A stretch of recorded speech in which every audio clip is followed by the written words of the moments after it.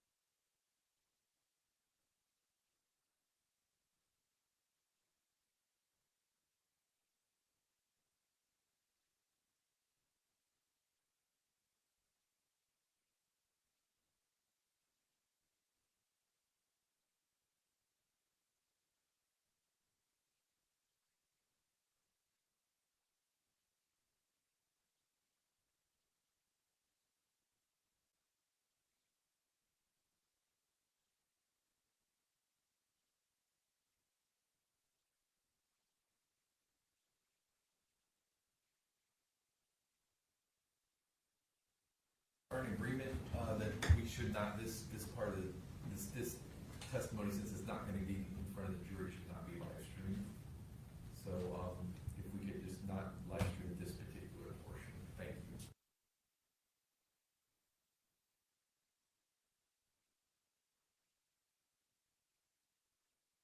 you.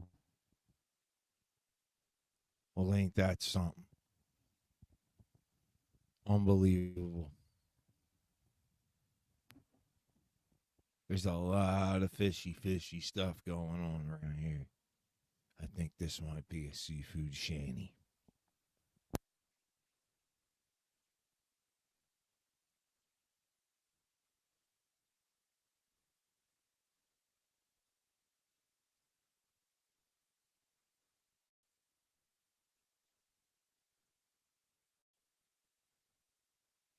Where's Dan DeRose with the most? Yesterday, tried to cut me off with me and my co-host. Our mic got cut. My apologies. But hopefully today we have it all together. You know, enjoy these lines of dead stream that we are forced to watch during this part of the testimony. It's amazing.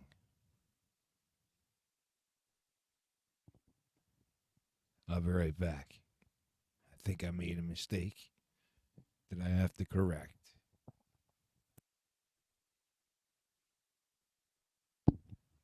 Thank you for your patience. Reporting to you live, Mark Burgundy. Ron Burgundy.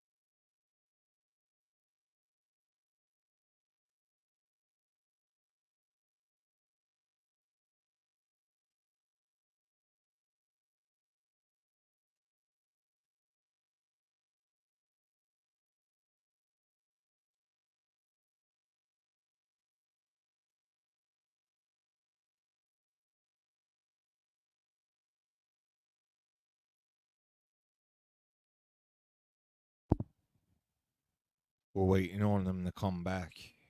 They have us in limbo, waiting for the testimony of someone. I'm not sure who it is just yet. Apparently, they're on the record, but they don't want it streamed or something like that. Something to that effect. We'll see what happens. See what goes on. I appreciate everyone for being here. Thank you. It's about all I can say right now. Thank you.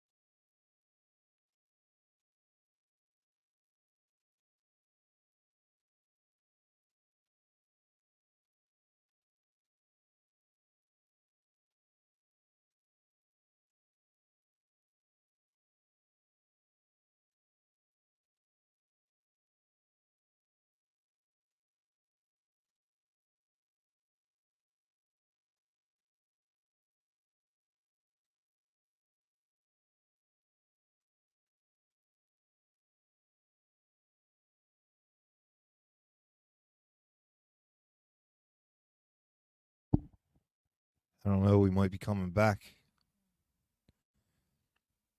Or they're giving us the 52 fake out. I'm not sure yet. We'll see what happens.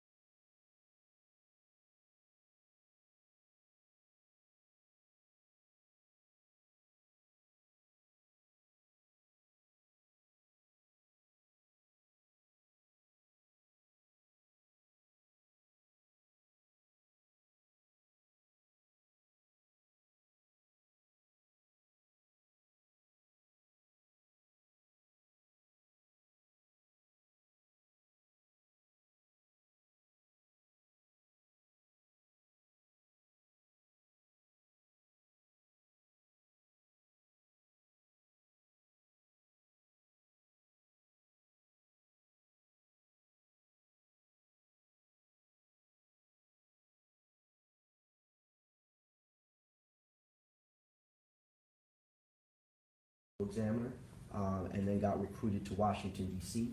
For 7 years from 2014 to 2021. I served as the chief medical examiner for Washington, D.C. And then in 2021, I left to go to Howard in my current position. My last 6 months of my time as chief medical examiner in D.C., I also served as deputy mayor for public safety and justice for the District of Columbia as well. Now, if I may, as to that last reference, that last position that you referenced, who reported to you in that capacity? So as the deputy mayor, I was a public safety. I was the public safety advisor to the mayor. So fire and EMS, law enforcement, Department of Corrections, human rights, the Office of the Chief Medical Examiner, the Forensic Laboratory, all of them reported up to me for the time that I served as deputy mayor. So what you're referring to, one of those was the Metropolitan Police Department for Washington, D.C.? Yes. How large is that department, if you have any idea? Oh, I don't know exactly how many officers are there because we know that there's movement to decrease officers, but there were many. The chief of police and I worked very closely together. Can you estimate how many autopsies you personally have performed over your career? Over 2,000 autopsies. And how many could you estimate have you supervised? Oh, thousands and thousands more. Now, in your capacity, are you licensed by any Thunder. entities or certified by any entities? So I'm board certified in anatomic and clinical pathology, well, anatomic and forensic pathology by the American Board of Pathology, and I am licensed to practice in Washington, D.C. What is ANSI, A-N-S-I? That is the I don't remember the exact acronym, but that is an organization that does accreditation, an international accreditation for laboratories. Are you accredited by them? Well, when I served as chief medical examiner for Washington, D.C., I received the office, and it wasn't accredited by anyone. There was no accreditation, meaning a minimum threshold of performance by either the national or international community. And so during the 7 years that I was there, we got fully accredited both nationally and internationally. Now, is there an organization, a national organization for the science of pathology that issues accreditation? For forensic pathology, it would be the National Association of Medical Examiners, or NAME. And are you fully accredited by them? When I ran that office is fully accredited, yes. Dr. Mitchell, have you published any peer review articles, books? Yes, I have about 13, and I have 13 peer review articles. There's several other articles that are in motion now that'll be coming out in the next year, and then I've lectured over 100 times on the topic of various topics of forensic medicine. I just had a book published on the topic of death in custody.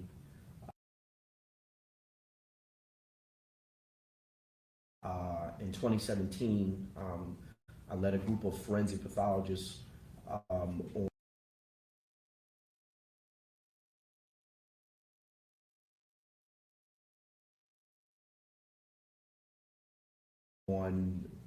the criteria or guidelines to perform autopsies and investigations on those that are dying in custody or associated with the criminal legal system.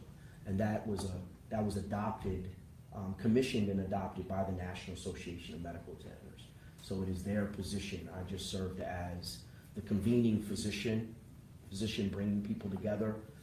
It's about 10 of us from all over the country from different backgrounds. So is it fair to say, and you're gonna have to correct me if I'm inaccurate in my description, but your career is primarily focused on pathology? Yes, forensic pathology Thank you. and pathology, yes. So forensic pathology, and if you could, please briefly describe to the jury what forensic pathology entails, what it is. So pathology is the study of disease. Very simply, we diagnose disease for a living, whether in laboratory, from laboratory results, or whether tissue. If someone has a God forbid, a cancer, that cancer, if it's taken off of the body or out of the body, it comes to the pathologist. Pathologist makes it into a slide. We look under the microscope. We do special stains, and then we give that diagnosis to the clinician, to the physician who's treating directly the patient. And that's what a pathologist does. So I am a pathologist, and I do that. And then forensic pathology is the study of disease or injury responsible for death. So we become experts in, how injury, how disease leads to death. And our primary goal is to establish cause and manner of death for those that die sudden and unexpectedly, although we do a lot of natural disease as well. Have you been so designated previously as an expert in these fields? Yes, Have you testified as an expert witness before? yes. Can you estimate the number of times? I think now I'm probably close to 70 times.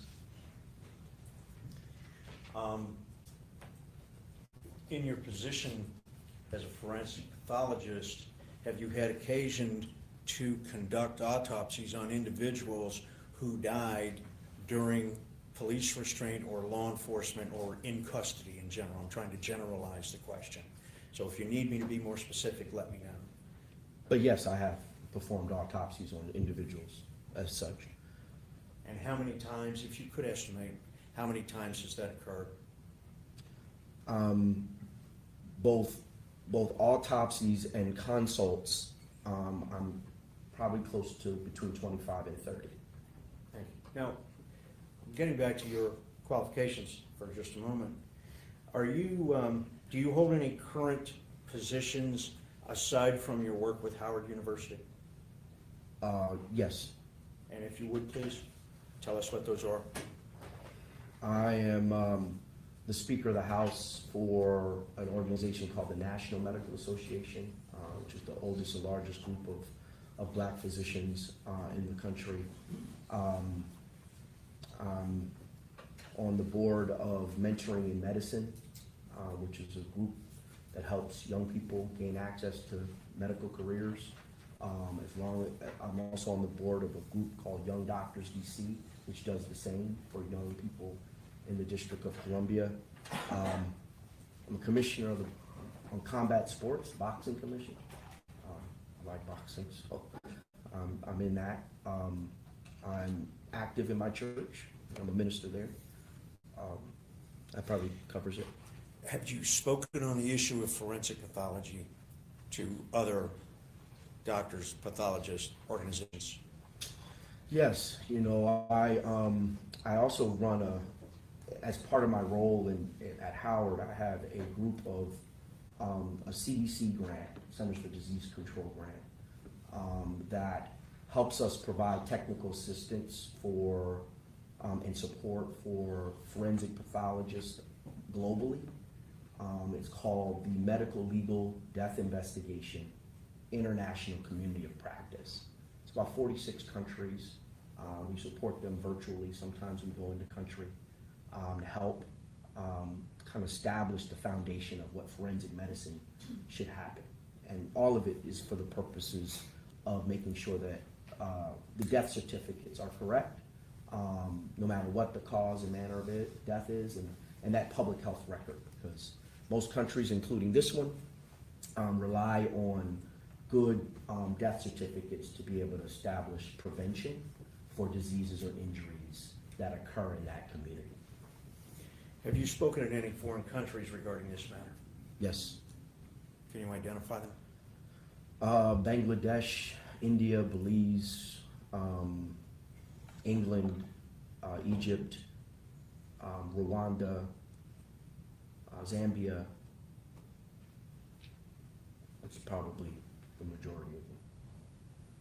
Can you explain with a little more detail what your work, either present or past, was with the CDC Foundation? Again, I have been providing for the last probably about 6 years support to the CDC Foundation as they're trying to improve death certifications all over the globe. So, and there's not a lot of support for medical examiners and coroners in other countries. So they have asked me to help them give support. When I moved to Howard, I brought that into the institution to institutionalize it. So now my residents, some of my other attendings, other individuals, we pulled together an advisory board of medical examiners and coroners from all over the globe to help support. We created a peer-to-peer group that kind of pairs up with people that, doctors that don't have as much as experience as the other, just to make sure that individuals are supported. Medical examiner work, forensic pathology work is hard. It really requires collaboration and community. It's not a solo practice. Dr. Mitchell, may I characterize you as the pathologist or the forensic pathologist that other forensic pathologists go to for guidance? Well, I mean, I think as physicians in general, as doctors in general, once you've practiced a long period of time, your job is to teach and train other doctors. That's just kind of how it works. So I wouldn't categorize myself, in a way that suggests in some type of grand.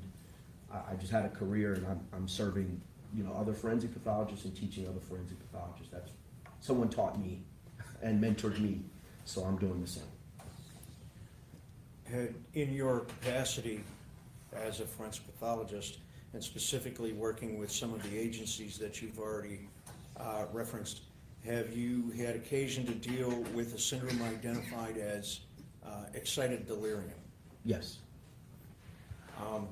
Have you testified about the issue of excited delirium in other courts? Yes. Have you been previously identified or qualified as an expert witness in those courts regarding the issue of excited delirium?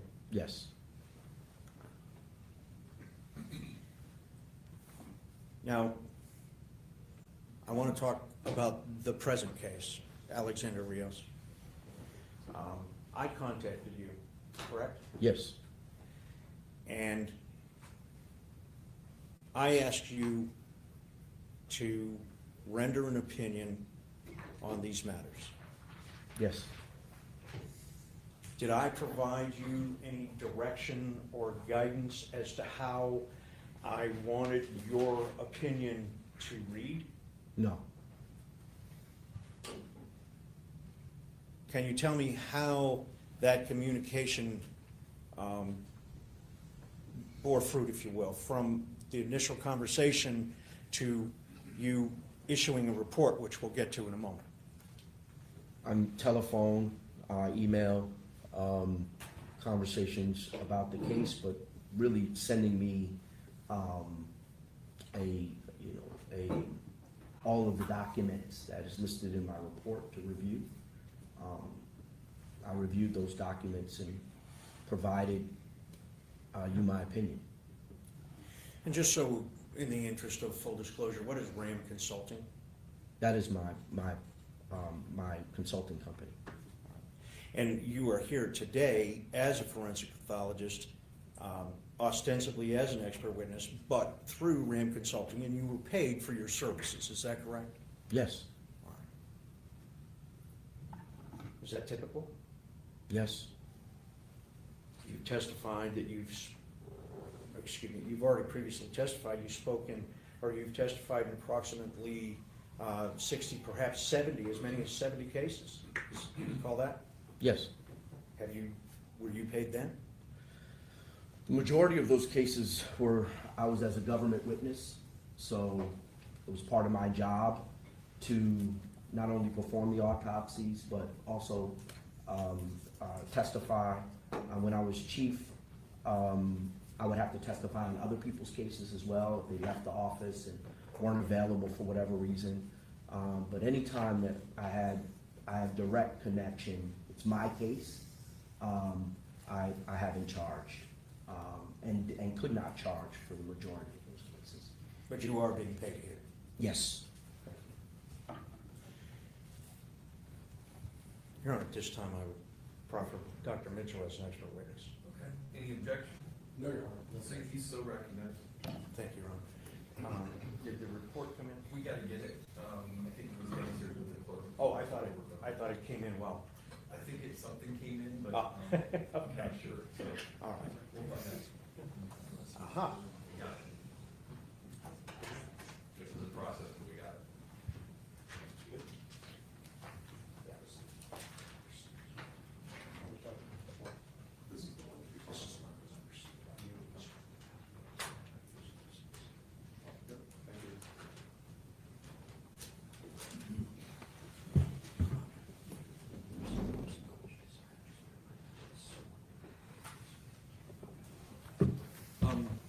So you know, ladies and gentlemen of the jury, Dr. Mitchell was sworn in before you came in to the courtroom. He was sworn in already, so that's, if you were wondering, he was. Thank you. Permission to approach a witness? Yes. Thank you. Now, Dr. Mitchell, I'm showing you a document that has now been marked for the record as State's Exhibit number 7. If you would please peruse that document. Tell me if you can identify it.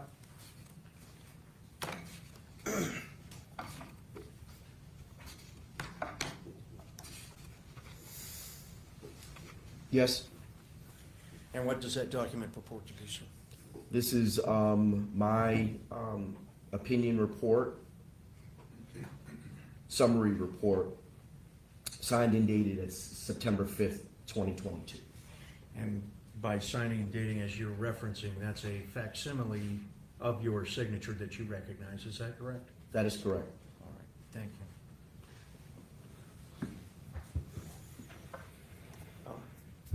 Doctor, if you would please explain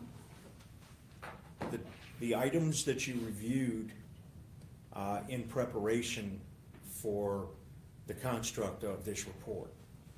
Yes, and for the record, I'm reviewing and reading from my report. I looked at the Richland County coroner's Judge, I report. think we should approach this real quick. Yeah. Mr. Southbury, we don't mean to interrupt on this. We talked about it, but we think we should approach it. Sure, I understand.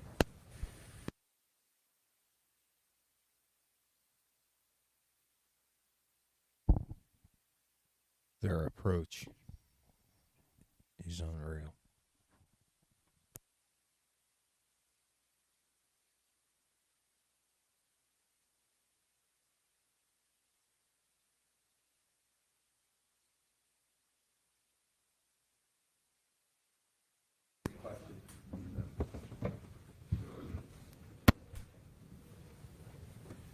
I'm on.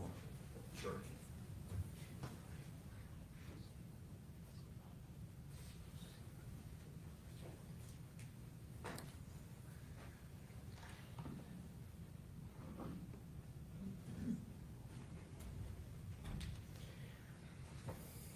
If you would just follow along with me, Dr. Mitchell. No problem. In the course of the materials that you received and reviewed, did you receive the Richland County Coroner's Report? Yes, Did you receive the Montgomery County Post-Mortem Examination Report? yes, Did you receive a copy of the death certificate for Alexander Rios? yes, Did you receive the officer-involved critical incident report from the Richland County Jail? yes, And did you receive the medical record synopsis? yes, Did you also receive the Mansfield Fire Department EMS report? I did.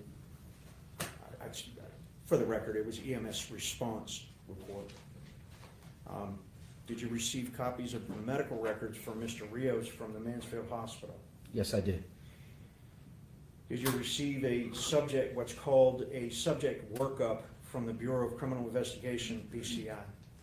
Yes, You also received approximately 31 separate items identified as individual reports and attachments.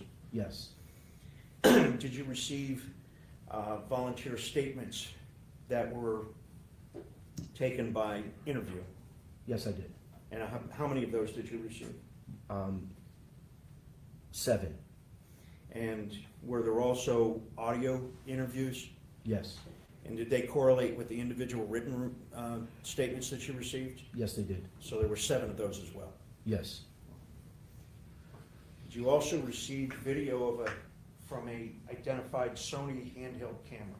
I did. You received also withdrawal or discharge notes from the Mansfield Hospital? Yes, And you received Ohio Law Enforcement Gateway OLEG person details, is that correct? I did.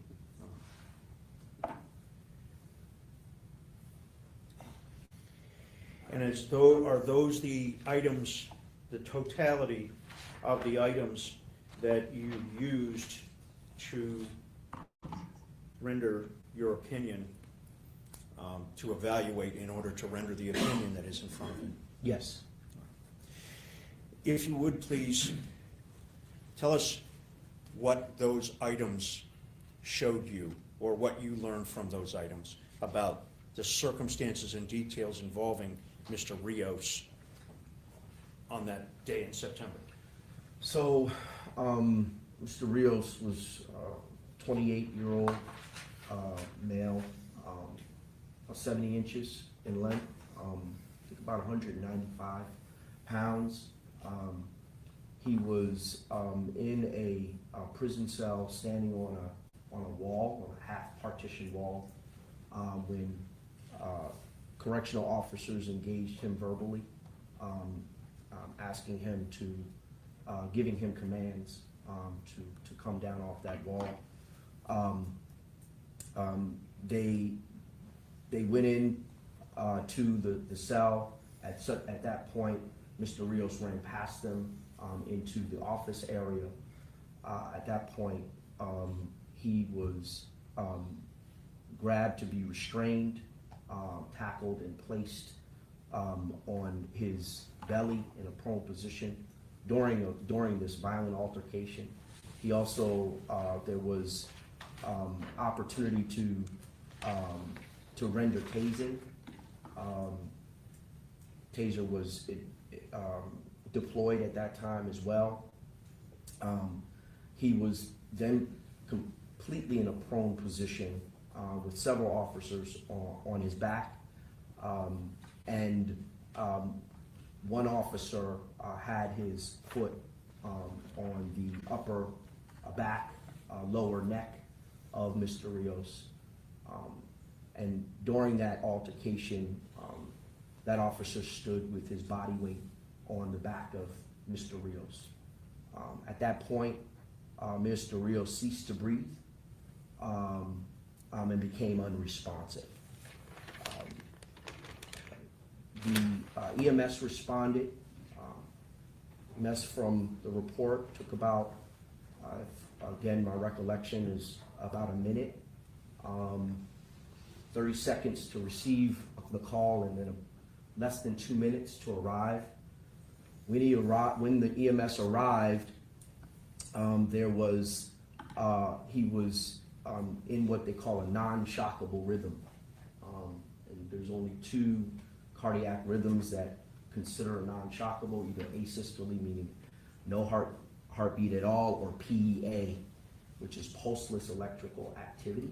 He was in, and he was determined to be in PEA. EMS was able to get a rhythm back during transport to the hospital. He gets to the hospital, and he's found to have what we call anoxic brain injury, or decrease of oxygen demand to the brain. He's in the hospital for 7 days. While he's in the hospital, they're doing tests. They identify that he's in pretty bad acidosis, acid buildup in his body. secondary to the hypoxia or decreased oxygen in his body. They suggest that he had respiratory arrest, meaning he arrested through breathing that yielded a cardiac arrest. At no point was he able to regain consciousness.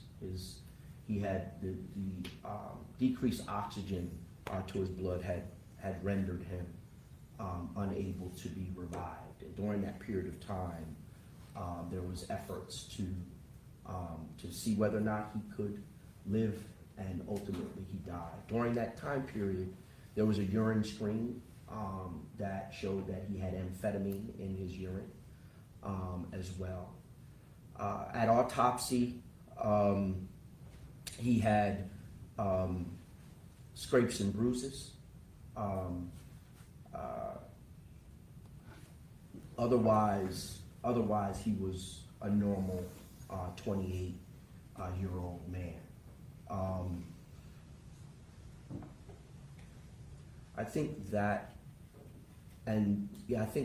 probably gives a good summary of what I saw, what I heard. Ultimately, the coroner or medical examiner gave the case, and I'm looking at my report, an initial diagnosis of excited delirium with significant conditions, urine drug screen positive for amphetamines per medical record at the hospital, how injury occurred, altercation with correctional officers, and manner of death as accident. So that's the majority of it. Sure. Showing you what has been marked as State's Exhibit 2, does that document reflect what you saw as a copy of, I'm sorry, Jim, It's okay. I'm not introducing it at this time. You don't have to bring it all. Is that the? That's okay. That's okay. Okay. It's just a death certificate.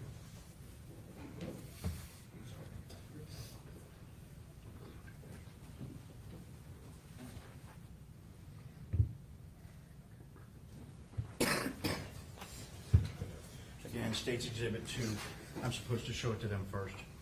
My apologies. Do you recognize that document? Yes. Is that a copy of the death certificate that you received? Yes. And does that document reflect what you just rendered from your report about the cause and manner of death? Yes. Thank you.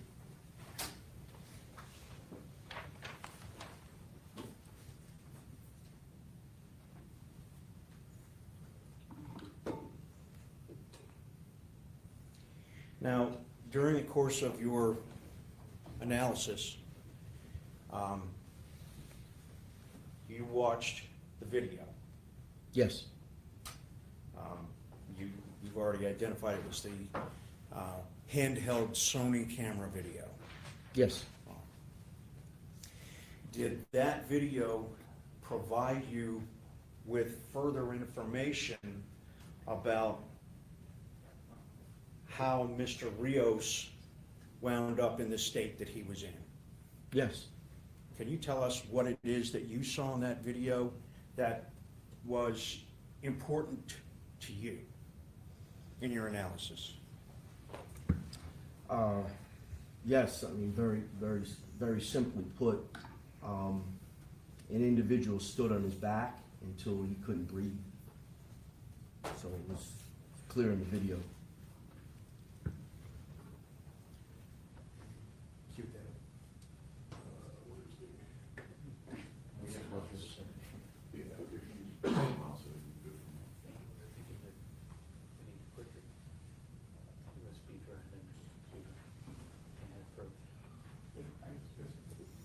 Your Honor, Yes. may Sure. Agent Lenhart assist me? Yes. Displaying my lack of technical knowledge, Your Honor. I apologize. I can turn on VCR.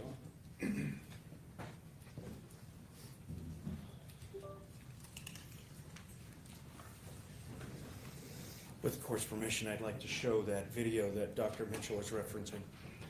I don't believe there's any objection, we've seen it. Attorney Mayor, they're gonna play the video, any objection? Which video plan? Safety. Just back in. No objection to that. Okay.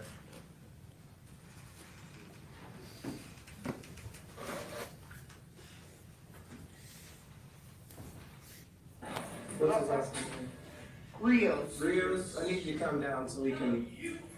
Okay. Alright. Alright. I'm not gonna call anybody unless you come down from down here. Okay, this is the last time I'm gonna ask you. I've asked you for like 5 minutes. I'm not gonna do it anymore. Okay? We're gonna put you in a restraint chair for your safety. Do not listening, be on the divider, causing a risk to harm yourself. We don't have time to continue that all night. Okay? Alright, this is the last time I'm asking you. We're gonna go ahead and put you in a chair. Alright, come on down. No. Is that a yes or no? Go ahead and turn around, place your hands behind your back, and cuff up for me. If not, we're gonna come get you. Alright. No? Okay, we're coming to get you. Go, go.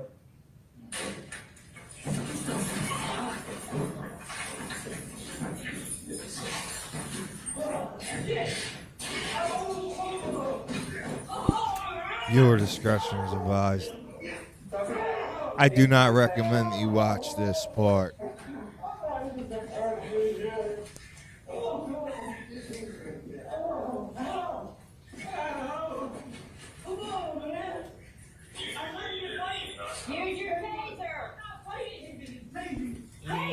Taser.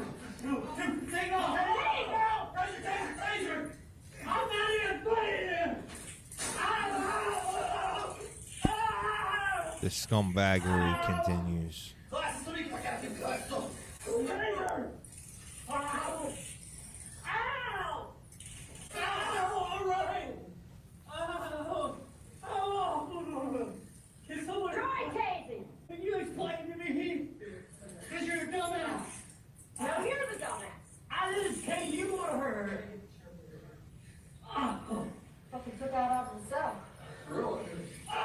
Yeah, he's like.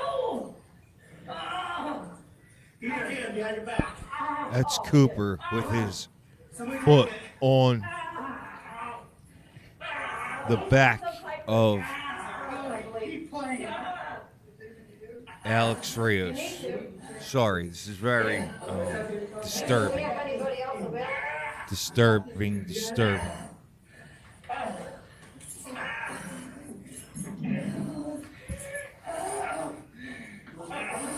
Rios.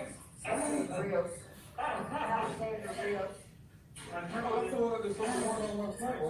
Yeah, he thinks he's supposed to be out here and when you bring it out the wall. They keep punching on these punks. Look at him.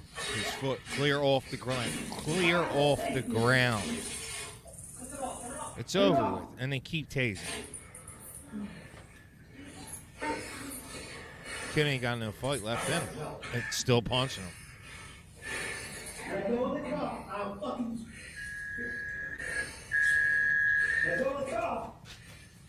Crumbs. Right up there on the wall. Bunch of crumbs.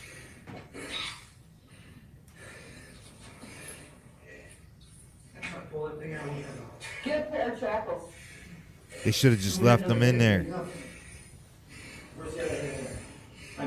Always got to intervene.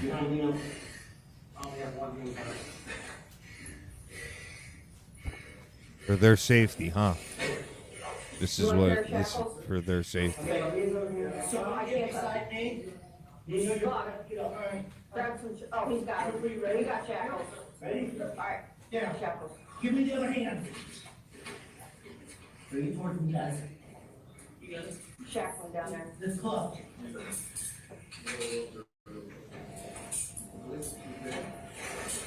Was it too big? You know, a second. Where's the rest? Is there something too big? Was one that's put up there? Alright. That might be able to cinch up around the ankle. Do his ankles now, so. Keep going.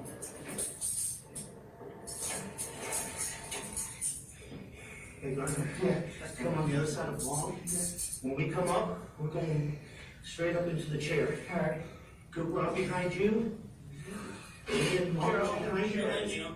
got you.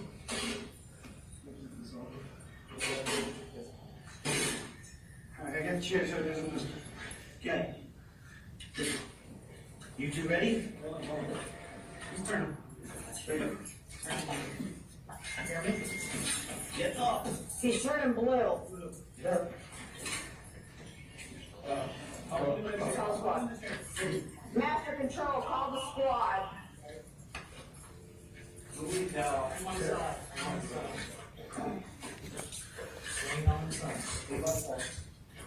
Try to give us some light to make sure everything's going okay for him.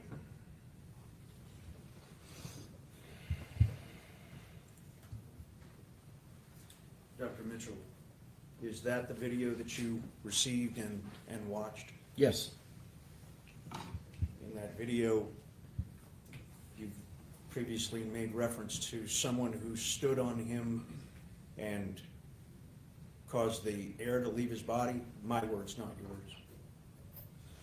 yes, There was several other officers involved in that skirmish.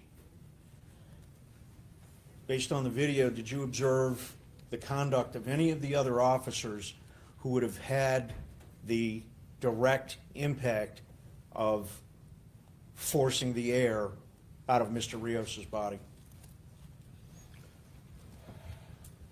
anytime you're in a prone position and you have weight on your back, no matter how much or how little, it's going to affect someone's ability to move their chest, to be able to expand their chest, and be able to breathe. The weight of an entire person on your back, standing on your back, is extremely compelling to it. So You've supervised safety forces, right? I'm sorry. You've been a supervisor for, as I believe, or a reporting official for the entire Washington DC Police Department. Isn't that true? Yes.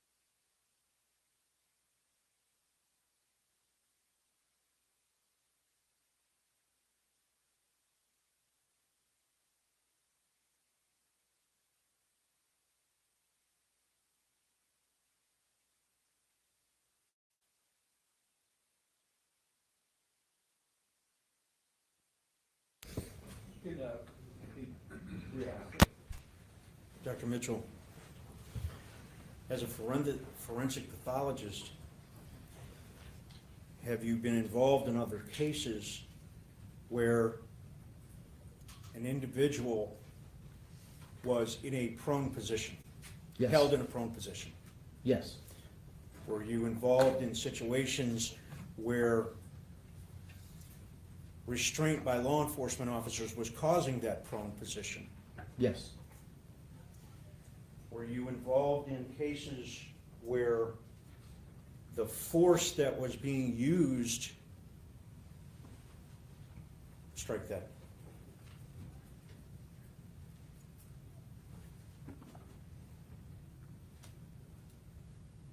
In your experience as a forensic pathologist, have you ever had a case where there was video of an individual standing on the back of another person, ultimately, in your opinion, forcing the air out of his? No, Have you ever had a similar situation where somebody was using their body weight to accomplish that goal, whether they intended to or not? I'm sorry, can you repeat the question? Have you ever had another case as a forensic pathologist where an individual was using their body weight on the back of another person to subdue them? Yes. Can you explain a little bit?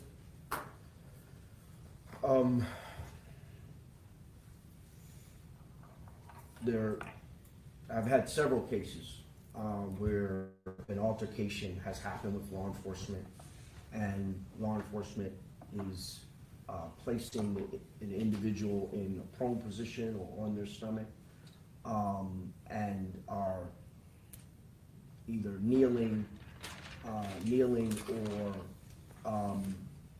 leaning on the back of that individual to maintain control of that individual. I've seen it numerous times.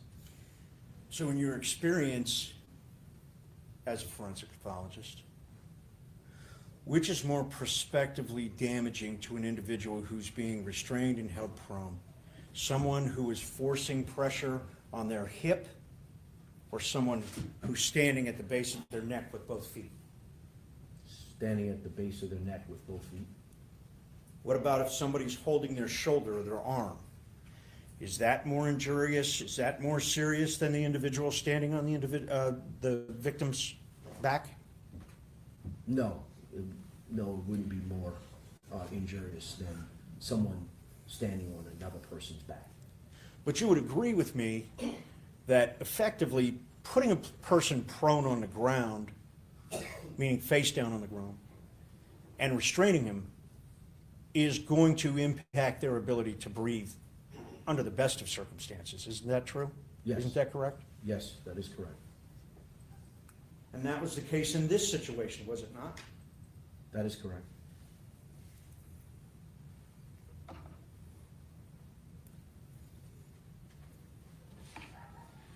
Now, you've already stated that you saw the death certificate, and you've already indicated that it reflected excited delirium as I believe, as the cause of death, didn't it? Wasn't it? Yes. Yes.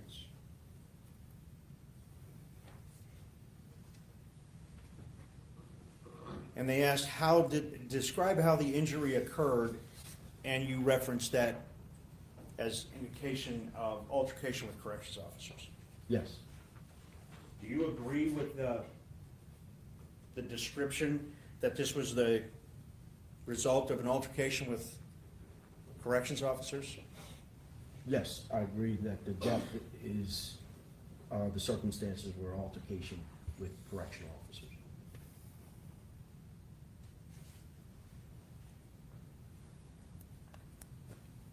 When Mr. Rios exited the jail cell, was there any indication that there was any conduct that was life-threatening at that time, No, in that moment in time? no, When Mr. Rios was caught, tackled to the floor, was there any indication at that moment in time that his life was in danger? no, When the officers were struggling with him during the use of the taser, you witnessed that. yes, Was his life in danger, in your opinion, at that time?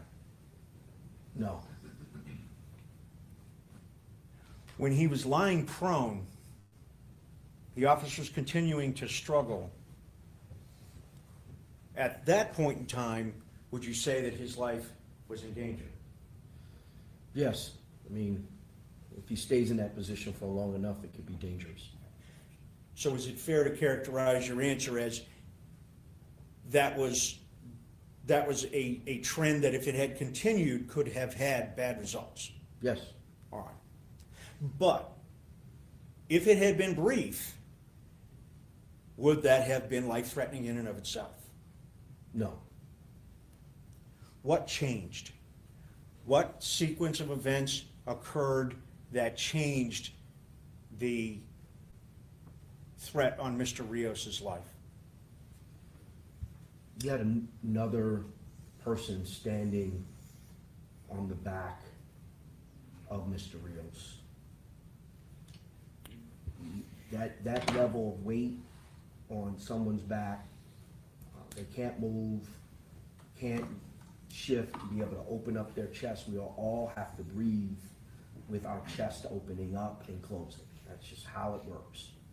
If you can't move your chest to breathe, then you can't breathe. And so that was the circumstance for Mr. Rios.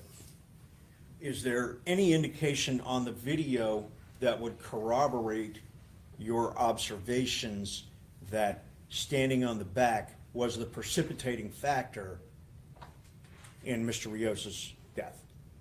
Yes, I mean, he's conversant, he's, even responding, so he says something and there's communication that's happening. There's movement, there's struggle. It's not until that weight is applied to him that he becomes unresponsive. It's not often that we have it. There's a lot of video we see nowadays as forensic pathologists, just within the last less than 10 years. We start seeing more video in these cases. We don't see videos like this in forensic medicine that actually can show you at the point in which someone loses their life. With the court's permission, I'd like to re-cue that video to a specific spot.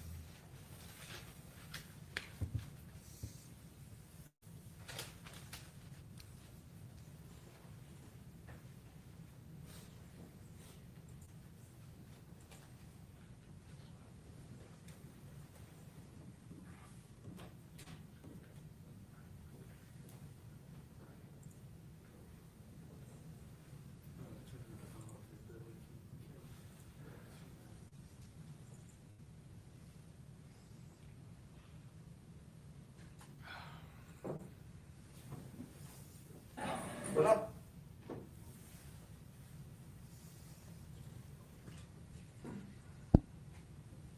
Viewer discretion is advised. This is again,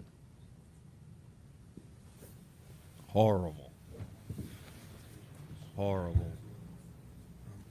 body cam or Now, I'm Dr. sorry, Mitchell, camcorder footage. I'm going to start this video at, it appears to be 1 minute and 31 seconds into the sequence of the video, according to what's displayed on the screen. Can you concur that that's what's indicated on the screen? Yes. All right. I'm going to ask to stop it at certain points, and I'm going to ask you what your opinion about that particular sequence of events means. Yes.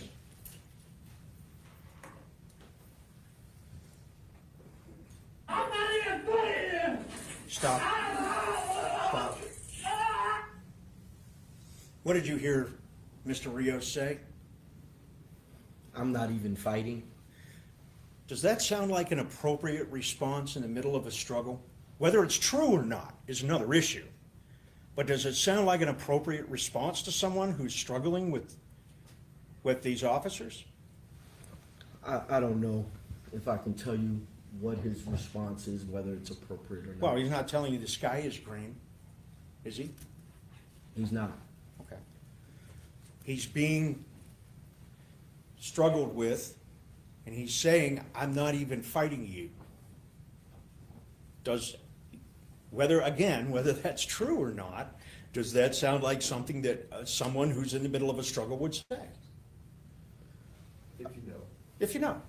Again, I don't have an opinion as Okay. to the All right. appropriateness of his response. Thank you. Go ahead. Ow! Ow!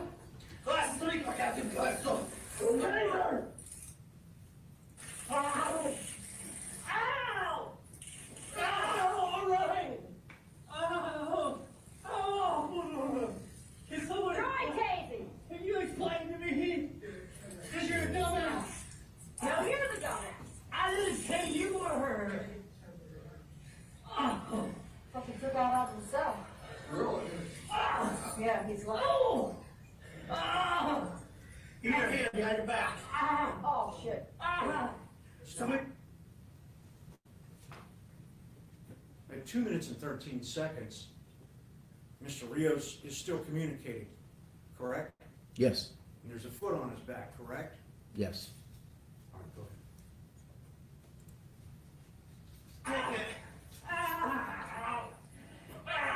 He's on some type of... Keep playing. You need to. Do we have anybody else? We're now at 2 minutes and 27 seconds. Have you noted a change in the breathing ability of Mr. Rios? Yeah, he's becoming labored at that point. You can tell that he's having trouble breathing at this point. And for purposes of the record, the individual whose foot is on his back has moved effectively from the right side of the screen to the left side of the screen, and would then be over effectively his right shoulder as he was laying prone. Is that correct? That's correct, but from my evaluation of the video, it's not even just his position, is that the foot was largely closer to the center of the back. Right. And then as he shifts, that foot slips down into the nape of the neck, and the lower neck and upper back. Go ahead. I got this one good.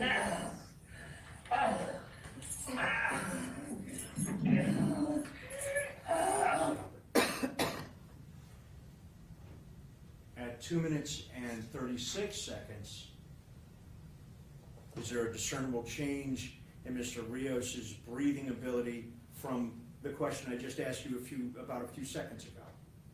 Yes, you can hear a rasp that's coming through his Can throat. Thank you.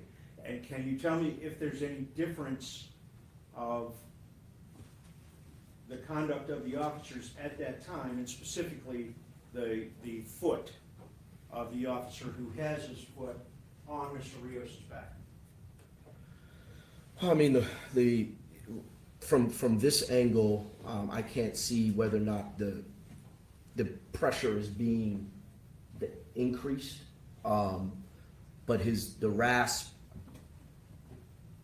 is telling me that there is pressure on his neck and affecting his ability to move the air through his trachea, right? So that is because of a decrease in space from the back to the front. So that's what I'm hearing.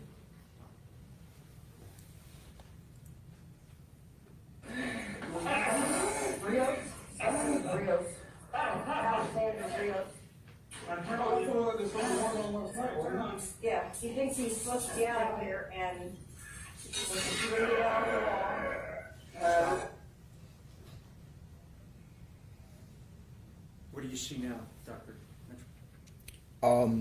I see an individual standing on Mr. Rios's back, one foot on his back and the other off the ground. Did that was at 2 minutes, I apologize. 2 minutes and 51 seconds into the video. Was there a distinct change in Mr. Rios's breathing ability at that precise point in time? Yes. And what was that change? Well, you can hear him trying to push past what I would say an obstruction, but it's largely because he cannot push air past the force that's being applied to his torso or to his back and neck.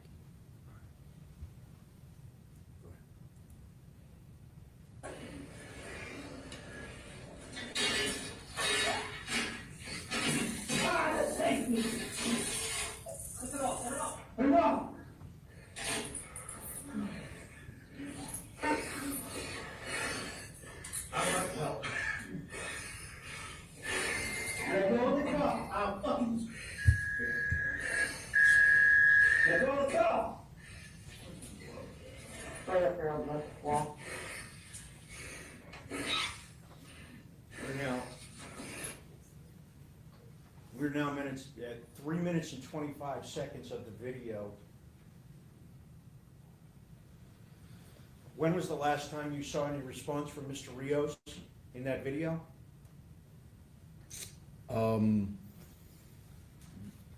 While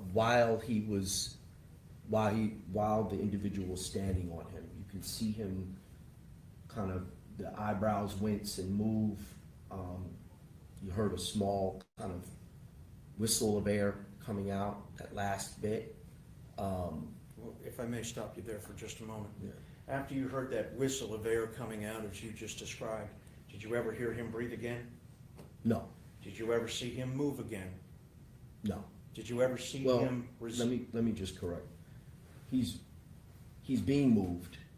So if you look, his shoulder is being tugged on. So he's moving, but I don't believe he's moving himself.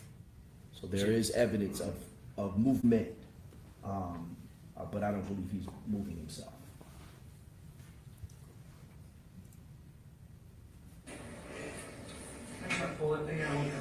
Get the shackles. Where's the other hand? I got it. Where's that? Dr. Mitchell, do you notice any discernible change in the color of his skin at this point in time at 3 minutes and 39 seconds? Yeah, he's apparently ruddy, what we call ruddy, dusky. He's starting to show signs of cyanosis. Cyanosis being?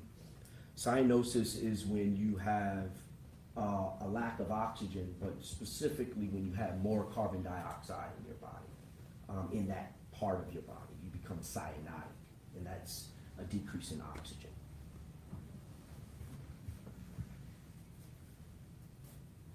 Is the officer still poised with his foot on Mr. Rios's back and neck?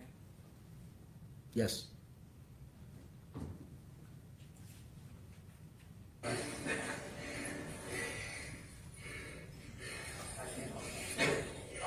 You want a pair of shackles? So I can't beside me. He's got it. You know, all right. Grab some. Oh, he's got it. We got shackles. Ready? All right. Yeah. You note that the officer who had his foot on Mr. Rios's back took his foot off for a moment and then came down on him with his knee, basically in the same position in the middle of his back at the base of his neck. Is that correct, based on video at 3 minutes and 56 seconds? That officer's knee is a little bit lower than where his foot was, but indeed the officer's that officer replaced his body weight from his foot to his knee on the individual. During this time, did Mr. Rios move? I didn't see him moving himself, but he was being moved. All right, I apologize, Dr. Mitchell, let me ask a question a different way. From the time that you had mentioned that you heard that whistle until at this point in the video, was Mr. Rios in any fashion displaying consciousness, activity, disruption, aggression, resistance, anything? No, In fact, as you've already testified, he was turning blue. Isn't that correct? that is correct. You say that the officers, including the officer with his foot, now his knee, on Mr. Rios's back, letting up? I'm sorry, can you repeat the Do you question? see any of the officer, well, specifically, do you see the officer with his knee on the back letting up on Mr. Rios? No, Does it appear that the officer is looking down at Mr. Rios's face? yes, Is it reasonable to assume that a man who's kneeling on his back with his face less than 1.5 feet away would be able to see if he was blue? that's reasonable.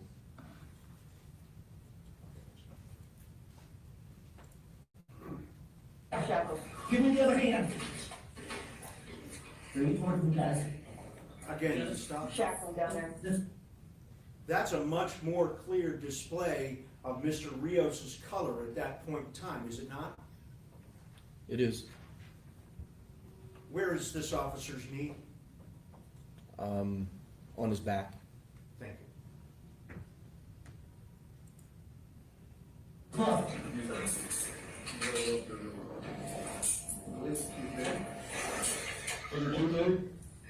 Get up.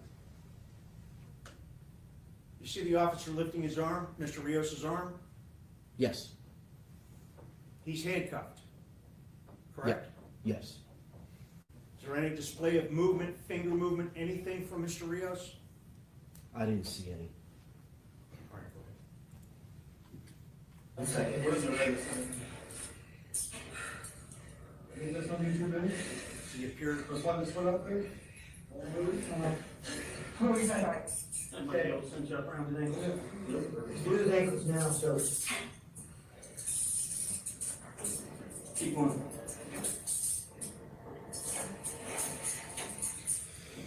Okay, Gardner. Come on the other side of the wall. When we come up, we're going straight up into the chair. All right. Cooper, out behind you. Lean Mark behind you.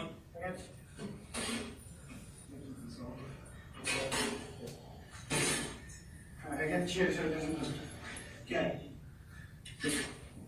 You two ready? Let's turn it. Straight up. We are now at 5 minutes and 3 seconds into the video. What does that video display that they're doing at this point in time? They're lifting Mr. Rios. Is there any reaction and response from Mr. Rios? No, Can you note the color of his skin on his face? yes, it's a blue.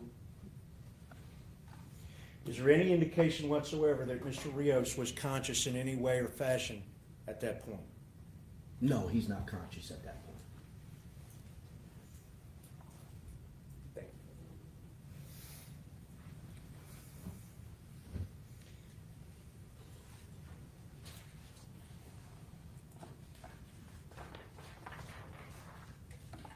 Now, Dr. Mitchell, you've already testified that the cause of Mr. Rios's unconsciousness and eventual death was led to anoxia, caused through anoxia. Yes, I'm not going to get hung up on medical terms because I would butcher them, so you'll have to help me out. What caused that anoxia? that anoxia is caused by the compression of the neck and torso. Functionally asphyxia.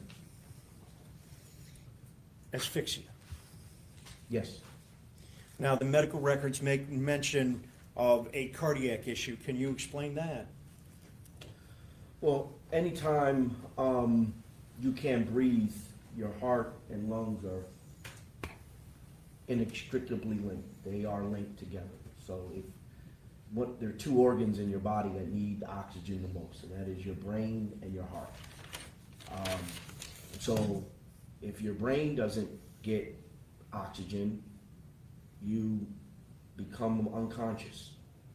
If your heart doesn't get oxygen, then it won't beat.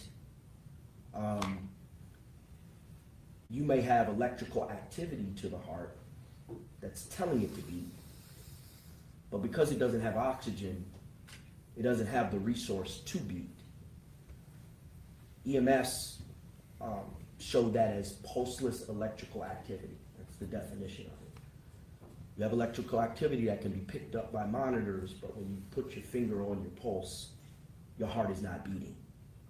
And one of the main ways you get that rhythm on a strip, if you will, or that reading, is when you're hypoxic or have low oxygen in your body. So not only do we see it, as we see it, when EMS gets there within minutes, they put leads on him and they have an objective way of saying that he has pulseless electrical activity because of his hypoxia.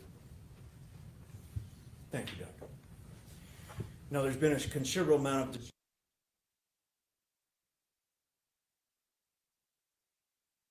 I've already asked you about that. You said you've testified and actually been identified as an expert in that matter. Can you tell us what you perceive this excited delirium to be? So for a long period of time, I guess it's probably been maybe over 40 years, excited delirium has been in the literature. It's been offered up as an explanation for sudden death, primarily when there's an altercation with law enforcement. And it describes a series of behaviors. Those behaviors are superhuman strength or bizarre behavior.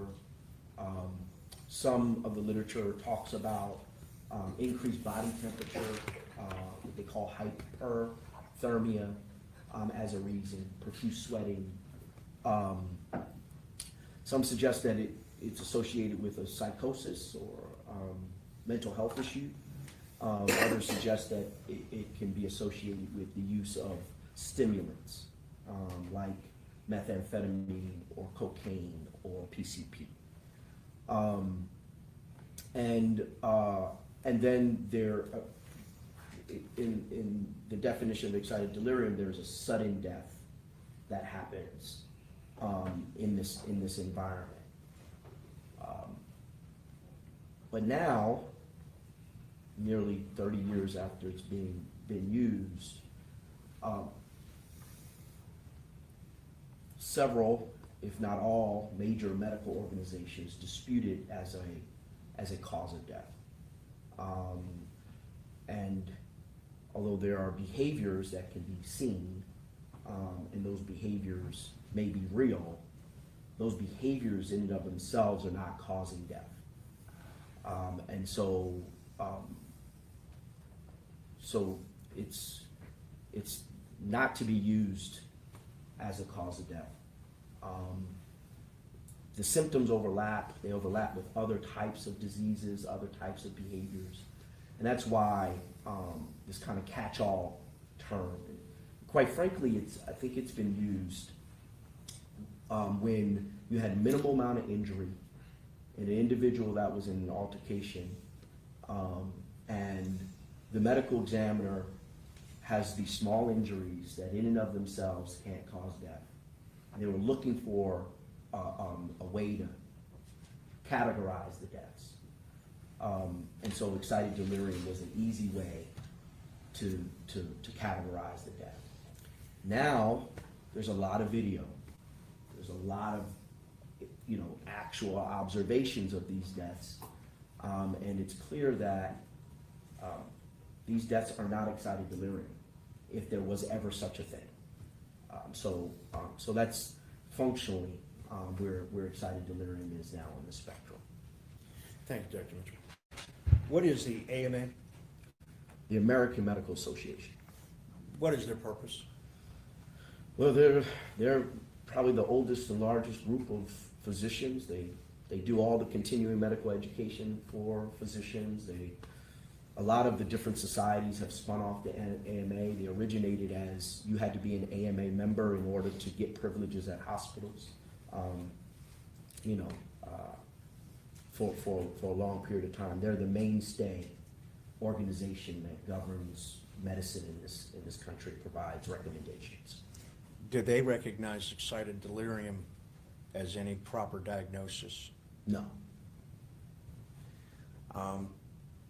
What about the American Psychiatric Association? Do they recognize it? No. What about the American Academy of Emergency Medicine? No. The Physicians for Human Rights? No.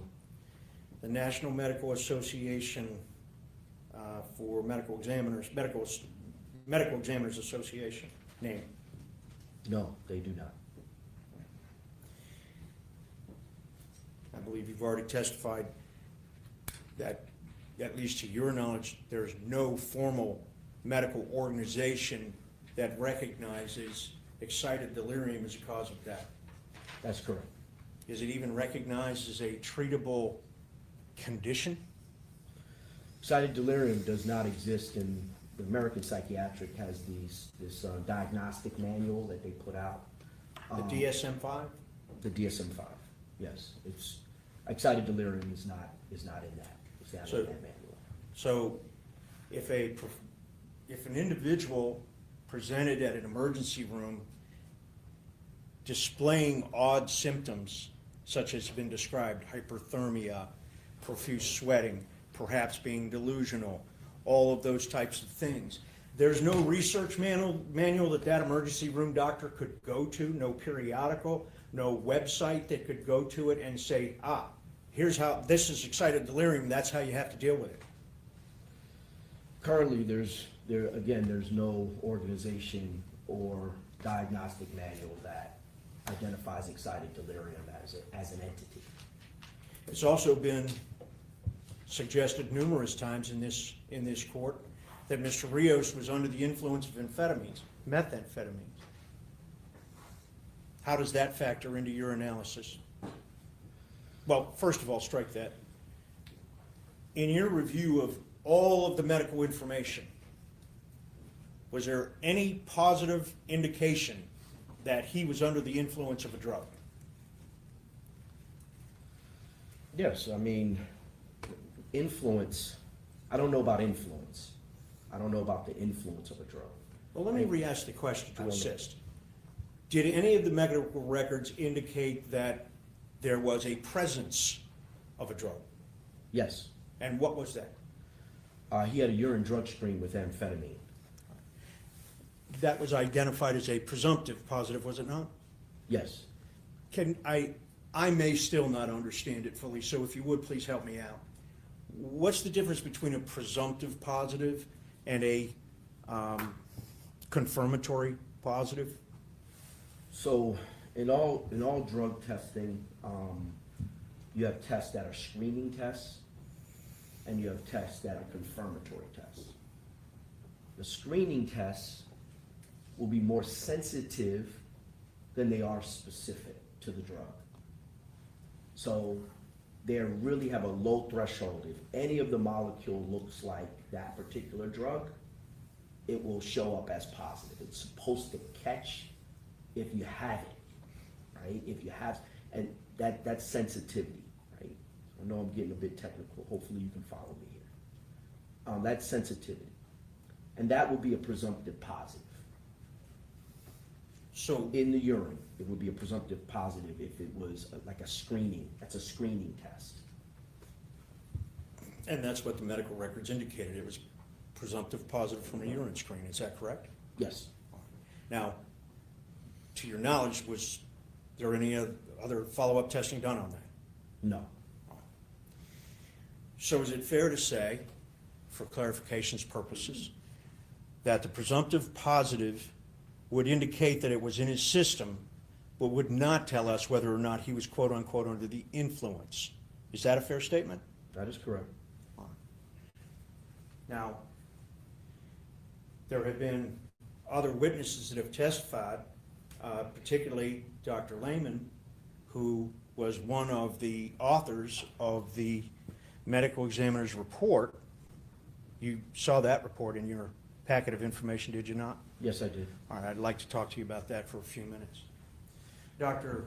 Lehman testified from that seat and indicated that that was virtually, and I'm paraphrasing, that was excited delirium was present because he had methamphetamines. Objection? I'm paraphrasing. I think it was a, No, you said, I'm sorry. whatever the report says. My mistake, it says that. I thought it said Amphetamine, methamphetamine. Well, it's a distinction that we. Yeah. I think you can clear it up on cross, so I'll let you know. So, Thank you, Judge. he testified that he came to the conclusion of the cause of death in Mr. Rios's case because that test indicated there was amphetamines in his system. Do you agree with that? No. When he was checked into the emergency room, do you recall what his body temperature was?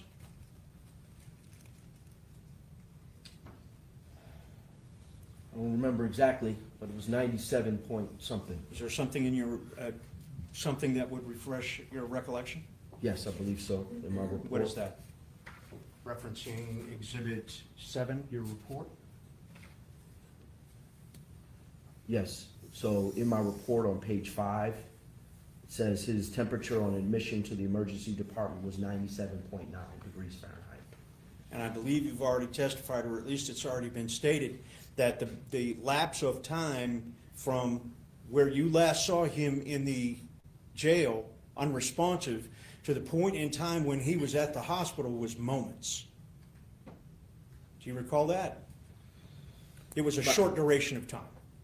My testimony was in relationship to the response of EMS.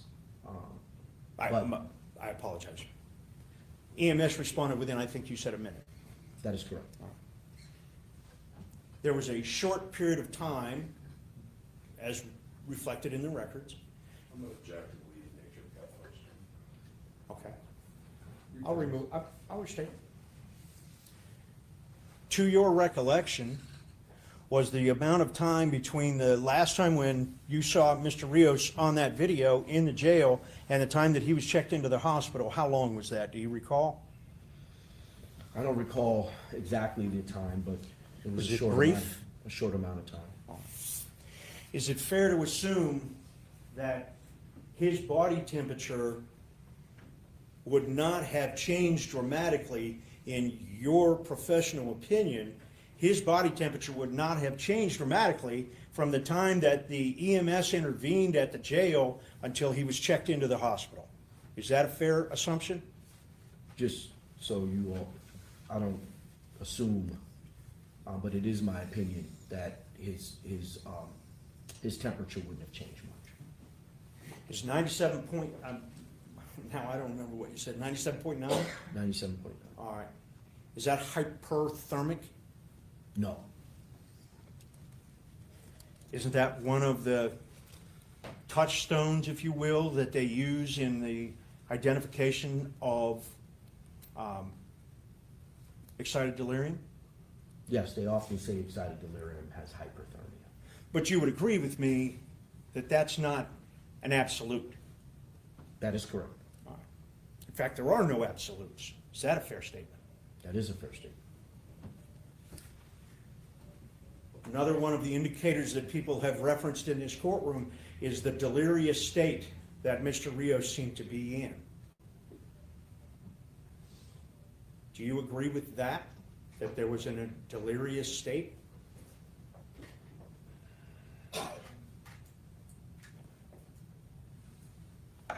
I don't know if he was in a delirious state.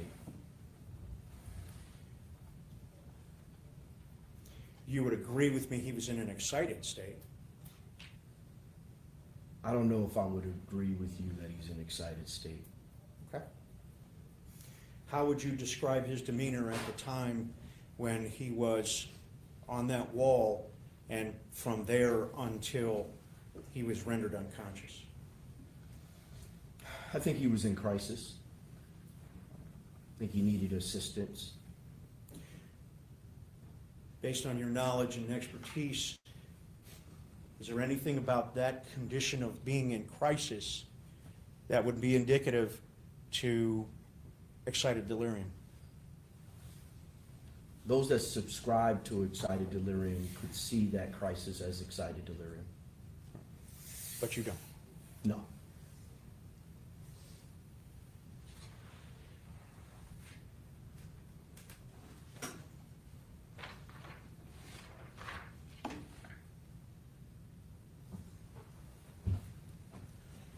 I'd like you to assume for a moment that Mr. Rios had amphetamines in his system. At some level. Based on your evaluation of the medical records and all of the evidence that you have, do you believe that that would have been a contributory force in the cause of his death? No. Can you explain that, please, for the jury? So, first of all, it's a presumptive positive test. Have no level. I don't know if it's methamphetamine. I don't know if it's just amphetamine. It's in his urine. It's not in his blood. Someone that has a history of taking methamphetamine. Amphetamine is a breakdown product.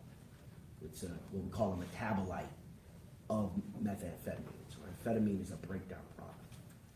And it can last longer in the system than the actual parent drug, methamphetamine. And it can last longer even if methamphetamine is taking its effect. Once methamphetamine takes its effect, amphetamine can last longer. You can, in someone who is a chronic user, you can have methamphetamine, hours after you've used it, after you've felt its effect, its stimulant effect. So I would not be able to hang my hat on amphetamine or methamphetamine. The other piece is that methamphetamine causes increased blood pressure, causes the heart to race. It's a stimulant. That's what it does. Causes it to race. When individuals are suffering from a methamphetamine overdose, they'll either have a complete cardiac arrest, and that cardiac arrest usually goes through a ventricular tachycardia. I know I'm getting a little bit technical, but it's a racing of the heart, right? It's a rhythm that can be seen. And within such a short duration between when he was unresponsive to when EMS got there, which is fantastic, I trust that rhythm as a PEA and not as a heart that was racing to stop. This is a heart that slowed to stop. It slowed to stop because he wasn't getting oxygen and he was hypoxic. The other piece that I believe is the reason why he's up is evidence of him being hypoxic is that there are two big main energy sources in our body, and that is sugar and oxygen. Water helps, but sugar and oxygen, we call sugar glucose. So when there's oxygen, sugar turns into energy. Freshman biology turns into ATP. ATP is your energy source. Without oxygen, sugar turns into lactate, or lactic acid. Without oxygen, that's called anaerobic. That goes to lactic acid. At the hospital, which again, there's a short amount of time between them getting him from the facility to the hospital, which was good too. He has a high lactic acid. I mean, he is acidotic. And that, to me, shows that, again, his reason was because of decreased oxygen. Even if I didn't have the individual standing on his back, he's hypoxic, and he's dying from hypoxia. It's just that in this case, we actually see when he stops breathing and see when there's no lack of oxygen. But all of the how he shows up at the hospital is consistent with not a methamphetamine overdose.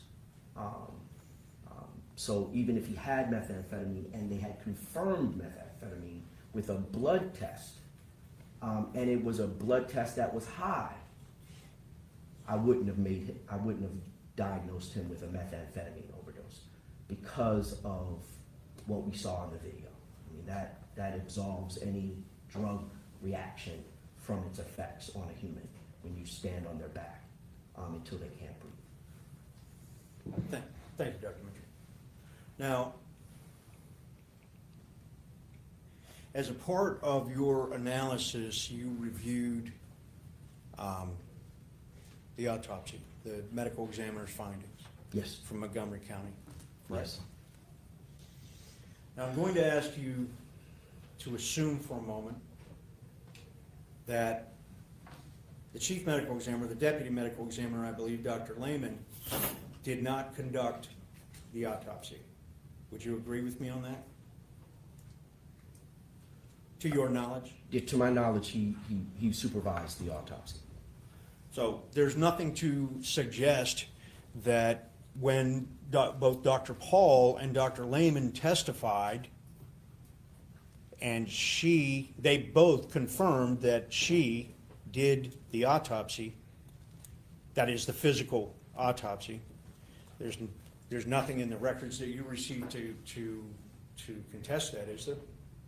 No.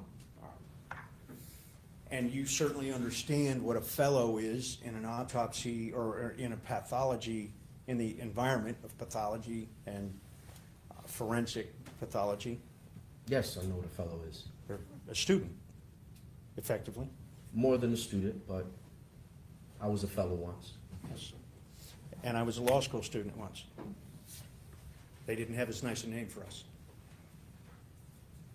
But during that fellowship, when you were under a fellowship, were you doing autopsies? 100%. And when you were doing those autopsies, was that at the supervision, guidance, and observations of someone who was more experienced? Absolutely. So is it fair to assume that if the deputy coroner, Dr. Lehman, was the supervisor for Dr. Paul, that he would have been the individual, in your experience, he would have been the individual who finally gave the stamp of approval on the final medical examiner's report? Is that a fair statement? Yes. You've read that coroner's report or medical examiner's report? Yes. Did you find any deficiencies in the content of that medical examiner's report that would have provided you additional information that may have been helpful? Yes. Can you tell us what that was? I would have wanted them to do a full methamphetamine, full tox screen on him, even 7 days afterwards. I think it would have been worthwhile, even sending liver tissue for that. I also would have done a full subcutaneous dissection, meaning under the skin. I would have looked the back of his neck all the way down through his wrists to his ankles. I would have looked for bruising. I would have done a full, what we call forensic necks, anterior, looking at every muscle in his neck, every muscle in the back of his neck. There's no indication that any of that was done. There are not many pictures at all. I would have taken a lot of pictures. Do you recall how many pictures were taken? I think 17. And in any of those 17 pictures, did they display anything like what you just described as something that you would have done? That technique? No, that technique. Or that procedure, I mean? That procedure, that technique was not captured.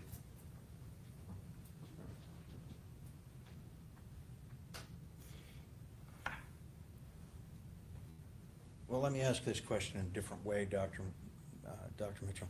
Was there anything in that medical examiner's report that assisted you in arriving at your conclusion as to the cause and manner of Mr. Rios' death.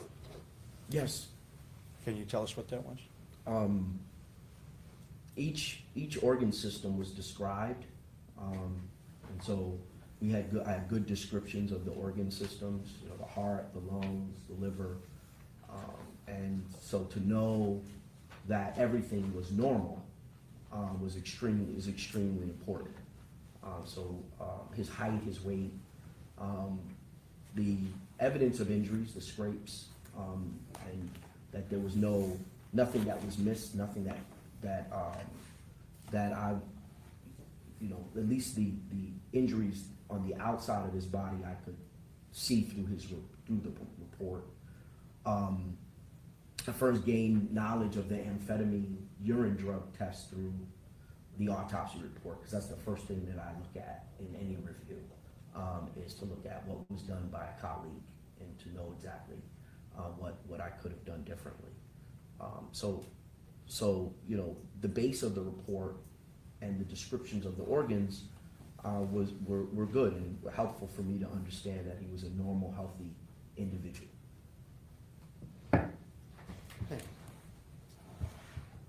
After reviewing all of the information that we have had, and after your exhaustive explanation as we are here this morning, were you able to arrive at a decision on the cause and manner of death of Alexander Rios to a degree of medical certainty? Yes. Can you tell us what those are, please? So, and referring to the report, states exhibit 2, cause of death is asphyxia due to compression of torso and neck, complicating violence, subdual, and restraint by correction officers. I have his manner of death listed as homicide. Now, why homicide? Well, In the world of pathology, how is homicide defined? world pathology, homicide is deaths at the hands of another person. So if there is an altercation that leads to death, whether someone meant to do it or not, it's called a homicide. So there's no, and again, I'm not asking you to step outside your field of expertise, but there's no criminality inferred by having the manner of death as homicide. No. Now, Dr. Mitchell, I'm going to ask you, did you receive any additional information or documents or reports or anything after you issued your decision that changed your mind or your opinion about your report conclusions? Without telling us anything about that. I received additional materials, and no, it did not change my opinion. Thank you. I have nothing further. A moment. I'm sorry. Sure. Kevin. Yeah, come on.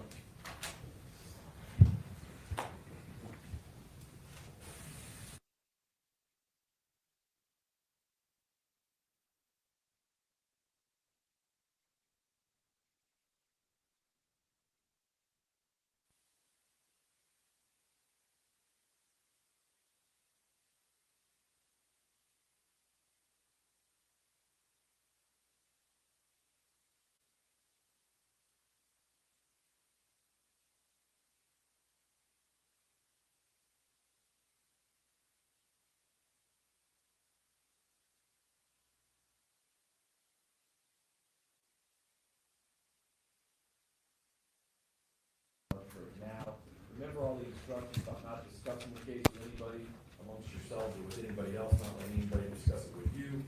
Don't form or express any opinions. You're not ready to do that until you deliberate the case. Don't pay any attention to media coverage. Do not do your own research or investigation. When we come back in an hour, we'll continue to hear from Dr. Mitchell. Thank you.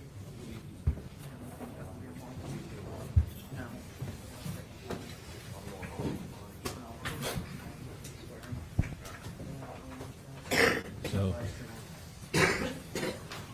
we will be returning in an hour. So continue the trial.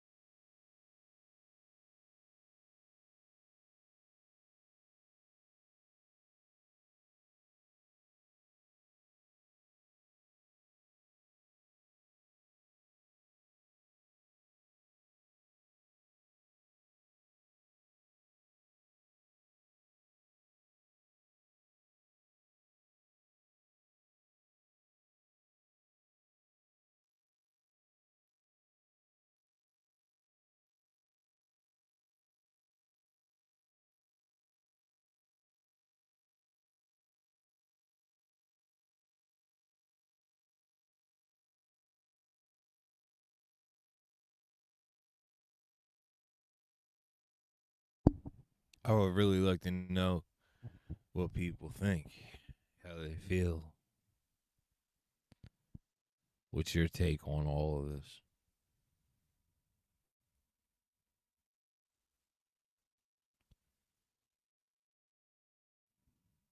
Let me know in the comments. And please like, subscribe, and share. I do appreciate everyone who comes in.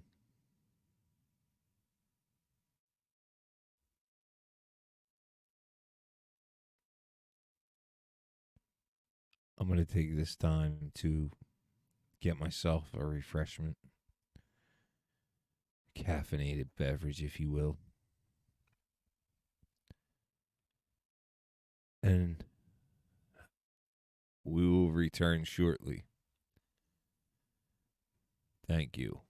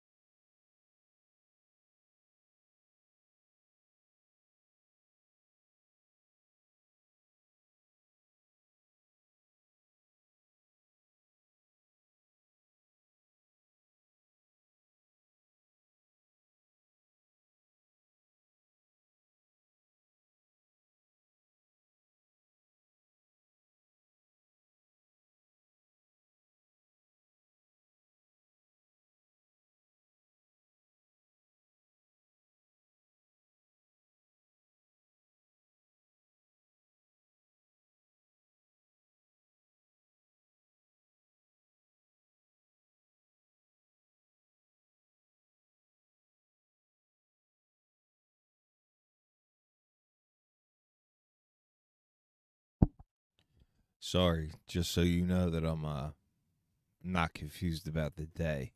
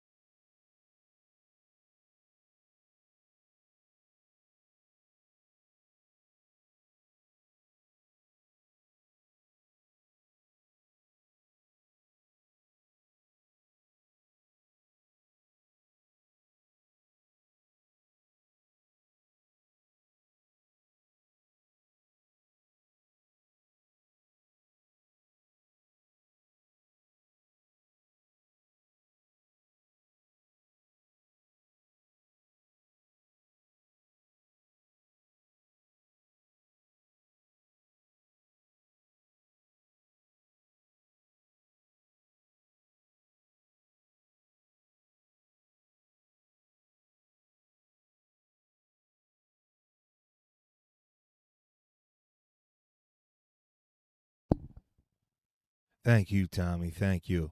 I apologize, man. I didn't see you till just now.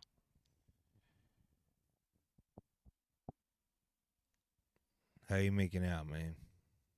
I hope all's well, and not the cigarette. The quitting of the cigarettes has been working out well for you, sir. I do hope.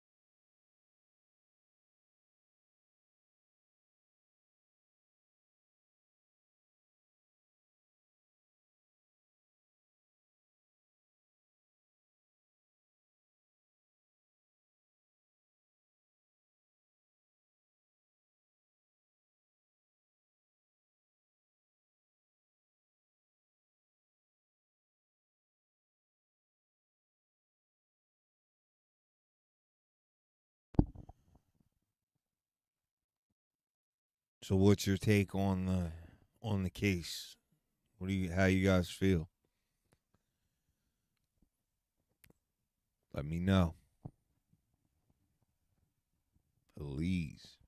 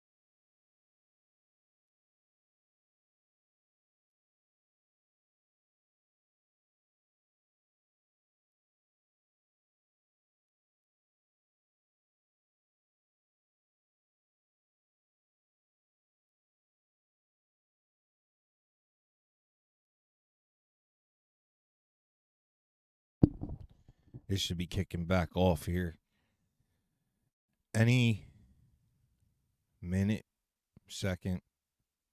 Not really sure. But we will resume trial. In the death. Excuse me. In the death of Alexander Rios. This is the trial, quite obviously, for the former Richland County Corrections Officer Mark Cooper. They allege, and the video shows, Cooper not only standing but kneeling into the back of Alexander Cooper for a period of 7 to... There was severe beating going on. Let's just put it that way. They were doing a lot of stuff. Things that, yeah, I don't know, justifiable in their mind. I don't know. But we're just waiting. And we will be back, like I said, any minute now. Any minute. 12:30 now. This literally should be starting up any second. Thank you for hanging in, tuning in, and if you're watching this afterwards, just go ahead and fast forward an hour. And you'll be back at it like a crack addict on a Craftmatic. Or so they say. These kids, these wild kids. What do they say? No cap. I don't know. I got a cap on. And now they call me Cappy Tan.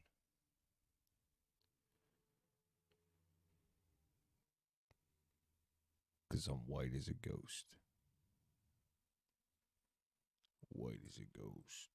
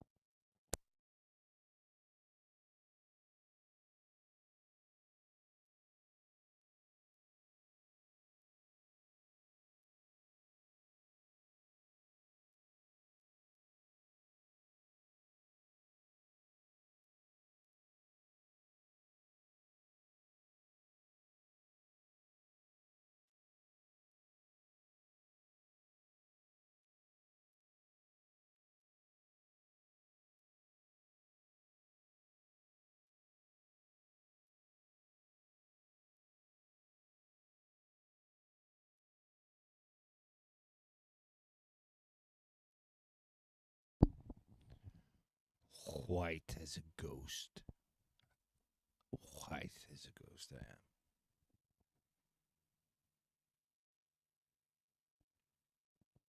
The whitest Sicilian you'll ever see. Ever.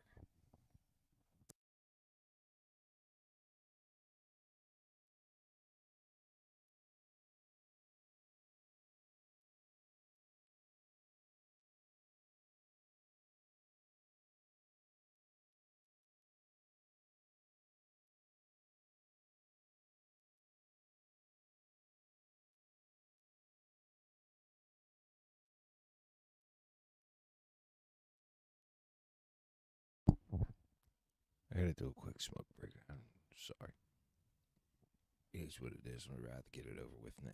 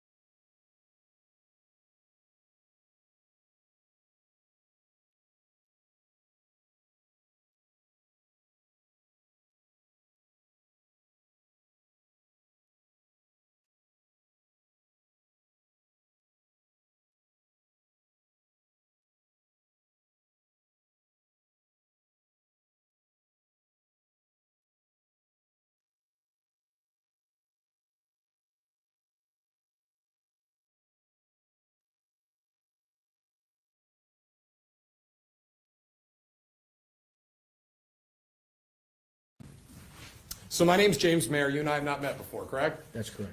All right. I represent Mark Cooper sitting there next to me. I'm going to ask questions about your background, training experience, and testimony involving this case, findings. All right. When Forrest Thompson, the prosecutor in this case, was going through your extensive background, you kind of laid out a very long list of impressive qualifications. Yes? Yes, thank you. Yeah. And when you got to the end of those, he asked you about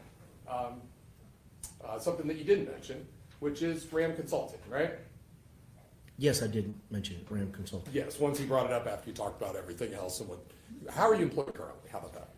I'm a chair and professor at Howard University in pathology and also the chief medical officer for Howard University Outpatient Ambulatory Care. Sure. But in addition to that, are you also the owner proprietor of RAM Consulting? I am. And so, similar to like a law practice, that's a business of yours, Yes. right?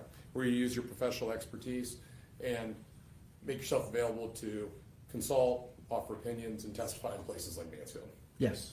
Okay. And as Mr. Thompson pointed out, you don't do that for free, right? No, not often. You indicated, certainly not in this case, right?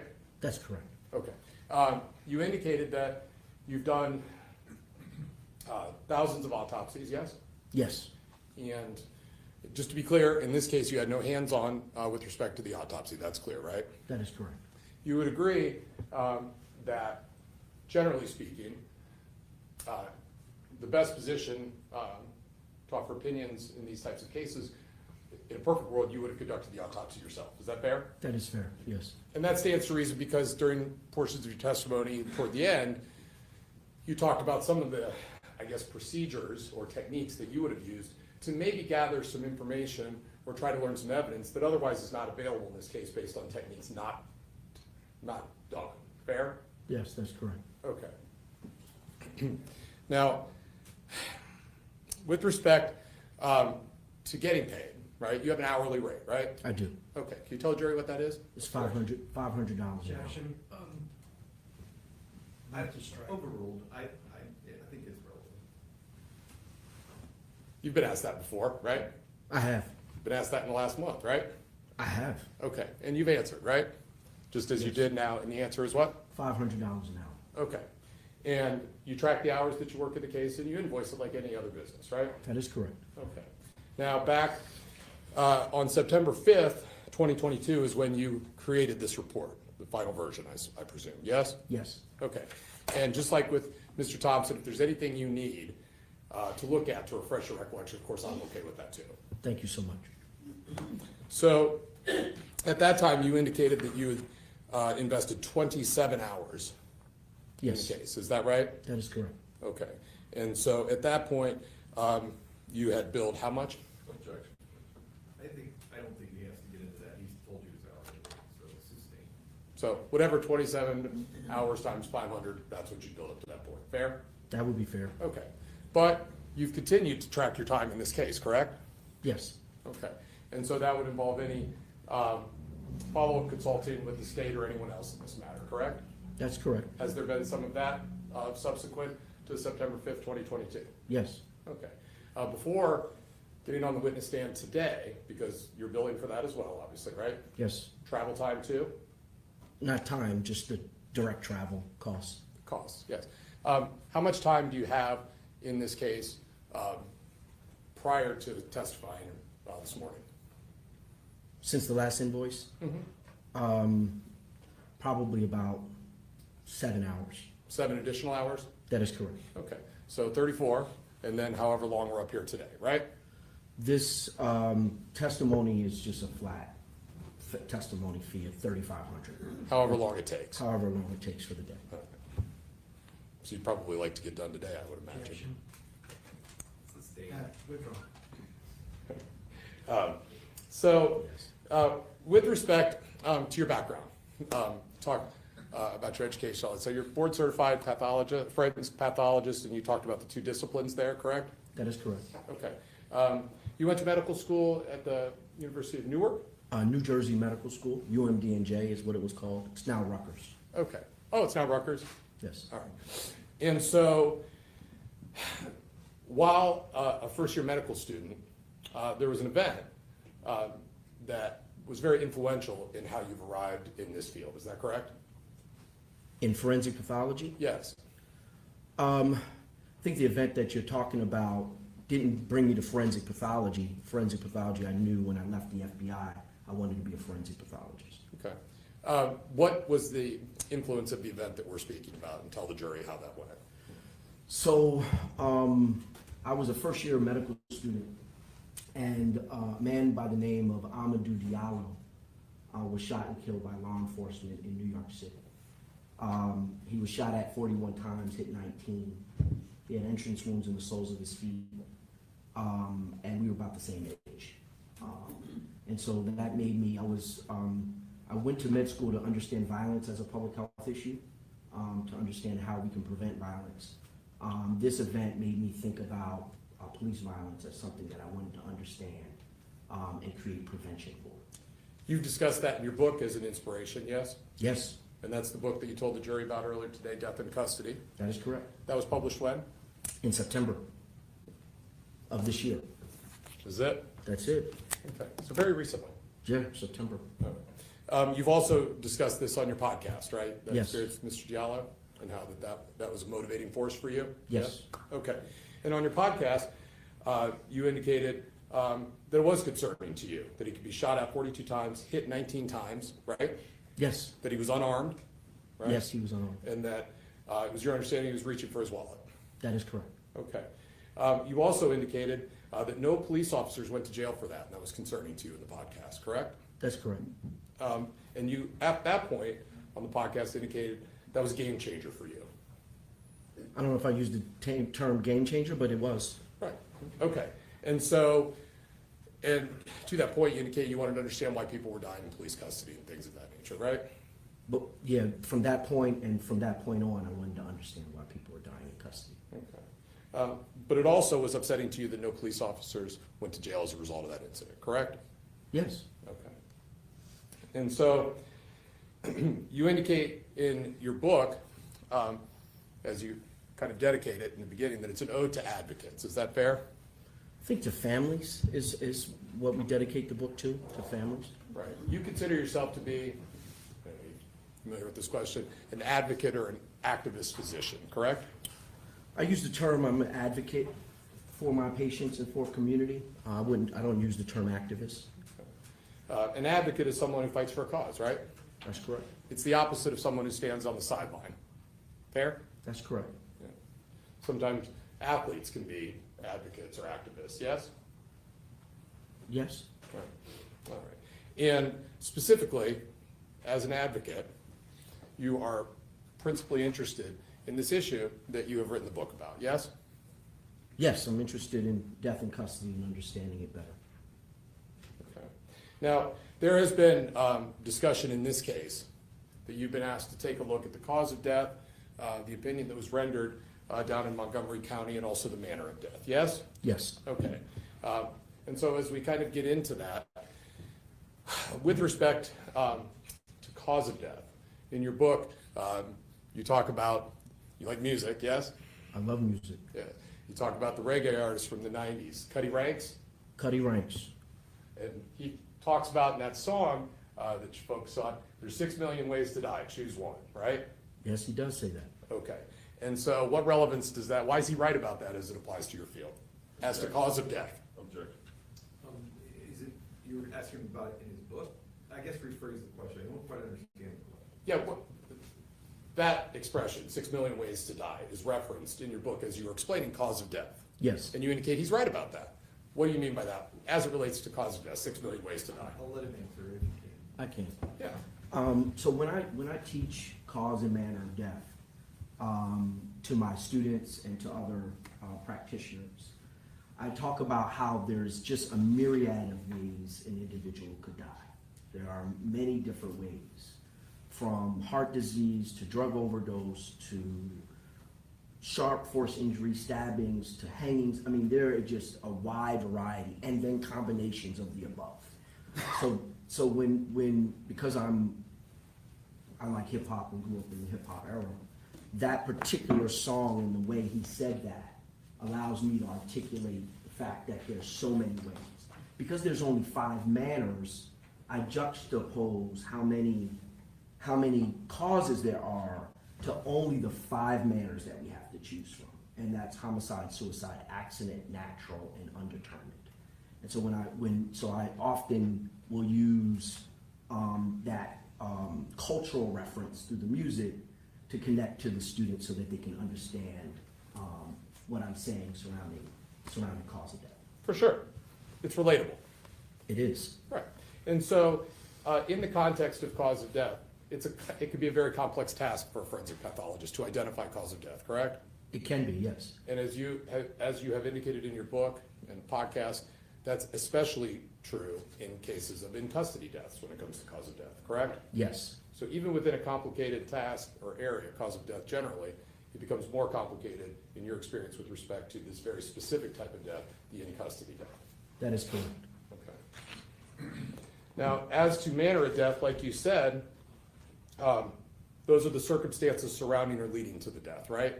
That is correct. And of course, you've identified the 5, and probably won't surprise you that there's already been some discussion as we're on day 3 of the trial as to manner of death, and just as you explained the different types, right?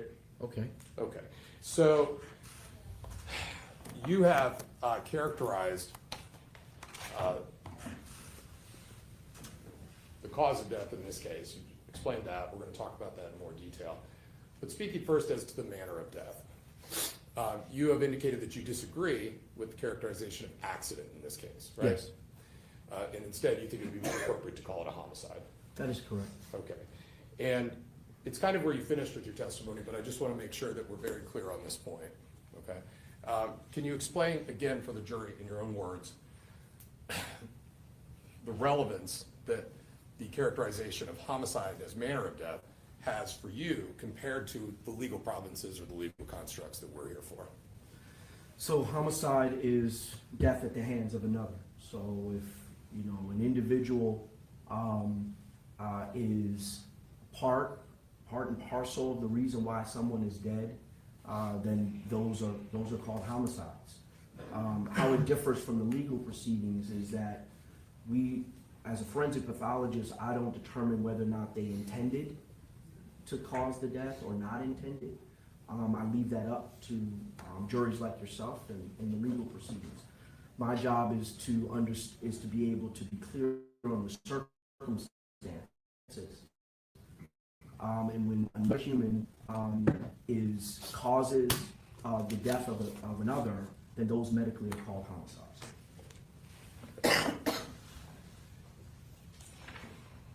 And so, when you talk about the criteria for the different manners of death as to how to classify them, there are criteria out there that and you sort of stated it as it relates to homicide in your words, right? Yes, I did. And again, what's that definition? Death at the hands of another. Death at the hands of another. And the guide for manner of death classification is put out by one of the groups that I believe you used to belong to, is the guide for manner of death put out by the National Association of Medical Examiners.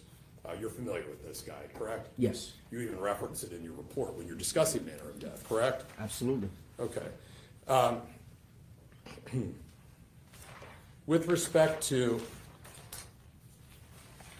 manner of death, as described according to name, homicide, as indicated in the manual and in your book, homicide occurs when death results from a volitional act committed by another person. You agree with that, correct?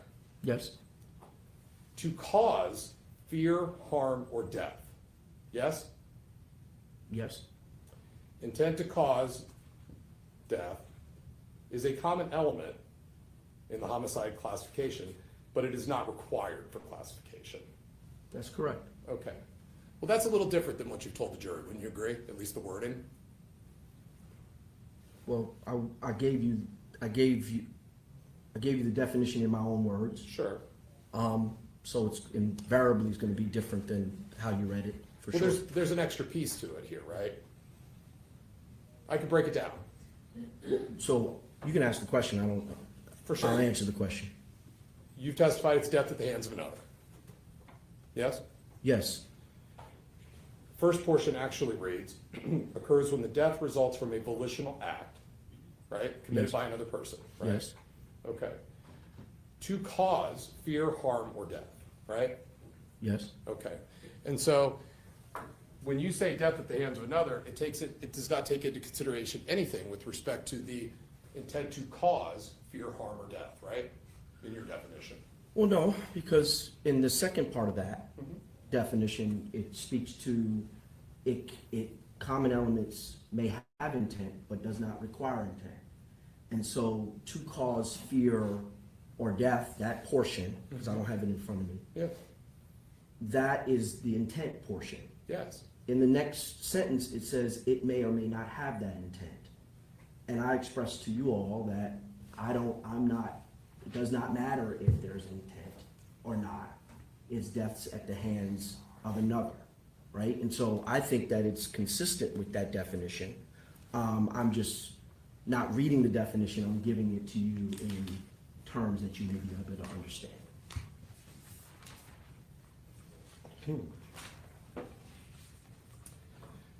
So to you, intent doesn't matter in a homicide, is what you're telling them, correct?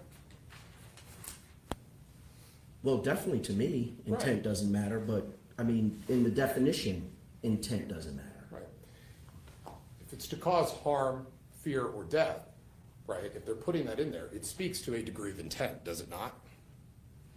It's why I do something if I'm causing it, correct? Yes, I'm it is. causing you to answer questions because I'm asking them, I'm right? going to object, Your Honor. The witness has already answered the question and explained that the additional language that's also incorporated in the book explains why it's not required. I understand the objection. I think he's answered it. If you want to clarify briefly, and then we can move on. And the operative word there with respect to intent is may be used, correct? Intent? I'm sorry, can you, The word may is used in there when they speak to intent, right? Which gives some discretion to someone in your position whether to factor intent in or not. Fair? I don't know, I don't know what when I wrote may, I'm not suggesting that, that an individual can put that into their cause of death manner of death designation. What I'm saying in may is that intent may or may not be there, right? There are a lot of homicides where intent is there, and I've classified those as homicides. But there are cases that I classify for example, a baby that cannot swim, stand, or walk, that's left in a tub full of water and drowns. Those are homicides in the jurisdictions that I've come from. They may not ever come into a jury like this. Baby left in the back of a vehicle in the middle of the summer, strapped in, cannot come out of that themselves. They're left there, they die from hypothermia. Those cases are homicides, the death at the hands of another. But they may not find themselves in a court of law because of the tragedy. So homicide, from my training and my experience, may or may not have intent. Our job as the forensic pathologist in understanding the circumstance is did the actions of others play a part in the death? And that's the threshold by which I determine if someone is a homicide. So specifically as to the issue of in custody death, or altercations with police, as you sometimes describe these events, yes? Yes. Those are similar, right? In custody deaths that are as the result of altercations with police, that kind of thing, right? So death in custody is a spectrum. They can start with, individuals that are being attempted to be apprehended, to actual apprehension, to transport booking, as well as deaths incarcerated, individuals that die from natural disease or suicides or deaths from other inmates. The in custody is the environment that person finds themselves in, and that's the general category. So there's all manners of death can live in the category of death in custody. They're not all homicides. They're not all one thing. It depends on the circumstances. I think I understand. With that description, a specific category or a specific set of circumstances within that category of death in custody is an encounter between an individual and law enforcement, whether police or corrections, where there's an altercation and the individual dies as a result of that altercation, right? Okay. Those are called arrest related. Arrest related. Okay. And so to be clear, it is your position that when you have circumstances like that, an altercation that occurs in an arrest situation, a resisting situation, an altercation with law enforcement that results in a death, you're gonna call that a homicide, correct? Not every time. I'm gonna ask you about something you wrote. When a police officer attempts to gain control of an individual who dies as a result, that is an arrest-related death in custody. You would agree with that, correct? Yes, The physical contact can be as simple as a touch on the shoulder or a grab of the wrist. Or it could be an intense fight or a wrestling match. You wrote that, right? yes, Any physical altercation that leads to death should be certified as a homicide. yes. Any physical altercation that leads to death should be called a homicide. The physical altercation has to lead to the death for it to become a homicide. If there is an altercation or an Someone agree with interaction that it doesn't, then it won't. I've certified cases that they were drug overdoses. There was an altercation. Went back to the jail cell. That person died. Did the autopsy, and there was a baggie of crack cocaine in their stomach that busted. That was an acute cocaine toxicity death. Sure. So every case has its own specific merit that needs to be reviewed and needs to be autopsied in order to come to cause and manner. But to be clear, the examples that you mentioned in your book, physical contact could be as simple as a touch on the shoulder. If that leads to the death, that's a homicide. No, that's not what I put in the book. Explain. So We keep trying. It's what, If it's it's what a- it says, right? the touch on the shoulder and the grab on the wrist makes it in custody. It doesn't make it a homicide. It makes it in custody. It makes it, now you're in custody. If a law enforcement officer grabs you, that's in custody. Now that, and so the definition that he's reading from is indeed that, but that grabbing on the wrist, on the touching of the shoulder, in no way am I saying that would be a homicide. Except that's not what you write in the book, correct? No, that is what I write. That's, He's explained it, so. You finish by saying, regrettably, not all medical examiners or coroners think the way that you do with respect to that description, correct? again, just for the benefit of you all, there's jumping around that's happening in the book with it being written. May I approach, just to allow him to take a look? If he wants it. Yeah, I don't need it, I Really? got it. So, You would agree that the sentence I just read regrettably I don't believe that, follows? let me finish the answer. First, let him finish his So- answer. there is a philosophy in forensic pathology that when an individual's in a violent altercation with law enforcement, that those cases are called accidents or undetermined. There is a pervading philosophy surrounding that. If that same altercation happens between two people on the street, medical examiners and forensic pathologists will call those homicides. How can you speak for all medical examiners and forensic pathologists? How many of them are there in the United States of America? Right There's now, about, two. maybe there's about 3,000 of us. And what you're doing is you're speaking for all 3,000 of them when you say that. Well, I'm giving my opinion as asked to answer the question. Fair? And my opinion is such that I've had years of experience, not only in this field, but as a chief medical examiner in the country. And part of the work that we're doing is trying to understand the uniformity of practice surrounding death in custody. I guess what I'm getting at, doctor, is that when you talk about not all medical examiners and coroners agree that an altercation that leads to a death, and while a struggle or altercation is going on, you would agree that not all medical examiners agree with you that that's automatically a homicide. That's because that's an argument that's going on within your community, correct? That is absolutely the truth, that not all medical examiners agree. Right, okay.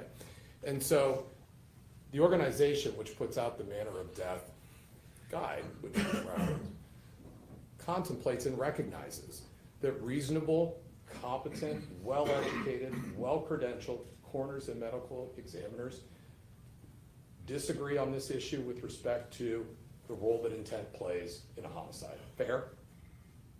Yeah, there are absolutely disagreements. And the way that the homicide characterization is described allows for that when it talks about presence of intent or lack of, and especially the way that it's written with the to cause harm, fear, or death, right? It lends itself to that potential for disagreement.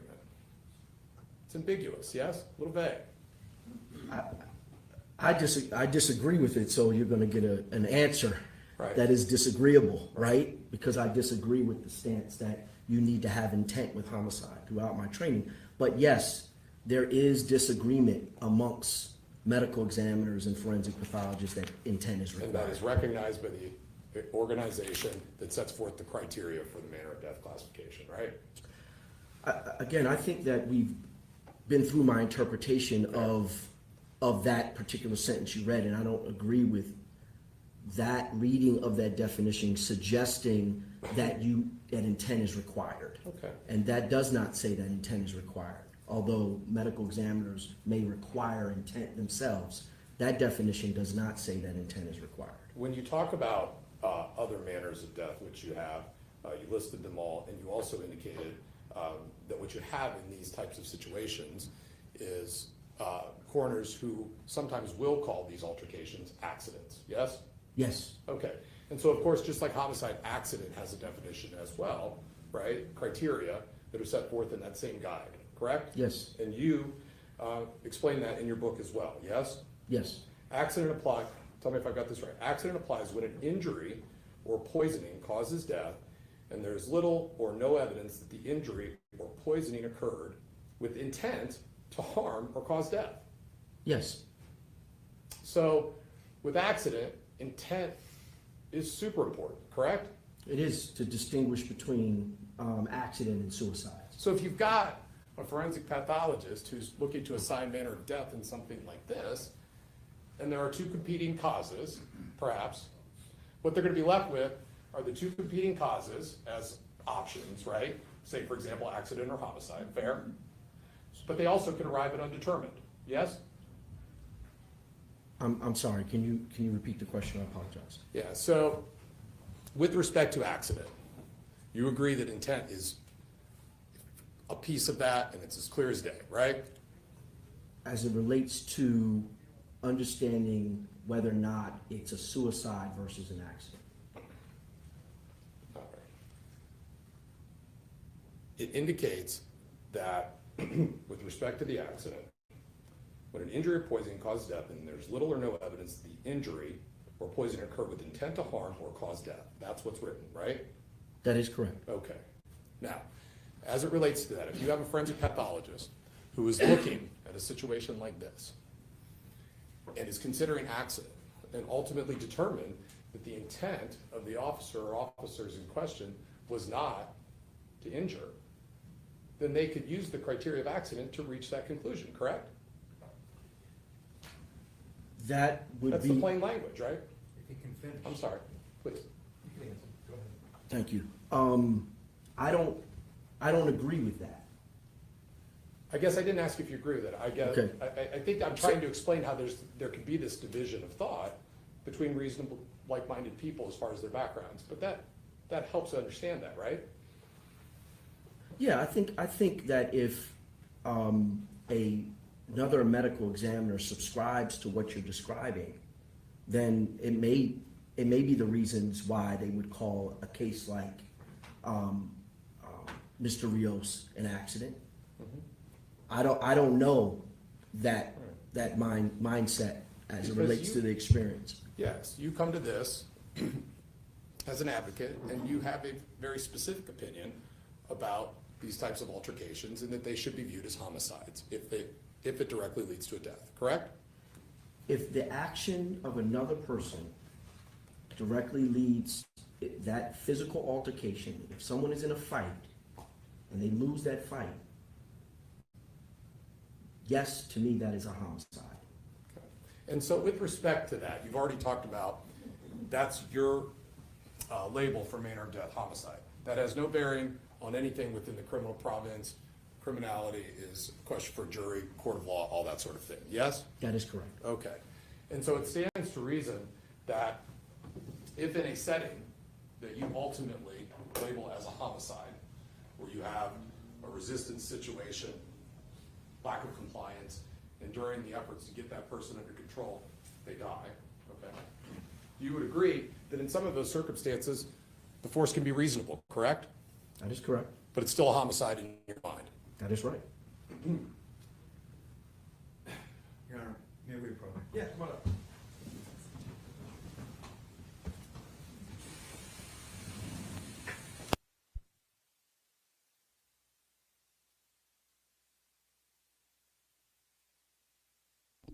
They keep trying to debunk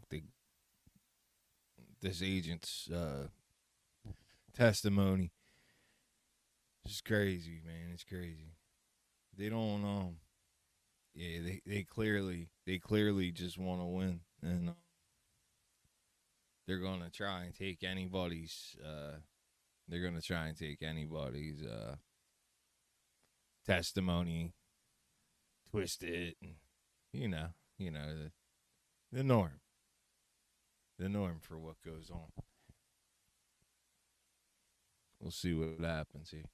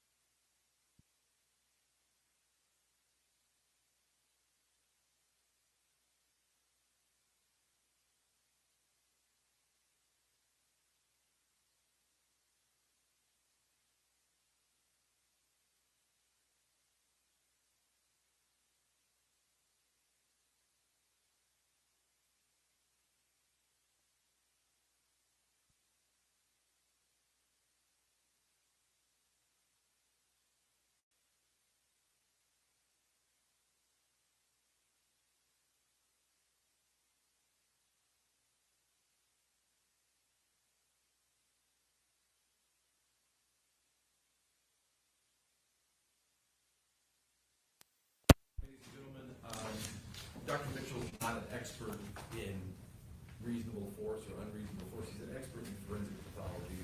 And so his opinions we want to relate to his professional expertise, which is forensic pathology, and not get into areas outside of that area. So that's the reason I sustain the objection. Strike that last question and answer, disregard it as though you didn't hear it. Thank you, Judge. I'll move on.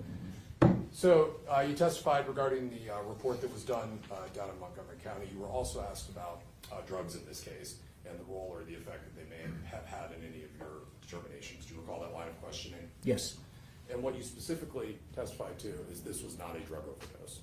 that is correct. Right. And to be clear, the Montgomery County Coroner's Office did not call this a drug overdose, correct? They did not. Okay. All right. In fact, what they indicated, cause of death was excited delirium. Yes, And then they listed some associated factors which helped support that, correct? yes, Among them were the torn, ruptured plastic bag-like object in the stomach, and also the presumptive positive urinary test for amphetamines, correct?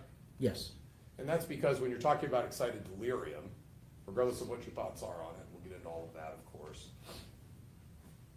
People that understand excited delirium will say, experts, that there is a triggering event for the delirium, correct? I don't know about the triggering event. Okay. There's something that causes the delirium.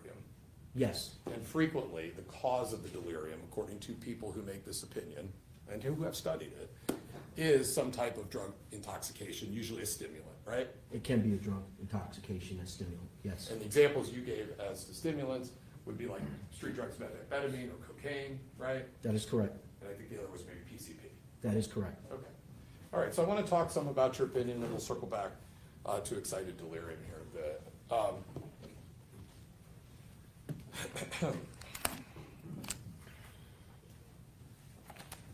Do you have your report in front of you, doctor? I do. Okay. You went through all of the different materials that you reviewed in the case, yes? Yes. Okay. And so I think I'd like to take a look at some video evidence with you and kind of discuss your findings, okay? Okay.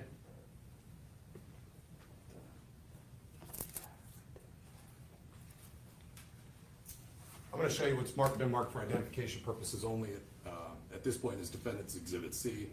I'm not asking you what's on it because you may not know, right? But it appears to be a disc, correct?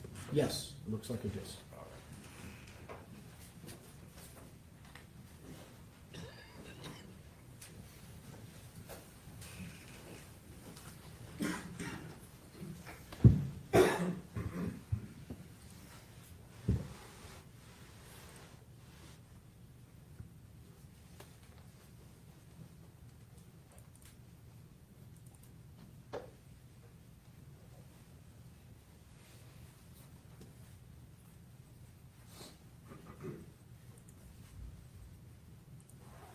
We're just going to roll the first part of this, and then I'm going to ask you a couple questions, okay, doctor? Okay.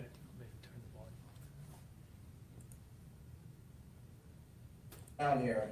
Okay, this is the last time I'm gonna ask you. I've asked you for like 5 minutes. I'm not gonna do it anymore. Okay? We're gonna put you in a restraint chair for your safety. Do not listening, be undivided, causing a risk to harm yourself. We don't have time to continue that all night. Okay? All right. Now, you testified this morning that one of the materials that was provided to you was a video that was taken on a Sony handheld cam. Do you recall that? Yes. And if this screen were full screen up in the upper left, that appears to be the start of that video that you reviewed when preparing your report, correct? That up to the left corner looks like the most, the closest rendering of what I saw, yes. Right. And so you have some familiarity with jails in your line of work? Yes. Okay. Have some familiarity with security in jails? Yes. You would expect that in jails you would have cameras like you do up there in the corner of this courtroom, right? In some parts of the jail, yes. Okay, like the booking area. I don't know. Okay. I Is guess that a what I'm booking asking area? is, we know you've seen this, but have you seen this particular video? No, I In don't its think I've seen that. entirety? No, Have you seen this video in its entirety? no, And have you seen this video, which is where the altercation ends up happening? no. Okay. Now, you write in your book that with the advent of video, it creates the opportunity for people in your field to be more thorough in their investigation, right? Yes, And the video can be enlightening. yes, It's important, right? very. It's important to have all the video, correct? Objection. We'll rule if you can answer. If, as much as you have or know about, yes. Right. And so, in this case, there are videos of this incident captured from this angle, and this angle. Are you aware of that? I see him now, yes. And so, you wrote this report on September 5th, 2022, correct? Yes, that's when I signed it. That's when you put all 27 hours in, right? Before then, Before that? Yes. Right? That's when you were reviewing all the material and doing your work, right? yes. Approximately when did you get started with that task? Best you can do. It's okay. I'm not sure. Well, give us, I mean, I don't know exactly when I was first contacted and when I first received my first piece of evidence. was it calendar year 2022? I think it probably was before that. Before 2022? Again, I don't remember. How can you know? Are there notes or anything that you can reflect upon? Let me see.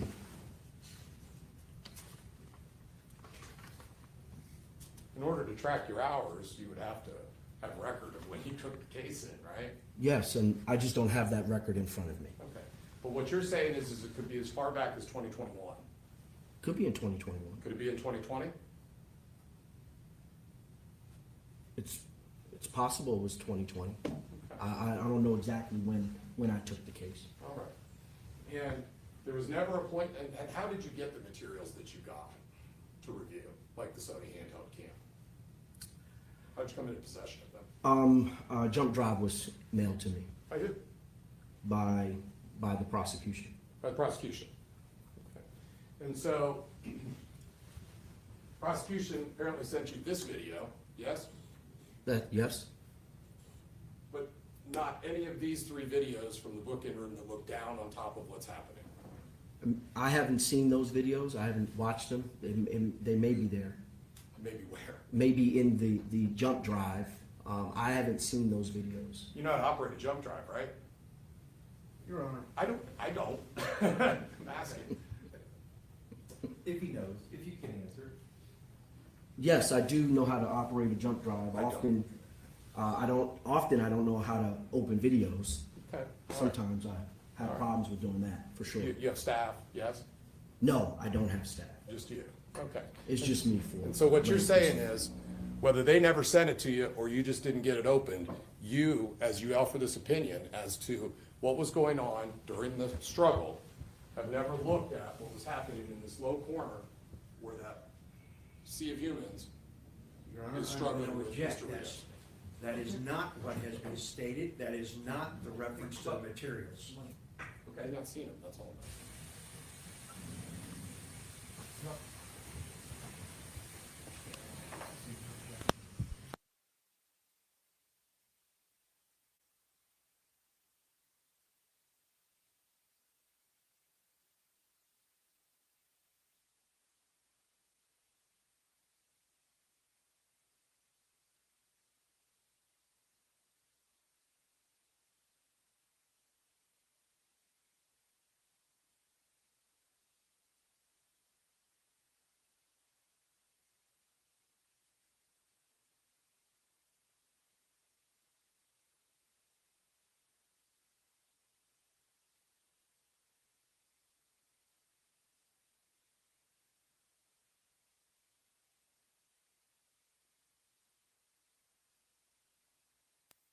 Fair to say, doctor, that when making a determination, you are almost engaging in what amounts to a frame-by-frame, second-by-second breakdown of the Sony handheld cam, and that's what you were doing for all those months apparently, correct? Yes. Okay. And so, of course, if there is more video, which there is, that shows the struggle in this corner down here, you would absolutely want to be able to look at that and see what was going on from another perspective, yes? Yes. All right. Because we can tell, as we're watching the Sony handheld version of this video, that as you described, there are as many as 4 or 5 officers at different points in time that are on Mr. Rios' back, correct? That is correct. But you would agree that in the Sony handheld cam, it is difficult to tell where the other officers are positioned as compared to, say, for example, my client, Mr. Cooper. Fair? That's fair. Okay. If only there was a fixed camera that was looking down on top of it. That might be helpful when you were evaluating the circumstances, correct? I would like to see it, yes. And that's exactly what you talk about in your book, right? When you talk about what a thorough forensic pathologist looks to do, we have available to us all these processes now in video, yes? Yes. Okay. And in this case, when you spent 27 hours coming up with this opinion over what may have been 2+ years, you only had one of the 4 video clips to look at. Is that fair? About the 10th time he's asked that same question. I think He's it's- established it, I believe. I think so. So we'll also stand.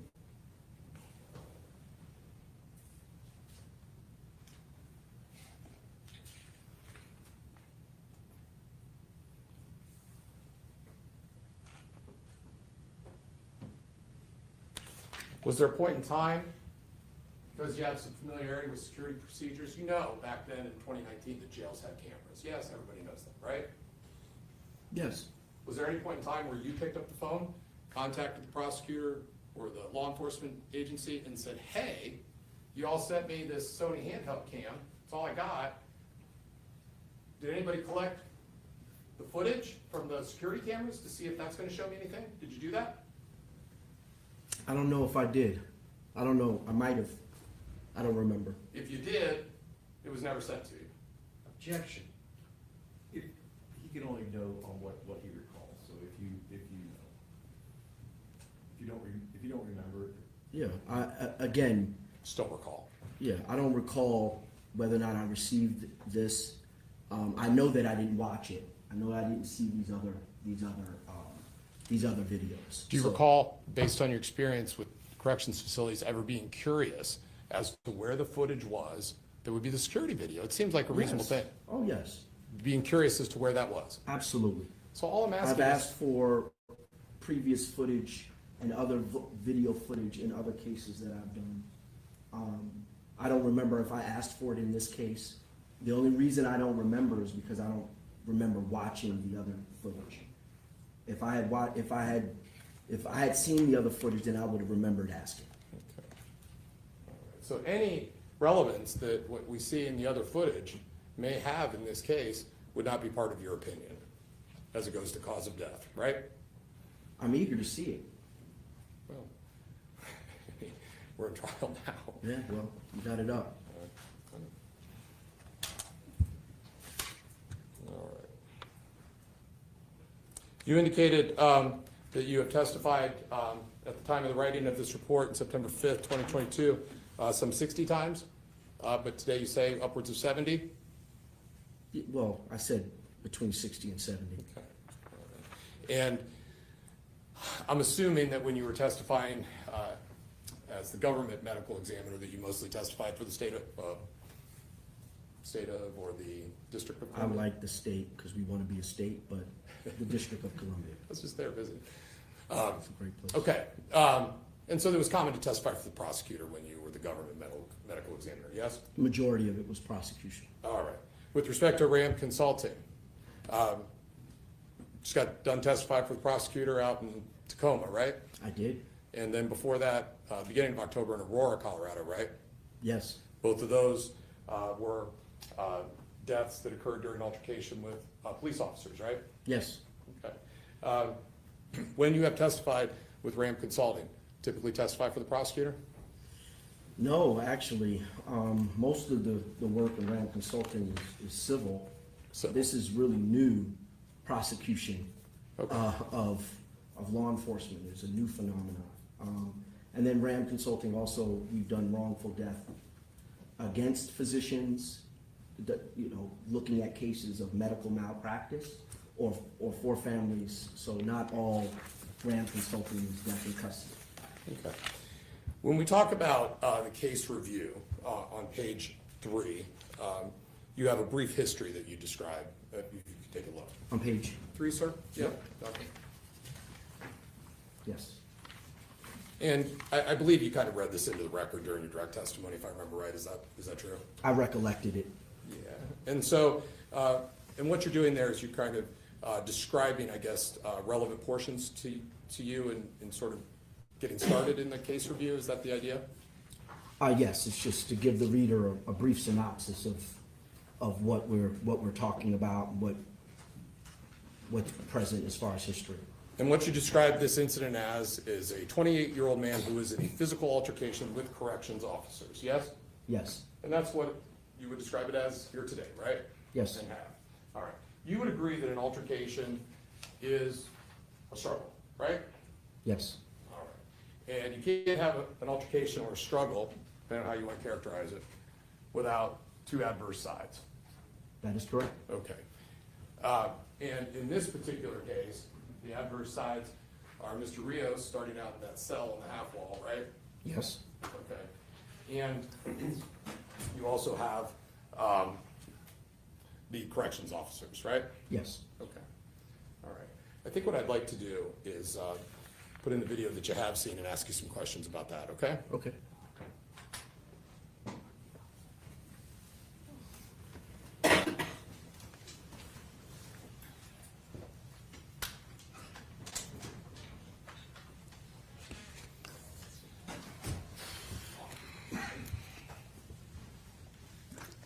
while that's coming up, to kind of fill the space here a little bit, one of your concerns that you mentioned is making sure that people are aware of the circumstances surrounding how someone in custody has died, right? Generally, I'm sorry, in particular to this case, or, in general, I'm sorry. you're concerned with making sure that circumstances are made public, or people are aware of circumstances and numbers in which people die while in custody of some type or another, right?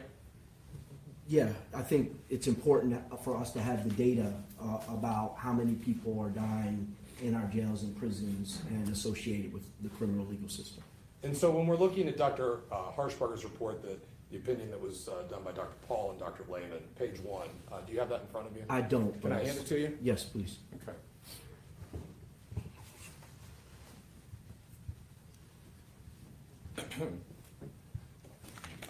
At the very top of page 1, under Roman numeral number 1, it indicates sudden collapse following excited state and physical altercation with law enforcement, correct? Yes, So those circumstances, the physical altercation with law enforcement, are not buried anywhere in the report or left out. They're right there on page 1, correct? that is correct. Okay. With respect to the death certificate, which I think you identified, or has been identified, you approached earlier with State's Exhibit number 2.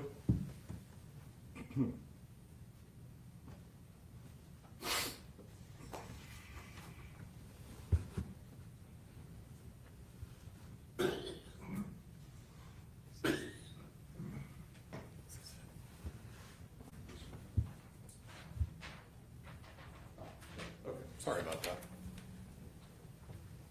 On the death certificate itself, it indicates in the box, which is numbered, I can't tell what, 331?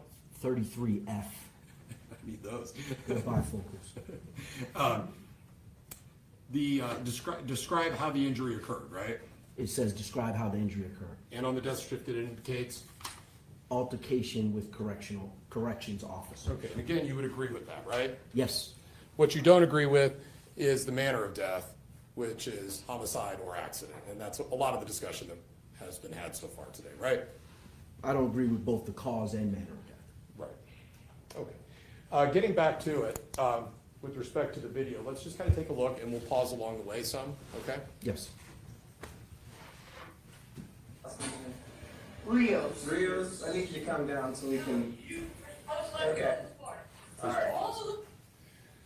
Were you made aware, Doctor, that this incident had already been going on for some period of time with respect to try and gain compliance with Mr. Rios prior to the camera starting? Yes, Okay. You also indicate in your report, as far as materials reviewed, that you were able to review 7 volunteer statements or interviews and audios of those interviews? yes, All right. And those are the interviews that were given not long after this incident by the corrections officers in question, yes? yes. Okay, please continue.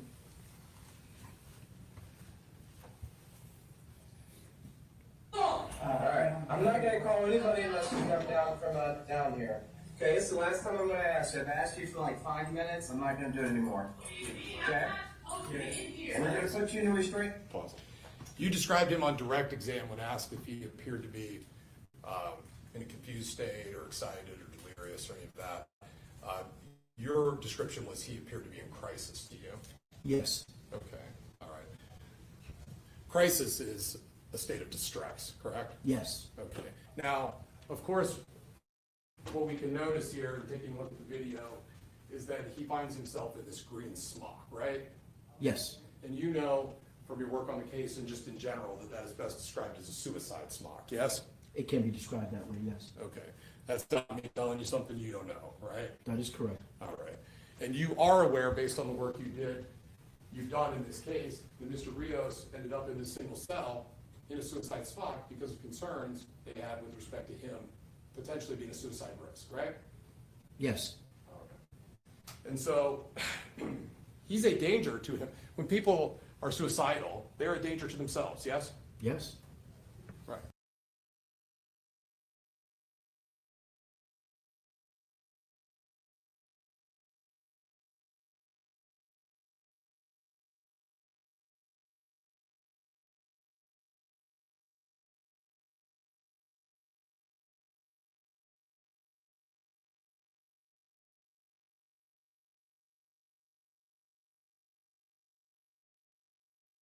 as evidenced by one of the 5 manners of death, suicide, right? Yes, Where you look to intent with respect to suicide as well, correct? definitely look to intent for suicide. Yes. And so, there's danger to himself, not just because he is suicidal, but also because he's up on this half wall right here, right? Yes, Right? Because a couple of things are at risk here for him that have nothing to do with these corrections guys. Number one, he could fall off that wall and he could sustain serious physical harm or death, correct? yes, You've not seen the inside of that cell, have you? I have some pictures of the inside of the cell, yes. So you know, on the other side of that divider are a toilet made out of metal, bench, and all sorts of different things with edges that you wouldn't want to hit your head on or any other important part of your body, right? That's correct, So he could fall off that wall and cause himself serious physical harm or death, correct? yes, Suicidal, he could jump off that wall in an attempt to injure himself, correct? you could. So let's just go ahead and off them. So please continue. Chair, for your safety, do not listen beyond the divider, causing the risk to harm yourself. We don't have time to continue that all night. Okay? All right, this is the last time I'm asking you, we're gonna go ahead and put you in the chair. All right. In reviewing the reports and watching the video, you Why didn't he know put him in a dry cell? that the corrections officers were concerned for him also because of the things that he was saying made no sense to them, right? I don't know whether or not the things he was saying made no sense to him, but Well, you read the reports, right? And listened to Yes. the interviews? yes, And they all talked about how he was saying things that made no sense to them, right? they did say that, yes. Right. And he was saying things like, I'm not supposed to be here, call the law, right? They are the law, aren't they? Yes, they are. You've got experience, strike that. He was also claiming that other people who were coming into the booking area's property, that was his stuff, right? Yes, That makes no sense generally, does it? Objection, he's calling for a conclusion outside the scope. We don't know what was I in think his you'd have mind. to give me more details, so I'll sustain and ask you to ask it with more detail for him to make that. Right. The In dude reading was those high. reports from There's the no witness doubt statements, about you know it. where I'm going with this. You know that as he was in this cell that night, he started to make statements about people that were coming into the booking area that were being arrested and they were having their property inventoried. And he was saying from the cell, hey, that's my stuff, give that to me, right? yes, In the context of those details, that's evidence of some confusion, right? Objection. Overruled, it's his opinion, so what, it would be based on your. again, that's why I say that he's in crisis. Stated another way, he's acting bizarre, right? Objection. Again, it's based on your opinion.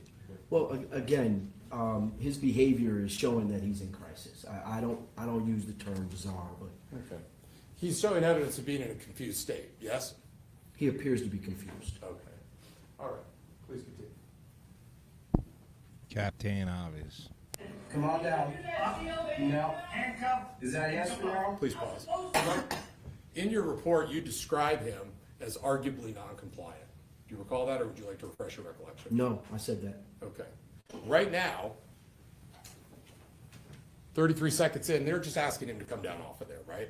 Yes, And they're also asking him to come down off of there and cuff up, right? yes. You know what that means. It's in the reports, you've read them. They want him to put his hands through the food flap and cuff up, right? Yes, And they're telling him that that's for his own safety, right? they are. Right now, he is being non-compliant as to those two commands, right? Yes, he is. Not arguably. That's just non-compliant, right? He's being non-compliant to the orders that he's being asked to, yes. In other words, there's no argument on the other side of that, is there? I mean, you wrote arguably non-compliant. I'm trying to understand what the other side of that would be. It's okay. I think it's fair to say that he's being non-compliant. Please continue. And turn around, place your hands behind your back, and cuff up for me. If not, we're gonna come get you. Do you see him kind of looking up in the ceiling, up in the ceiling and things like that as he's doing that? I do. It's also a little strange, isn't All it? right. No? Again, he's in crisis. Okay, please continue. Okay, we're coming to get you. Let's go. Go.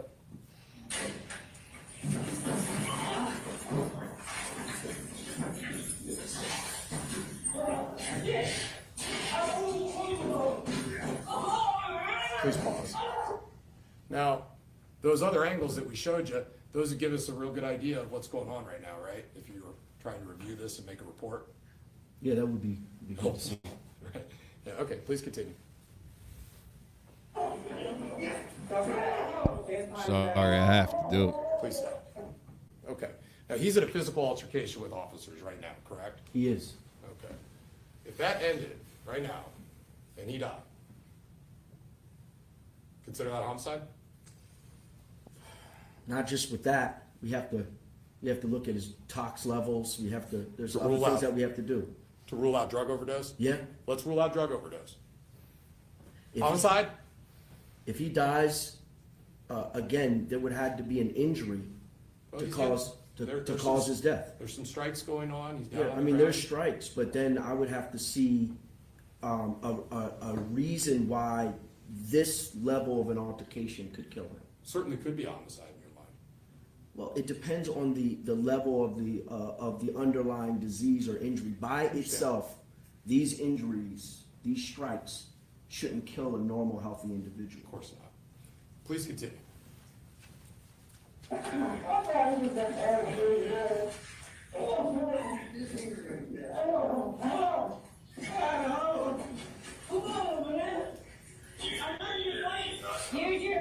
Please pause.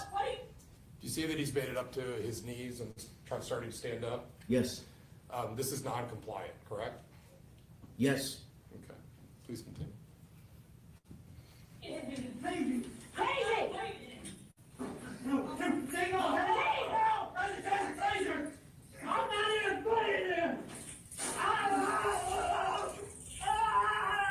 Please stop.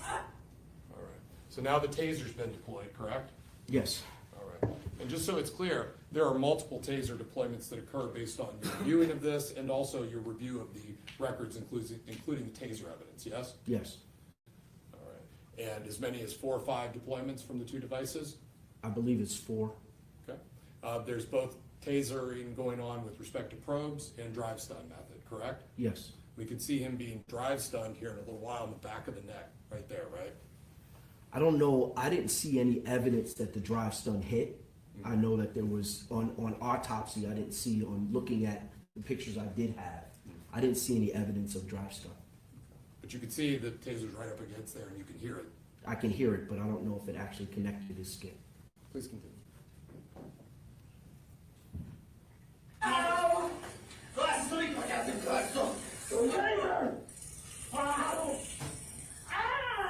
Still trying to push up there, right? Please pause. He was still trying to push up there? Yeah, see that? Still non-compliant, correct? Yes. All right. Now, this is the moment that you were questioned on earlier today. We're about 1 minute and 48 seconds into this video over there in the left-hand corner, okay? This is the position that you have described as a prone position, correct? This is a prone position. He is being forced into that position, correct? He is. By a number of corrections officers, as many as 4 or 5, correct? Yes. All right, now, this event for him, this altercation that he is in, right? You indicate that this was precipitated by law enforcement, by the corrections officers, the cause of death. The cause of his death comes later. Give me a moment. Let me get this right. Yeah, let me In your twist this opinion up section, some more. first line.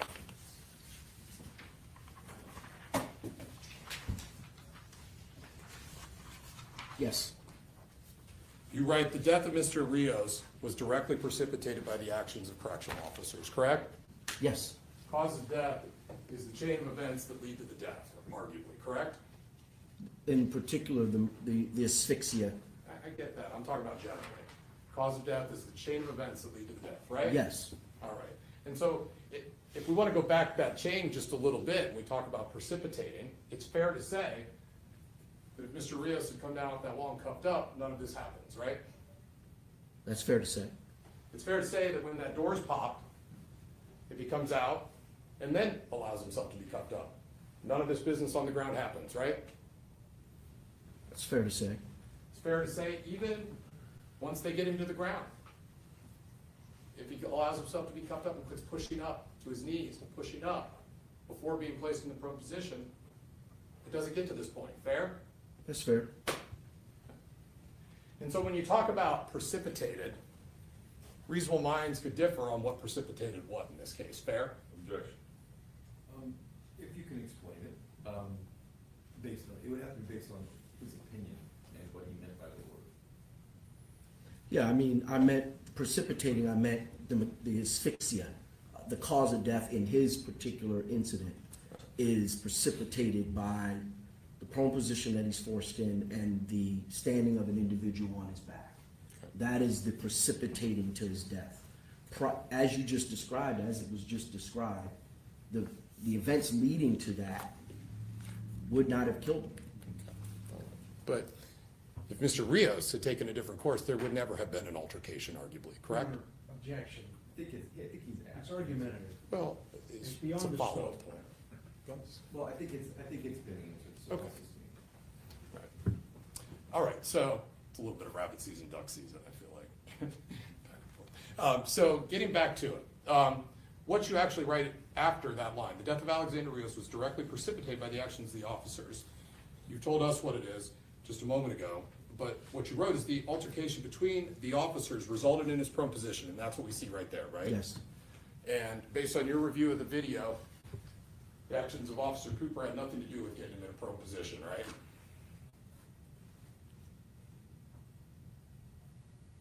I don't know if it appears that I don't know whose foot that is. I believe that's Mr. Cooper's foot. And he's in the prone position without Mr. Cooper there, so it would be fair to say that Mr. Cooper is not putting him in that position. Can you say when Officer Cooper arrived to this struggle? No. Now, and so it stands to reason that you can't tell us what Officer Cooper was doing as compared to the other officers in all the time leading up to this moment. That's correct. Okay. You indicate the altercation between the officers resulted in his prone position, which is what I just pointed out, with the body weight of 5 men laying on top is the next piece to that, right? Yes. Which you testified to earlier is it's the altercation between the officers in the prone position, and then you moved on to the entire body weight of the one officer. But an important part of your opinion is the weight of the other officers, so much so that that's in your report, correct? Yes. Okay, so just to be clear, the altercation between the officers resulted in his prone position with the body weight of 5 men laying on top, correct? Yes. And you would agree that in this Sony handout, it's difficult to see where some of these officers are in the background and what they're doing with respect to the weight that they would otherwise be applying to the back of Mr. Rios, fair? Yes, But you know that they are, they are. all right? And so if we stop it right there, you testified on direct exam that at this moment, Mr. Rios is in danger, He is. right? He is in imminent danger of potential death, yes? Yes. All right, and this is before the foot of my client ever makes it onto his back or the 2 feet make it onto his back, correct? This is before then. All right. Now, Mr. Thompson then said, if after this it was just brief, you wouldn't expect that he would die. You recall that? I did. Okay, and your answer was? No, I wouldn't. Okay. Well, of course, he's still struggling and non-compliant at this point, correct? He is still struggling. And non-compliant, right? Yes. Okay. So, if this were to continue for a period of time, just like this, with the weight of all of these other officers pressing down as he's struggling, because they don't have him cuffed right now, correct? No, they don't. Right? So if this went on for some period of time and Cooper never got involved in this, right? He is in imminent danger of death based on those facts, correct? I mean, based on those facts, it's possible if that weight is still on him, very similar to the weight that ended up on him. It's the same mechanism. If I can't move my chest, I can't breathe, then it would. That's not what happened. All right. And so let's keep rolling.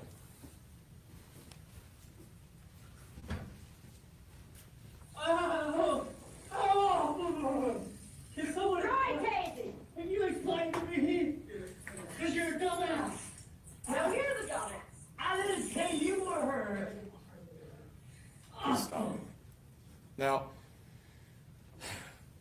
An altercation is something that can be exerting, is that fair? Yes. Talk to the jury about that, if you can.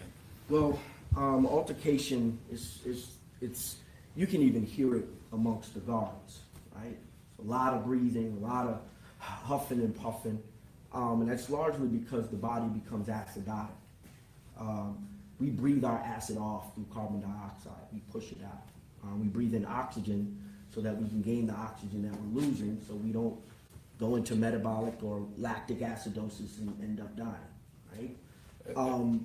Did acidosis, lactic acidosis occur in this case as it related to Mr. Rios, I believe? Yes. Okay, please continue, sorry.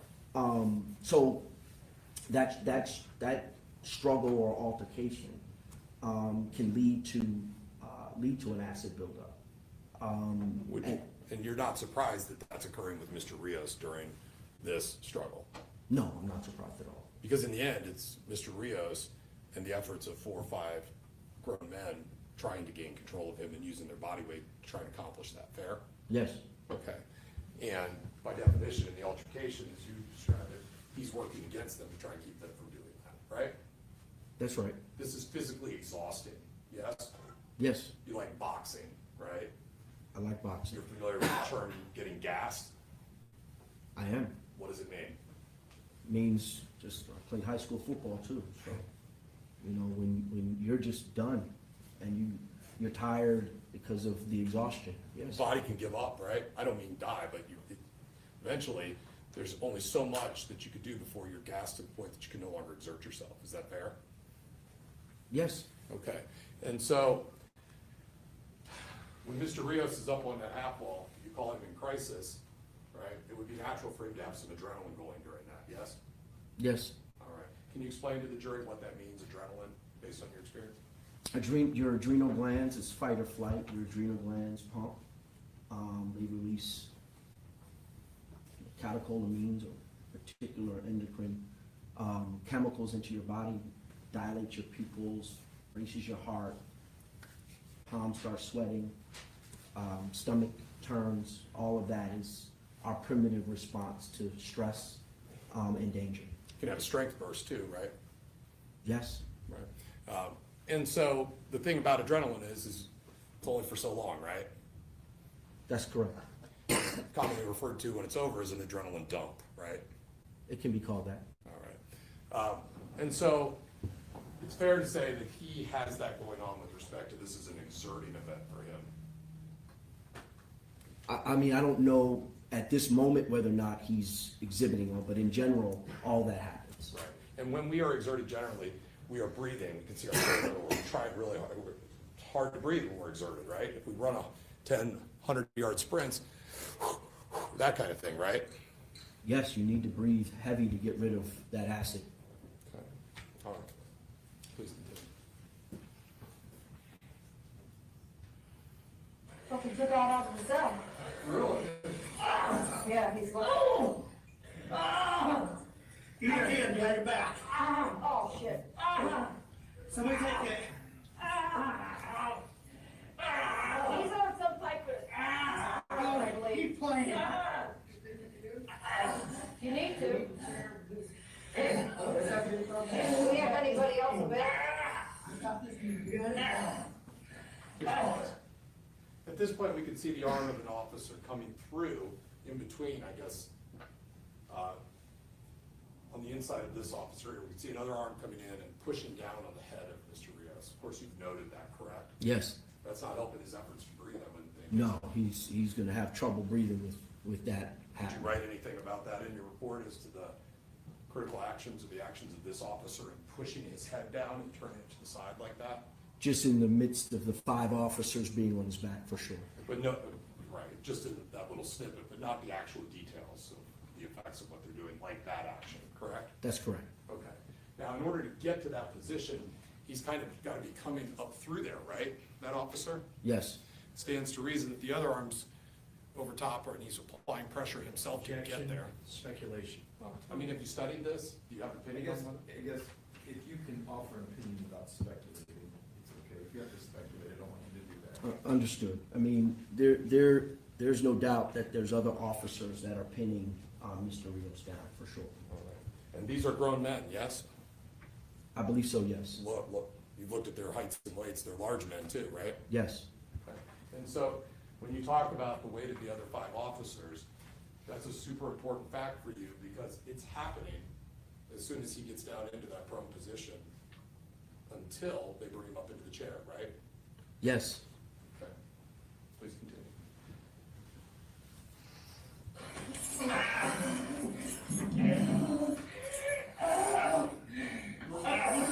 Rios?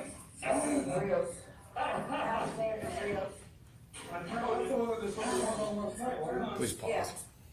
Now, before we get to the next portion, we could see when my client first gets involved in the attempted restraint, that you see 1 foot go up onto the back area on this side, correct? Yes. Okay. And so I wanted to, and I think you talked a little bit about this maybe on direct, but I really want to talk about it a little bit more, right? Good. With respect to pressure, unless someone's entire body weight is up in the air, right? We know at that point how much pressure is being exerted, right? Yes. Without anything else supporting us or anything like that, right? We know that it would be the full weight. We don't know exactly the pressure, but. Right. If there were a scale right here and I stood on it, right, with both feet, that's gonna be my full weight, right? That is correct. If I take 1 foot off that scale, that weight dramatically decrease, correct? Yes, And it could go up and down depending on what I'm doing right here, right? that is correct. How much force I'm applying onto the foot that is on the scale. Fair? Yes, Okay. And so what you're never able to tell us with respect to my client, Mr. Cooper, as he has his foot on the shoulder back area here, and then on the other side, right, after he comes off of the 7 seconds up on his back. What you can never tell us is how much pressure he's applying during all those other times, correct? that is correct. In addition to that, if there's a wall nearby here, and there is, and at points in time, an individual is leaning against that wall, the wall is gonna be absorbing some of the pressure as well, correct? Yes, Okay. And so, what we're getting ready to see are these 7 seconds that I hear you testifying to are the cause of death as it relates to Mr. Rios, is that correct? yes. Please continue. He thinks he's supposed to be out here and when you get down the wall,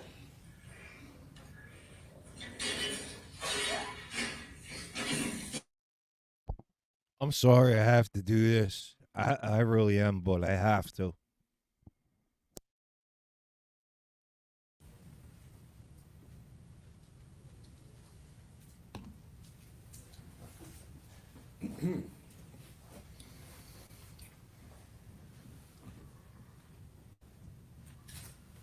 So, of course, we watched the portion there where he's up sort of part of the time, both feet on, kind of then balancing like this, but definitely full body weight up in the air for 7 seconds or so, right? That's what it appears to be. Okay. And it is your testimony that once his boot comes back down to the left side of the screen, that there's nothing else from Mr. Rios that would suggest that he is responsive. Is that right? That's correct. Okay. You talked about there is movement, but you do not attribute that to Mr. Rios moving That is correct. of his own act, right? That's correct. What you have described is you believe that any movement we can see are the actions of the corrections officers pulling on him and things of that nature. Yes, Right. Okay. Please.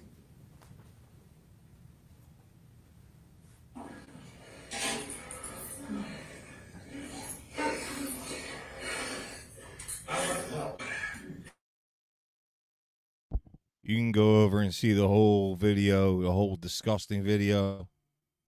It's been played enough. If you want to sign in, you can sign in and see. The math different, let me know.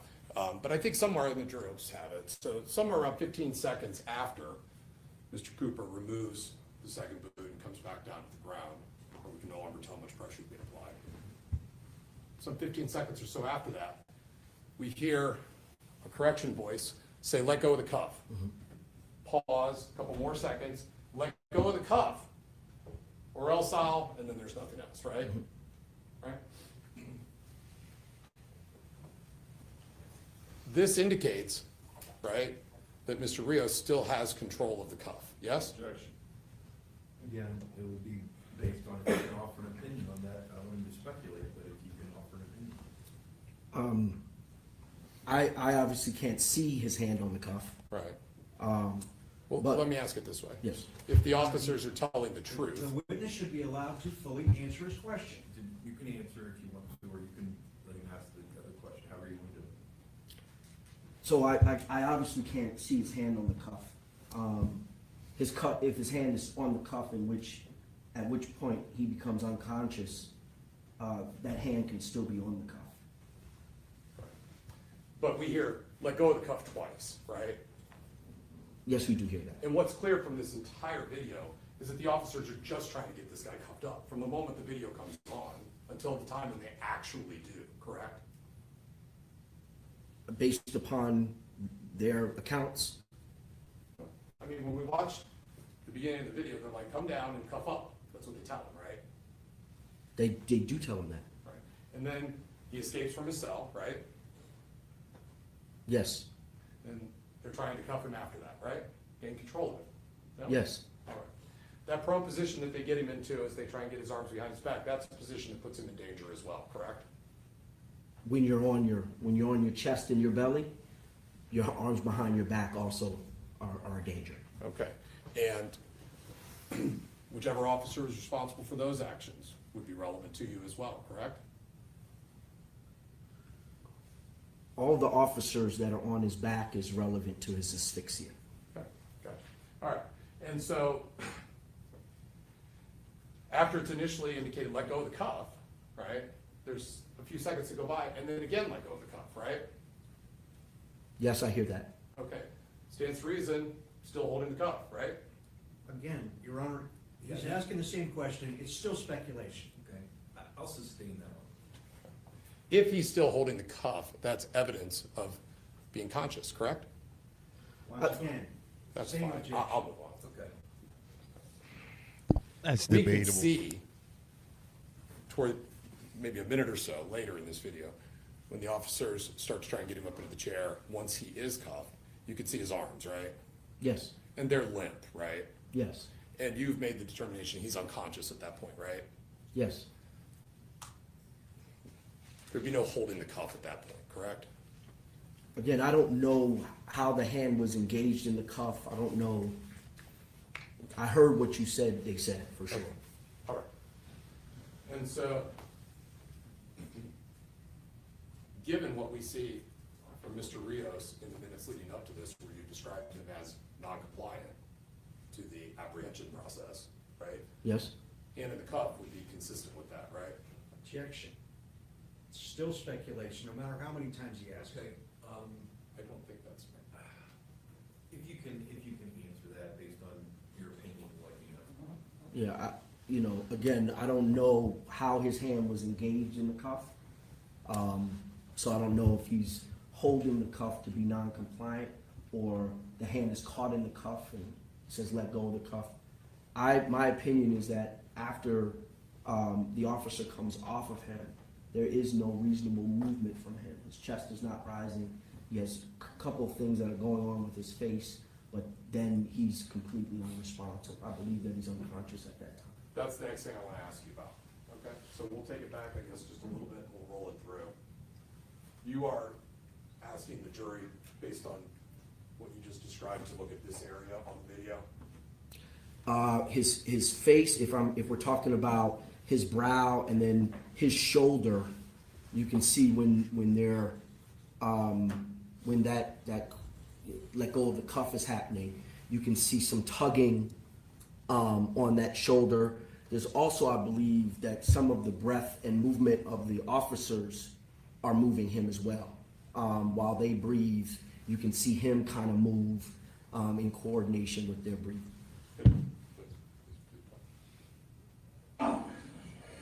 See the eyebrow.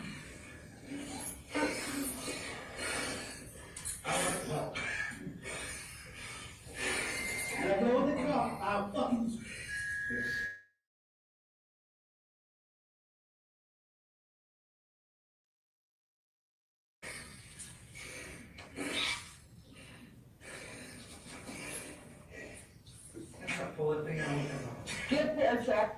You've described the action of breathing physiologically to the jury. You would describe it, if it's happening, typically it would be rhythmic, correct? Depends on, usually it's going to be rhythmic. Sometimes, depending upon the Circumstances? trauma or depending on the circumstances, it can be. We can see the rise and the fall, and it's somewhat rhythmic, the way that his shoulder's moving now. That's the thing, is that if you listen to the officer's breathing and watch that arm move, I believe that is not Mr. Rios breathing at that point. That it is the movement of the officers on top of him that's showing that movement of the shoulder.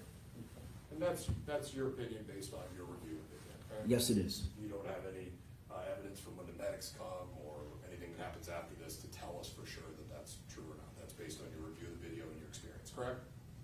That's correct. But the question was, what we can see is rhythmic movement here in the shoulder, yes? We can watch it again. Yeah, I mean, we should watch it again. Back it all the way up.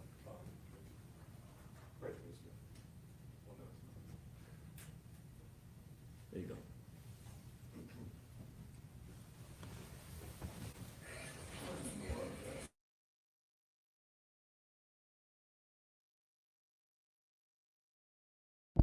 There's a few reasons why I'm doing this the way that I'm doing it.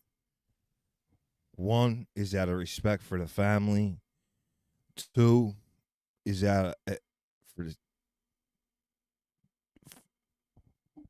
I'll explain. Not when we're here and get the cuff. We didn't hear that during that time, did we? Let go of the cuff. That's not that. No, but if I may, I'm attributing that if you hear the other, I don't know what guard it is, or correctional officer, that rhythmic breathing coincides with the movement of the guard. And that's my opinion from watching this video for as many times as I watched. But to be clear, you would agree that is rhythmic movement that we see on his shoulder. Yes, All right.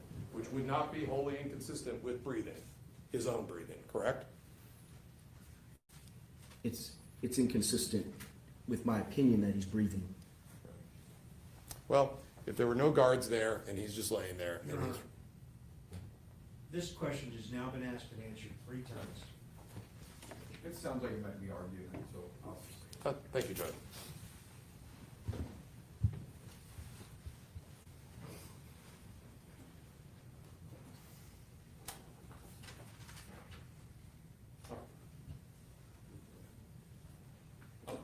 So, you testified with respect to the presumptive positive for amphetamine in this case, Yes. right? Okay, so I want to talk about that for a period of time.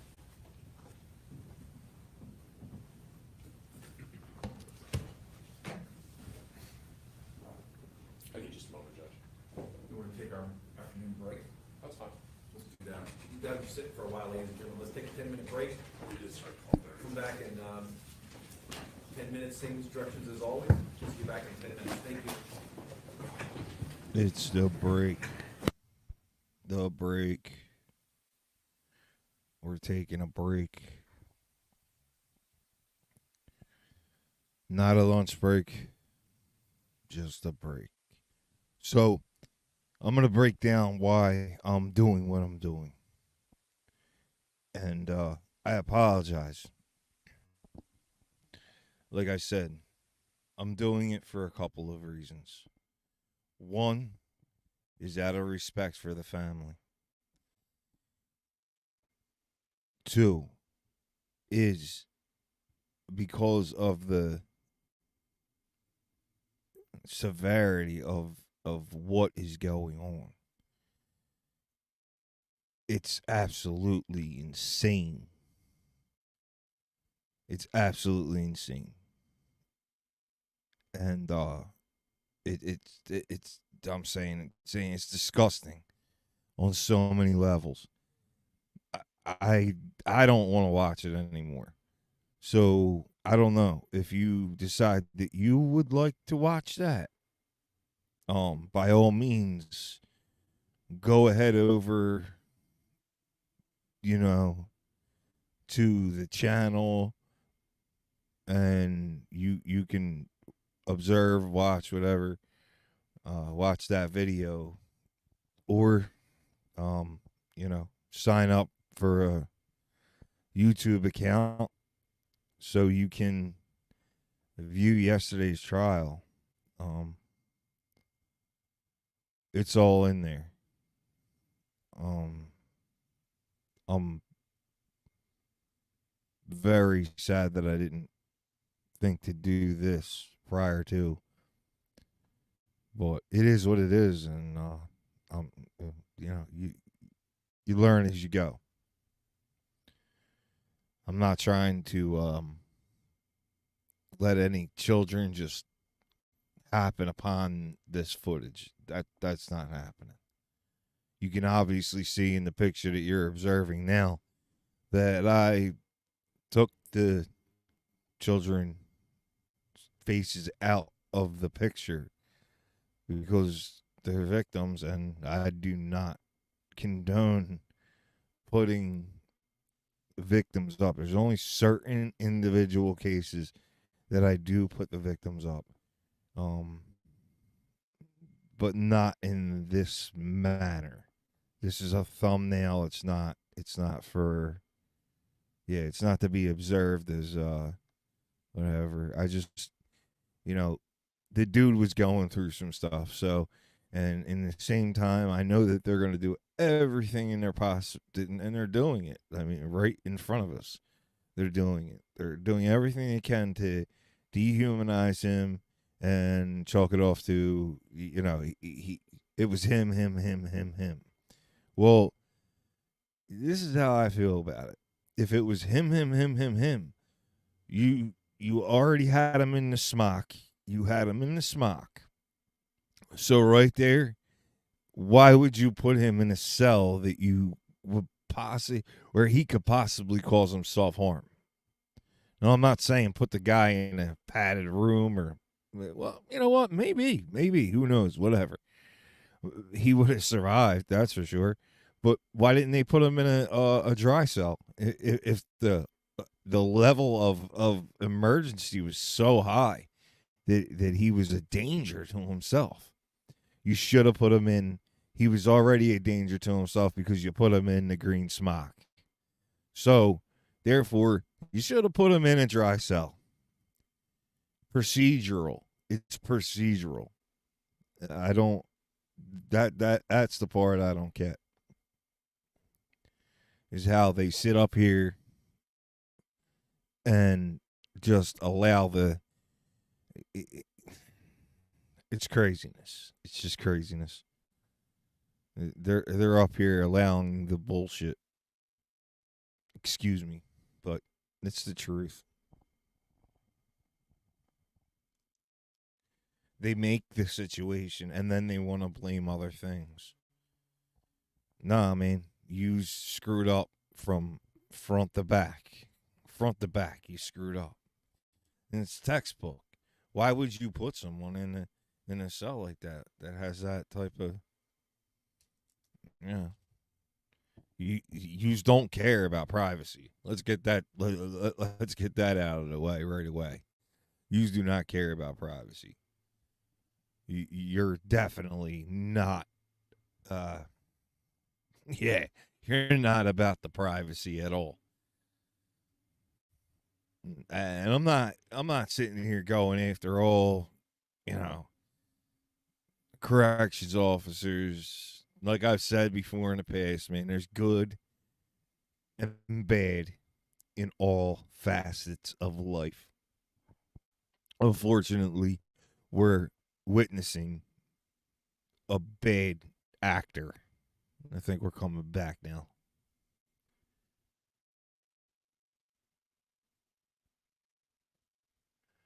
Or we're just on ceiling vision. Not sure yet.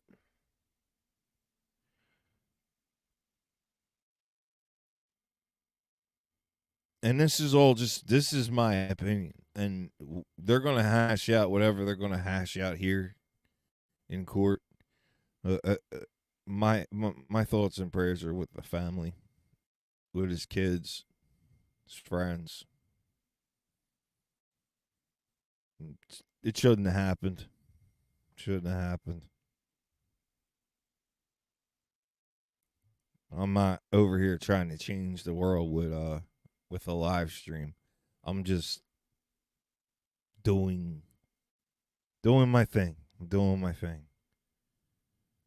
And I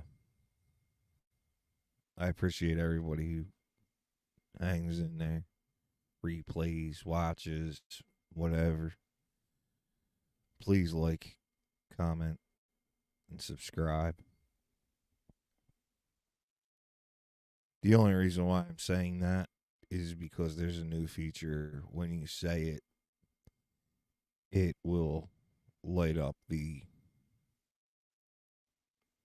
unsubscribed and the liked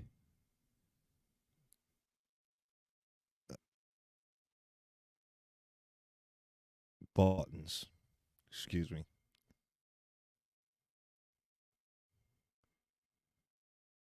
Anyhow, as we watch the screen, those were my reasons, and they are going to remain my reasons. Not allow. I'm not going to let some kid happen upon horrible footage. It's just, that's not going to happen. And some of the stuff that I have is questionable, but this is a whole different this is a whole different thing.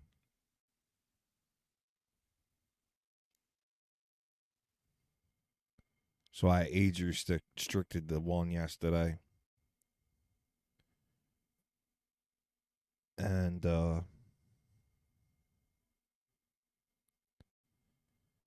you know, I personally did it. I'm trying to do everything I can to be on the up on the old guidelines, on the lines of the guides. I'm sitting here talking. I don't even have my camera on. I apologize. It's amateur. It's amateur hour over here. It's amateur hour over here. But I'm learning, and we're getting it in. We're getting it in.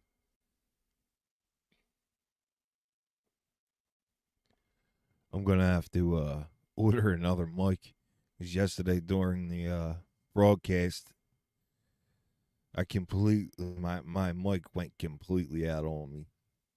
Right in the middle of it, I lost it all.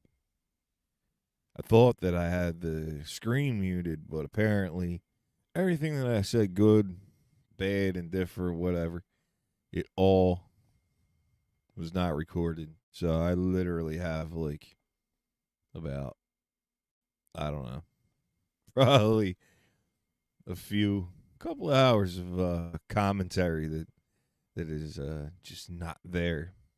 But the stuff for the cases, I had some pretty funny comments, and I think you guys would have enjoyed it. But hey, it'll happen again. I know it will.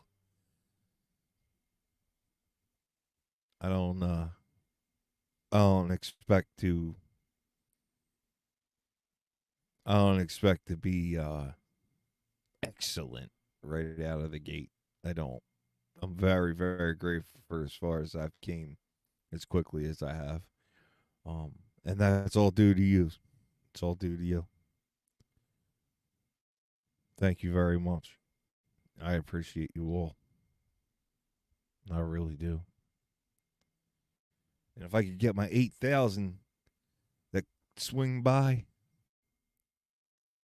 every day just to hit that button, woo, we'd be doing killer. We'd be doing great. But see, I don't like asking. I really don't. I feel as though if you like the content, if you're interested in it, you're gonna subscribe. It's not. I don't like to ask. I don't like to ask. And for anybody with the he's got his cash app. Yeah, I do. Yup, it's up in the thing on the thumbnail. I'm not asking anybody for anything, but if you feel so inclined, it is much appreciated. There's a lot of time, effort, and money that has been put into this, and I decided to do that. So that's 100% on me. And wherever this may go is 100% on me. I'm not asking anyone to finance my endeavor. I do appreciate everyone. Just for the simple things. The simple things. Even the trolls. I appreciate you too.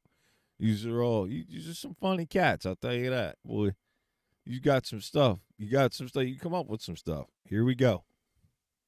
Yo.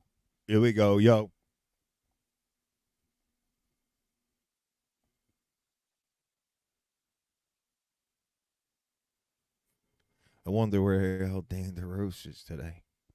Yeah, I'm sure he's going to be popping up any minute, this guy. I can feel it. I can feel it, man.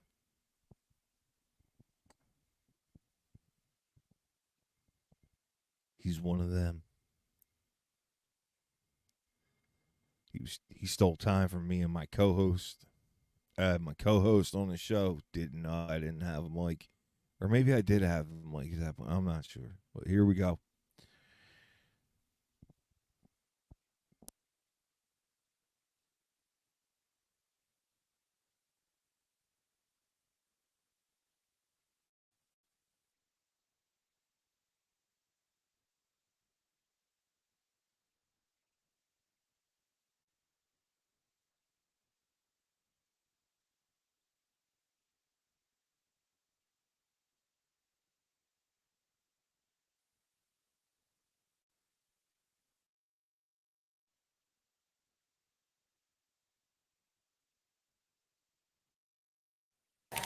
You may be seated.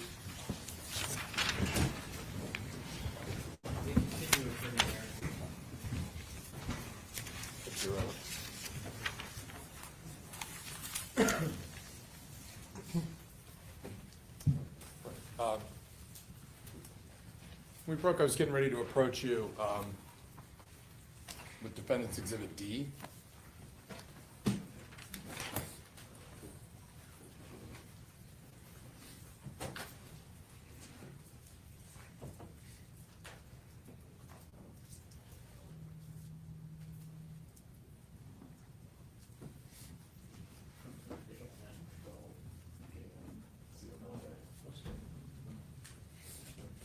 May I approach? Yes. Doctor, you indicate in your report that one of the materials that you reviewed that was sent to you were the medical records from the Mansfield Hospital, correct? Yes. In specific, you took a look at the withdrawal and the discharge note or discharge summary? Yeah, look, at all of it. So I'm going to show you what's been marked as Defendant's Exhibit D. Take a look at the top there, and I'm not going to ask you to go page through page, but if you can help us out, let us know if those appear to be the medical records for Alexander Rios while he was at the Mansfield Hospital that you mentioned until September 27th. You know, they all exhibit the Mansfield Hospital name and address along with his medical record number, his admission date, and his discharge date. They all seem to be accurate. Thank you. Of course, we know that he was ultimately discharged, having passed away on September the 27th, correct? Yes. Could you take a look at the discharge diagnosis to refresh your recollection as to that? Toward the bottom of the page.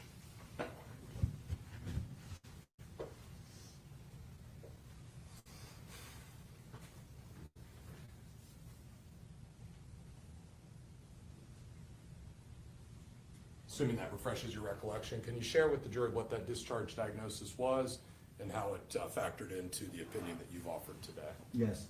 It says cardiac arrest, unable to determine etiology at the time. What does etiology mean? Its origin, the beginning, why it occurred. But can be related to substance abuse, acute respiratory failure secondary to cardiac arrest, AKI, which is acute kidney insufficiency, and anoxic brain injury is under the discharge diagnosis line. Okay. And so, breaking that down, the discharge diagnosis speaks as to cardiac arrest, yes, It says cardiac arrest, unable to determine etiology. but can be related to substance abuse, Yes, and acute respiratory failure secondary to cardiac arrest. it does say that. Okay. What relevance does that have in your findings or opinion? Yeah, so the findings that were at the hospital were indeed a cardiac arrest. And the fact that the attending physician says unable to be determined shows that they may not have all of the information at the time. That's why they say at the time. And then as far as maybe due to substance abuse is because they too had the urine screening of amphetamine. So you could, they are showing that they had knowledge of that. And then the rest of it, they says acute respiratory failure is also there. So this is adequate. I reviewed all of this and it makes sense that that's their working diagnosis at the time of his death. And you indicate as to the role of, get the wording right. Cardiac arrest, unable to determine etiology at this time, it can be related to substance abuse. The substance abuse piece to that you were attributing to the presumptive positive urine for amphetamines. Yeah, I believe that's what drew them to this conclusion, correct? You've reviewed these records, you know about the presumptive positive. To get a presumptive positive on a urine screen in a hospital, there's gonna be a threshold, correct? I'm not quite, there's always gonna be a threshold. Could I direct your attention to the records you reviewed on page 151? Yes. Review them, please, and tell us if there is a threshold in this case at the Mansfield Hospital for amphetamines and what that is. I think it's in the middle of the page.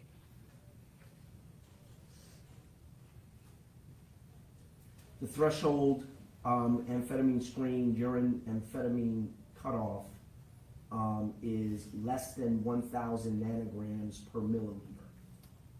Meaning, it's more than 1,000 nanograms per milliliter, correct? That is correct. I just want to make sure we're right there. Yes, Okay, yes. it's a little It confusing would the way be you more, say it would be, In order if to it's gonna get- be presumptive positive for this screening test, it would be more than 1,000 nanograms per milliliter. So what that does is that sets the floor, the basement, right? The 1,000 nanograms per milliliter. That is correct. That test gives us nothing as to what the ceiling is. That's correct. Okay, and that's why you've indicated that you wish there was a confirmatory blood test. Yes, Because what that would tell us is not just the specific amphetamine, whether it's methamphetamine or anything else, it would tell us the specific amphetamine and it would give us a level. that's right. And it would be expressed in an amount that we're talking about there, nanograms per milliliters, right? That's correct. Okay. Certainly there is an amount where, and again, no one's saying drug overdose, but there is an amount, just for conversation, that can be considered toxic or potentially fatal, right? Yes, there are, it's a range. For That- methamphetamine? For methamphetamine, Can you there give is a that range. range? Can you just give the range to us? I don't have the range off the top of my head. I don't have the range off the top of my head. But there is a range for, and there is a lethal range. Well, didn't you just testify in a case a couple weeks ago where it's a methamphetamine level that Your you Honor. testified was a toxic level? I did? What's the I'm gonna range? object. Hold on. Again, whether or not Dr. Mitchell testified in a different case somewhere else is for a different day. That has nothing to do with the question that's been asked, that he said he doesn't have the range committed to memory. Doesn't have it today. You know what a toxic level is, yes?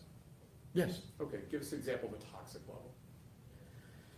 I mean, .26 would be a toxic level. But again, the thing about methamphetamine is that you can have a small amount and it be toxic and find that small amount and it can be attributable to death. Or you can have a large amount and an individual's walking around and they're not dead. So It's hard to say. it's definitely hard to say. Sure. And that's because methamphetamine's not regulated with respect to what's in it, and it's made in bathtubs, right? Yeah, methamphetamine is not a prescribed medication, so any amount in the system is worrisome. Sure.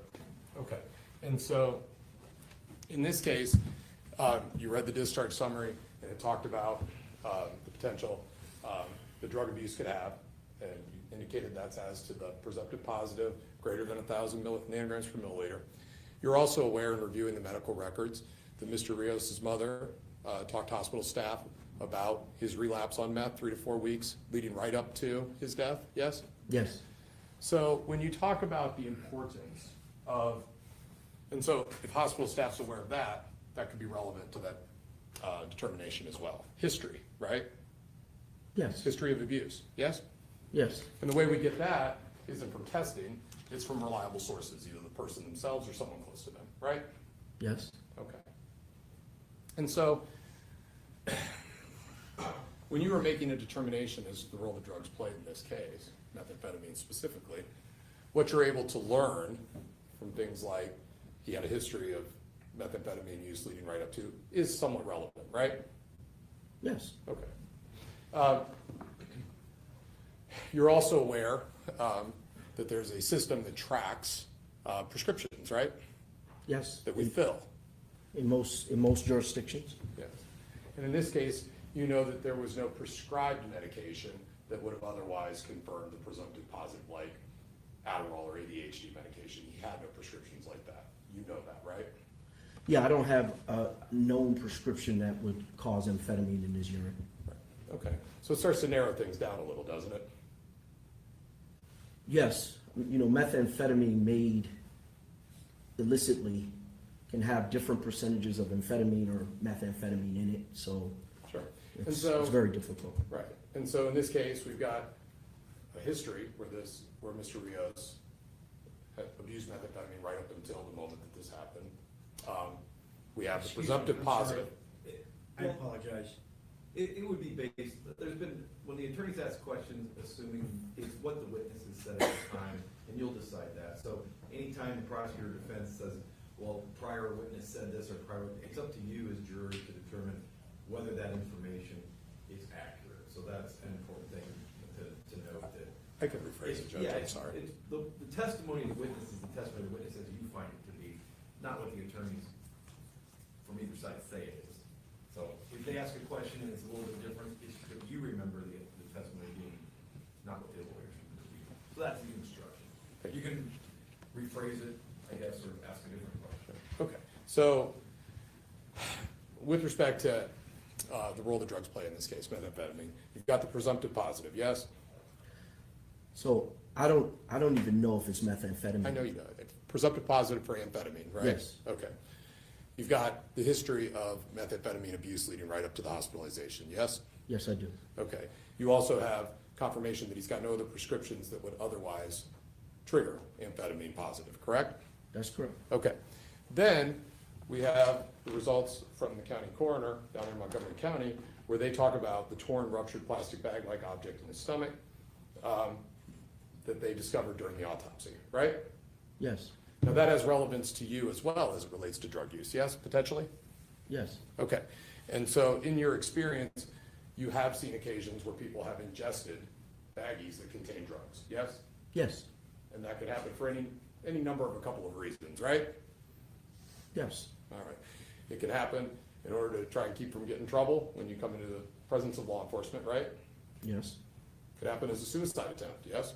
Your Honor, this is, where is this line of questioning going? This is a medical expert, not a sociological experiment. Overruled, I think it relates to testimony he talked about on the. I'm sorry, repeat the question.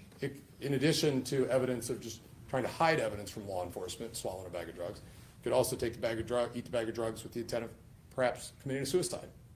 Yes. In your experience, you have seen scenarios where people have overdosed and died, and they do have committed suicide and they have baggies in their stomach of drugs, correct? I've not seen suicides Okay. with baggies in their stomachs. But- But I've seen accidents with baggies in their stomachs. Right, and so that would be the other scenario. An accident where someone intentionally ingests a bag of drugs for the purpose of obtaining a high, correct? Those haven't been the cases that I've been involved in. The cases that I've been involved in are individuals that either were on flights and had multiple baggies, and were bringing it into the country. Yes. Or they had, taken the bag of drugs to, evade law enforcement. Right. Those are the two, types of cases that I've had in my practice. And when that happens, the bag ruptures, then the drugs enter the system, absorption in the stomach, correct? That is correct. And that can be a very serious thing as far as the acute intoxication. Yes, and they usually will respond with seizure-like activity. It is a pretty bad kind of death when it comes to those types of large quantity overdoses. If it's a large quantity, right? Yeah, if it's in a baggie. Right. Okay.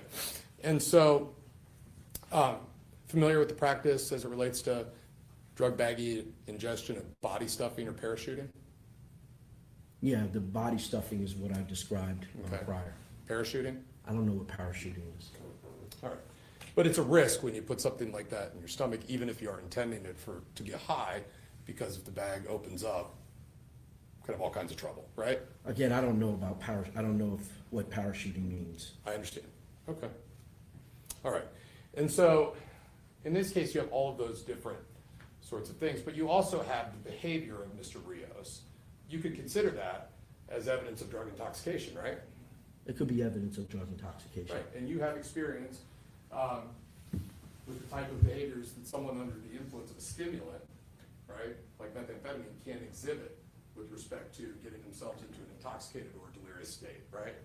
Yes, I've seen it. Okay.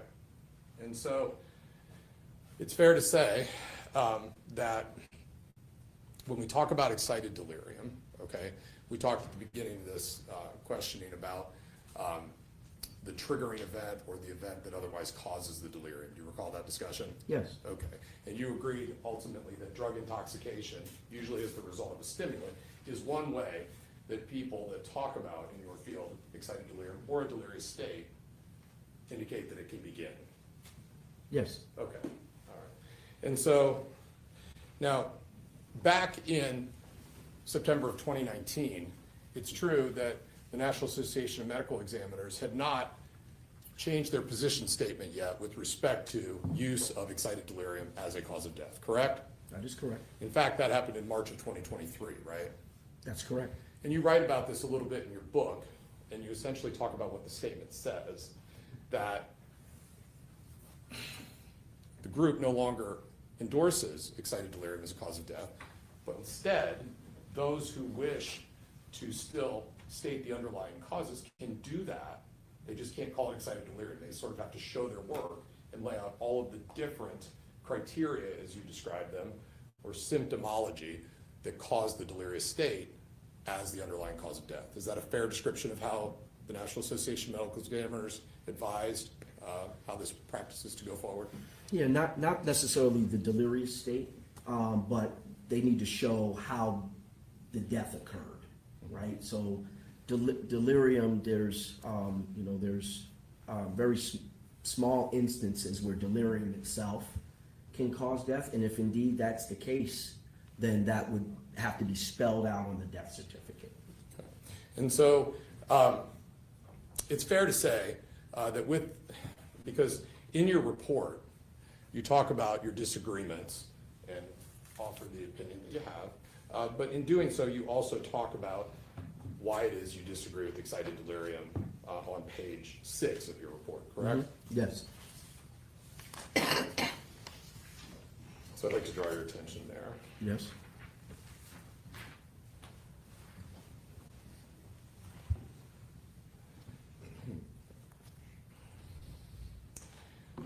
And even though you indicate that you disagree with the opinion back in 2019 of excited delirium, you entertain it a little by discussing the criteria and sort of applying what is here and what isn't in this particular case, perhaps. Is that fair? That is correct. You write, with that, and this is your report, with that, the criteria most frequently cited for those who use this diagnosis are hyperaggressive behavior, superhuman strength, a combative attitude toward police, hyperactivity, bizarre behaviors, unusual pain tolerance, and hyperthermia.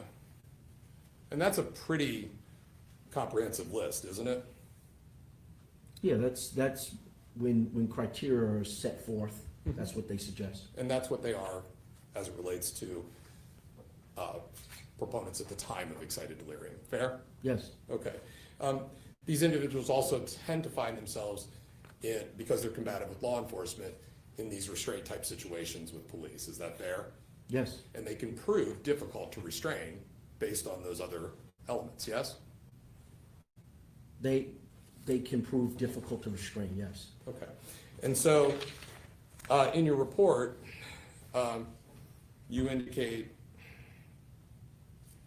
Alexander Rios was not suffering from excited delirium when he died, and then you say he was not hyperthermic and was clearly conversant with the correctional officers up until the physical restraint caused asphyxia. Yes, So, I guess I want to go back through these after we've watched this video, and we're not going to do it again.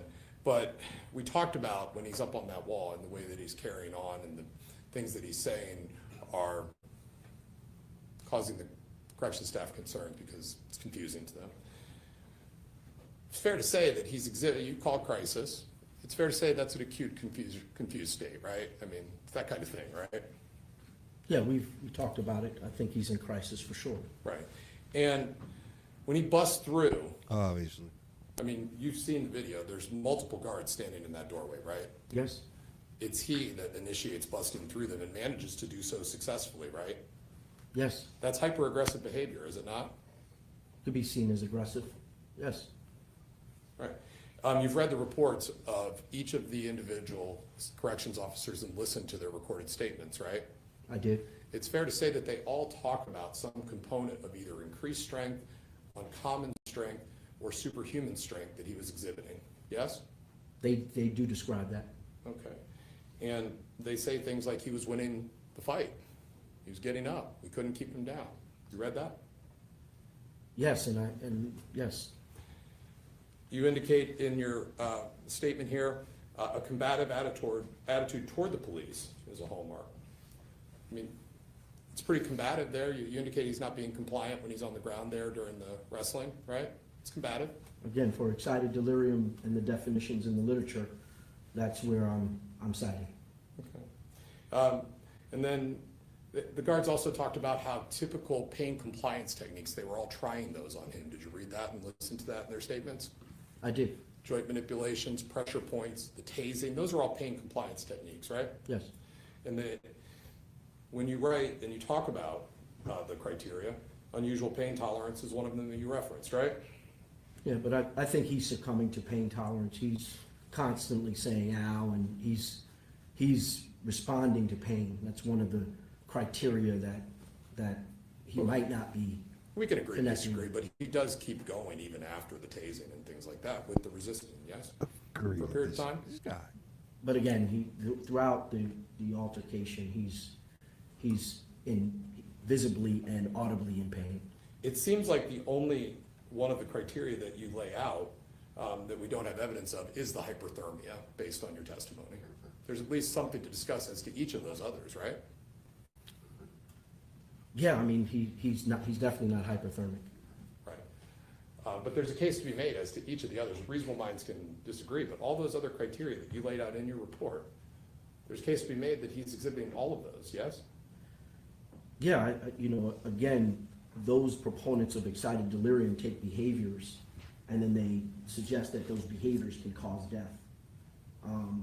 The behaviors exist, and they exist, as we talked about, with methamphetamine, with cocaine, psych disorders. You can see behaviors.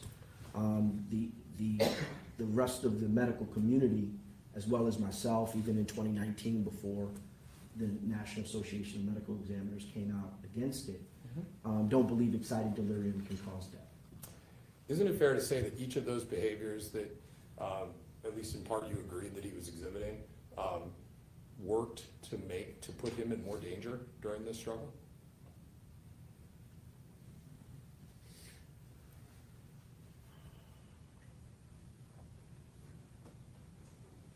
If we're talking about his cause of death, the position he was in and the prone position that he was in and the altercation for that position would have been ultimately why he died.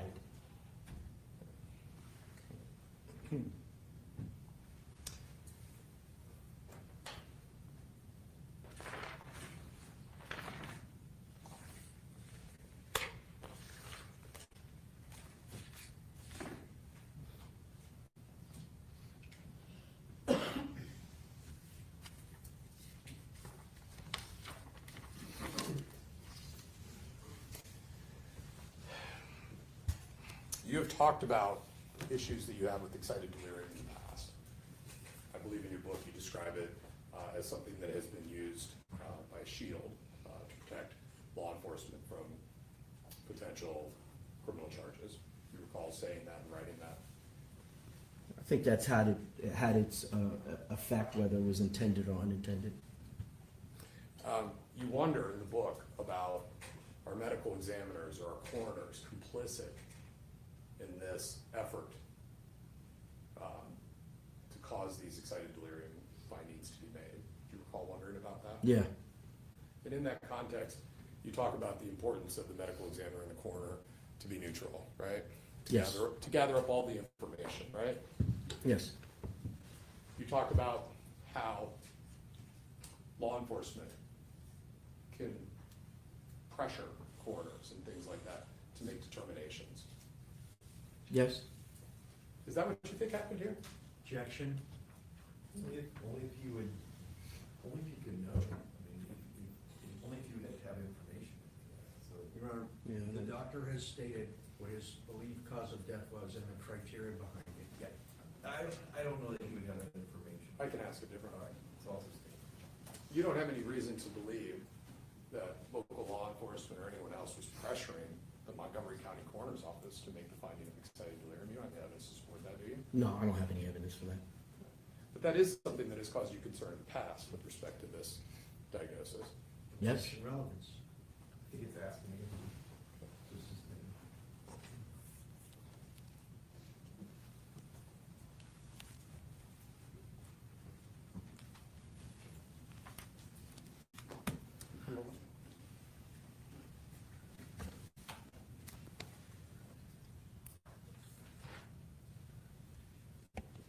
Doctor, you've been up there for quite a while today, and I appreciate it. appreciate you bearing with me. Thank you Okay? so much. I'm sure Mr. Thompson's gonna have some follow-ups based on those perhaps, and I may have some short ones after that. But thank you for bearing with me, I appreciate your No, testimony. thank you.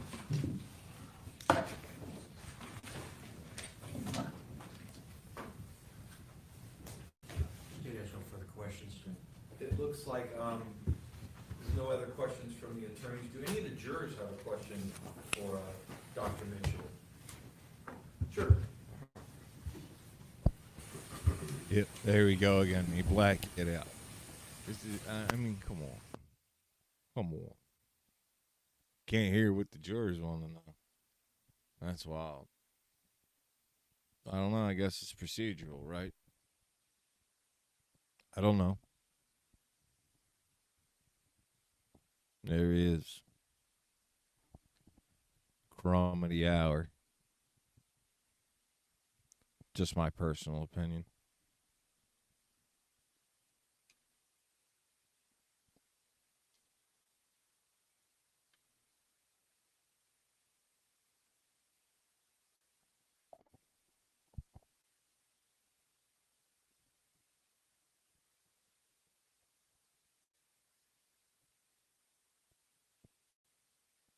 What do you do with people like this? What do you do?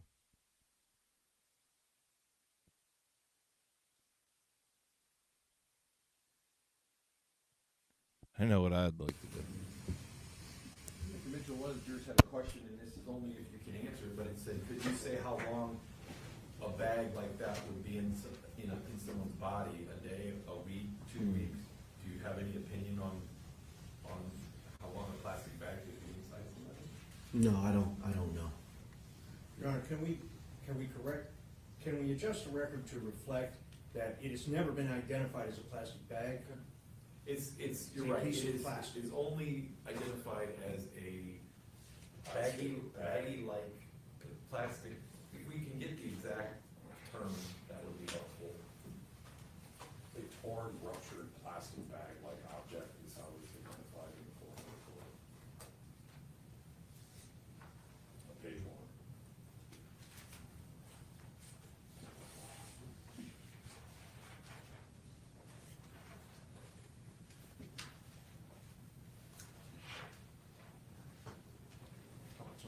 It's one of the exhibits, if we could just find the exhibit. A torn, ruptured plastic bag-like object in the stomach. Okay, so that's specifically what's been described. Oh, one more question for you, Doctor.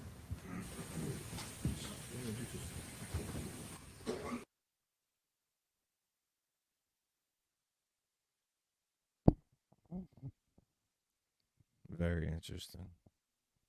Mhm. What's very interesting is just that there's been numerous things that went on yesterday that were on the record, but not in front of the jury. Strange, just strange. I don't know. Again, I'm not an expert.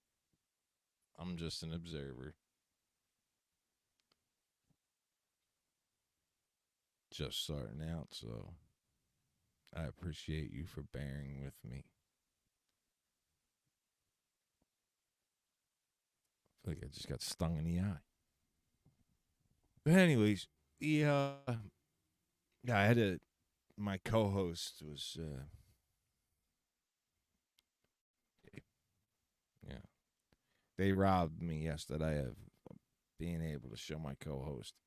She's here today with me. Would you like to say anything?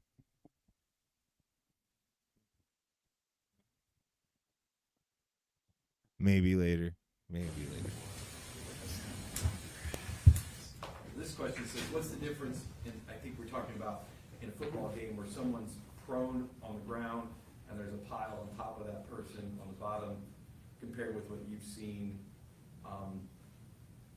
in this case, since he was a healthy individual. Are you able to give an opinion on anything like that, or is that outside the scope? Well, I mean, because asked, right? I think the equipment that is there, I think the length of time that an individual is on top of individual plays a huge part. I think those are probably the two variables that you wouldn't see in this particular case, is that you don't have an individual that has all of the equipment on, and then those piles are short in duration. Follow-up questions from the state? If any? Dr. Mitchell, based on all of the questions that have been asked, including questions from the jury, has your opinion changed from No. your report? No. Thank you. Prosecutor Mayer, any? Yes, a couple on that one. Okay. You played football, right? I did. So, the pile, if there's a fumble, that can be a pile for a while, right? As they're going for it underneath there. A while is very subjective. You've seen it before where they're trying to pull people off. Sure, the top, right? sure. That could be 15, 20, 30 seconds, yes? Could be about 20 seconds, sure. And what we're talking about is people on that pile, there's usually gonna be somebody down toward the bottom fighting for the ball with somebody else, right? Yes, That person could be prone, yes? it could be. And they could have all the weight of all those players up on top of them. Yeah, I mean, it's absolutely different. I mean, because you have a full helmet on, you have shoulder pads on, a girdle on. The weight of the individuals is not directly in the center of your back. You know, Shoulder pads don't. yeah, again, from my standpoint, it's absolutely different. You have protections that are in place on the football field, and that's why you have those protections versus in life without those protections. But both situations could involve a lot of weight. They can involve weight. And regardless of the situation, the pounds are the pounds, right? No, it's not the same. It's very similar to how you stood on one foot and you shifted your weight. It's very similar to those concepts that were demonstrated here. It can go up and down. It can go up and down, and if you're not all on it, you have somebody that's balled up. No one's really sat back with their legs and their arms back with someone standing on their back in a football field. So, and if they did, then they still probably be protected because of the rigidity of the shoulder pads and the protection that the helmet provides on the back of the neck. So there's built-in protections on the football field. That's why you don't see those types of injuries on the football field. All right, thank you, Dr. Mitchell. You can step down. Thank you so much. Yeah, so, I mean, exactly. There's protections. Next witness. He didn't have it. Dr. Burwell, Okay. I believe he's here. I believe that's him right there. Would you excuse me around? Yeah, sure.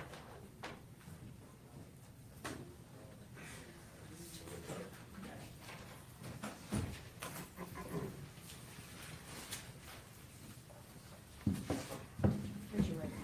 Do you solemnly swear or affirm the testimony you're about to give this court today is the truth, the whole truth, and nothing but the truth, so help you God? I do. I'm wondering if this is Daisy. Oh, no. My fault.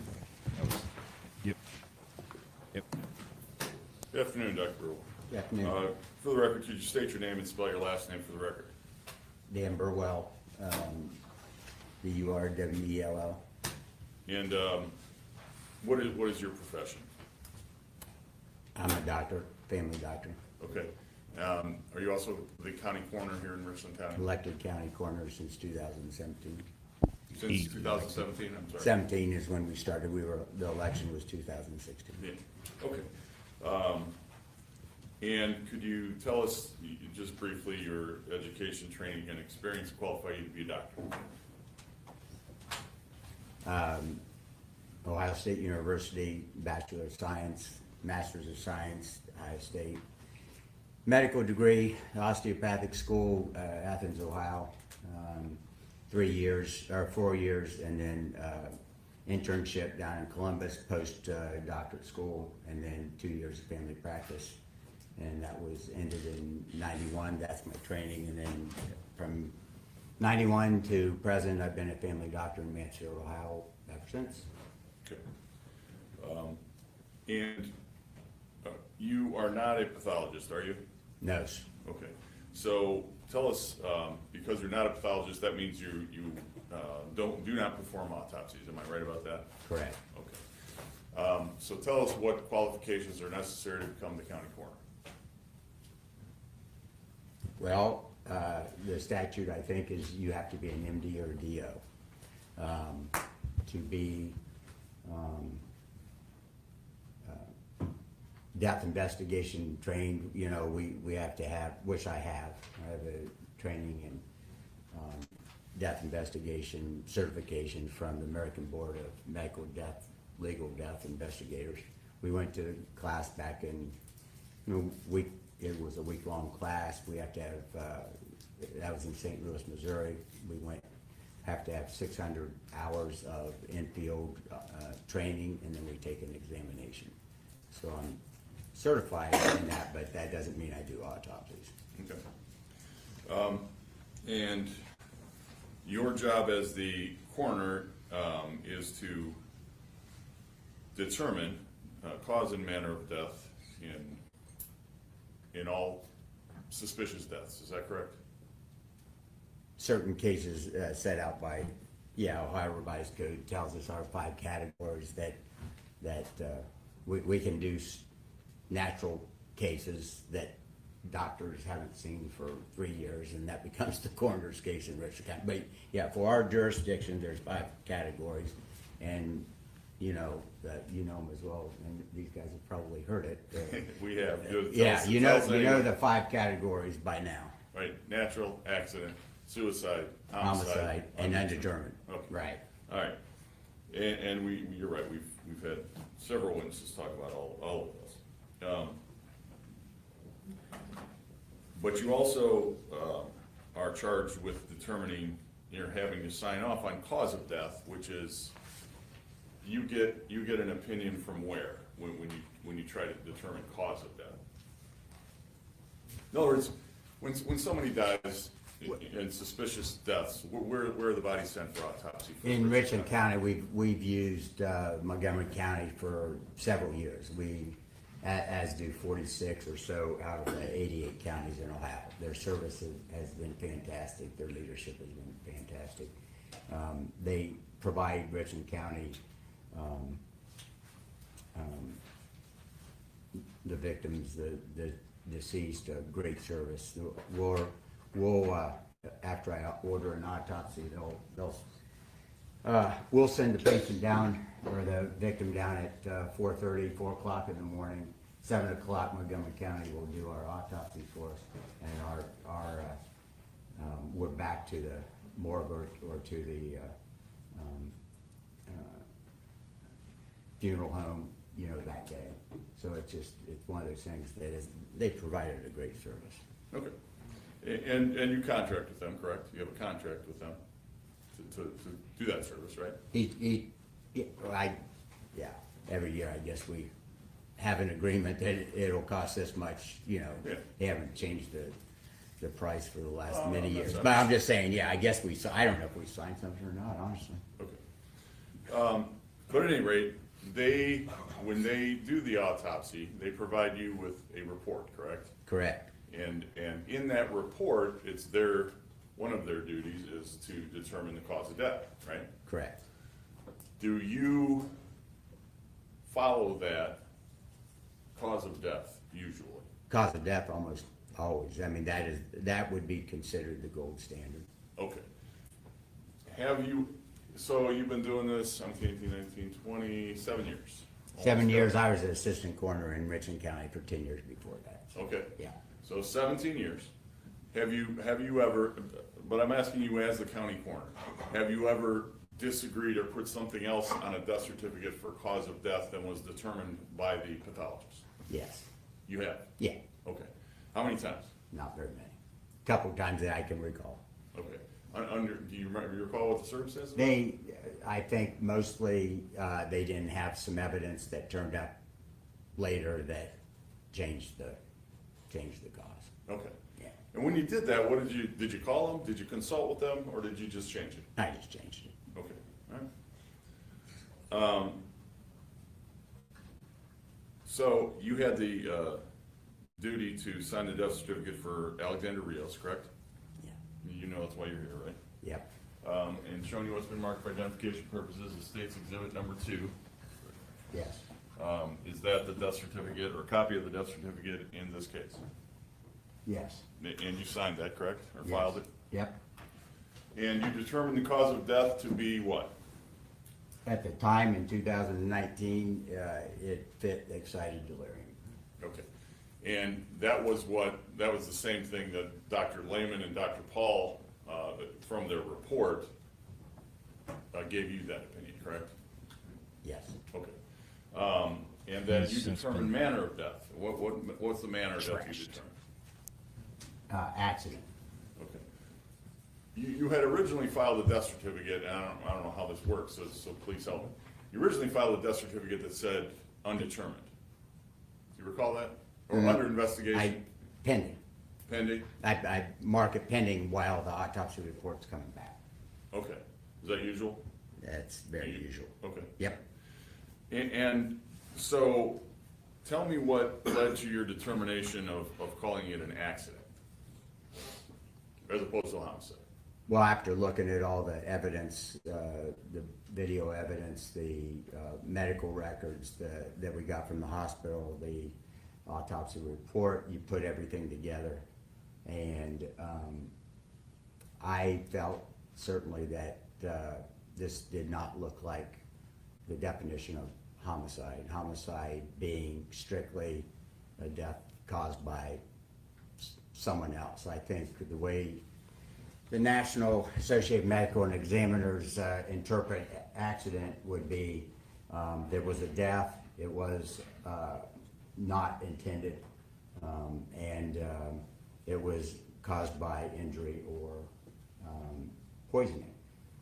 That fit this situation to me the best.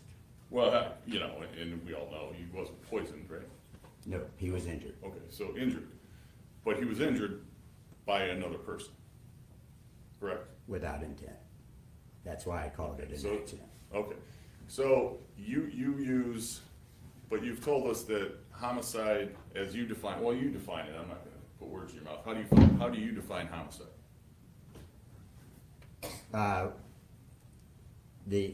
injury caused by another, usually by lethal force, usually by a gun. Oh, what?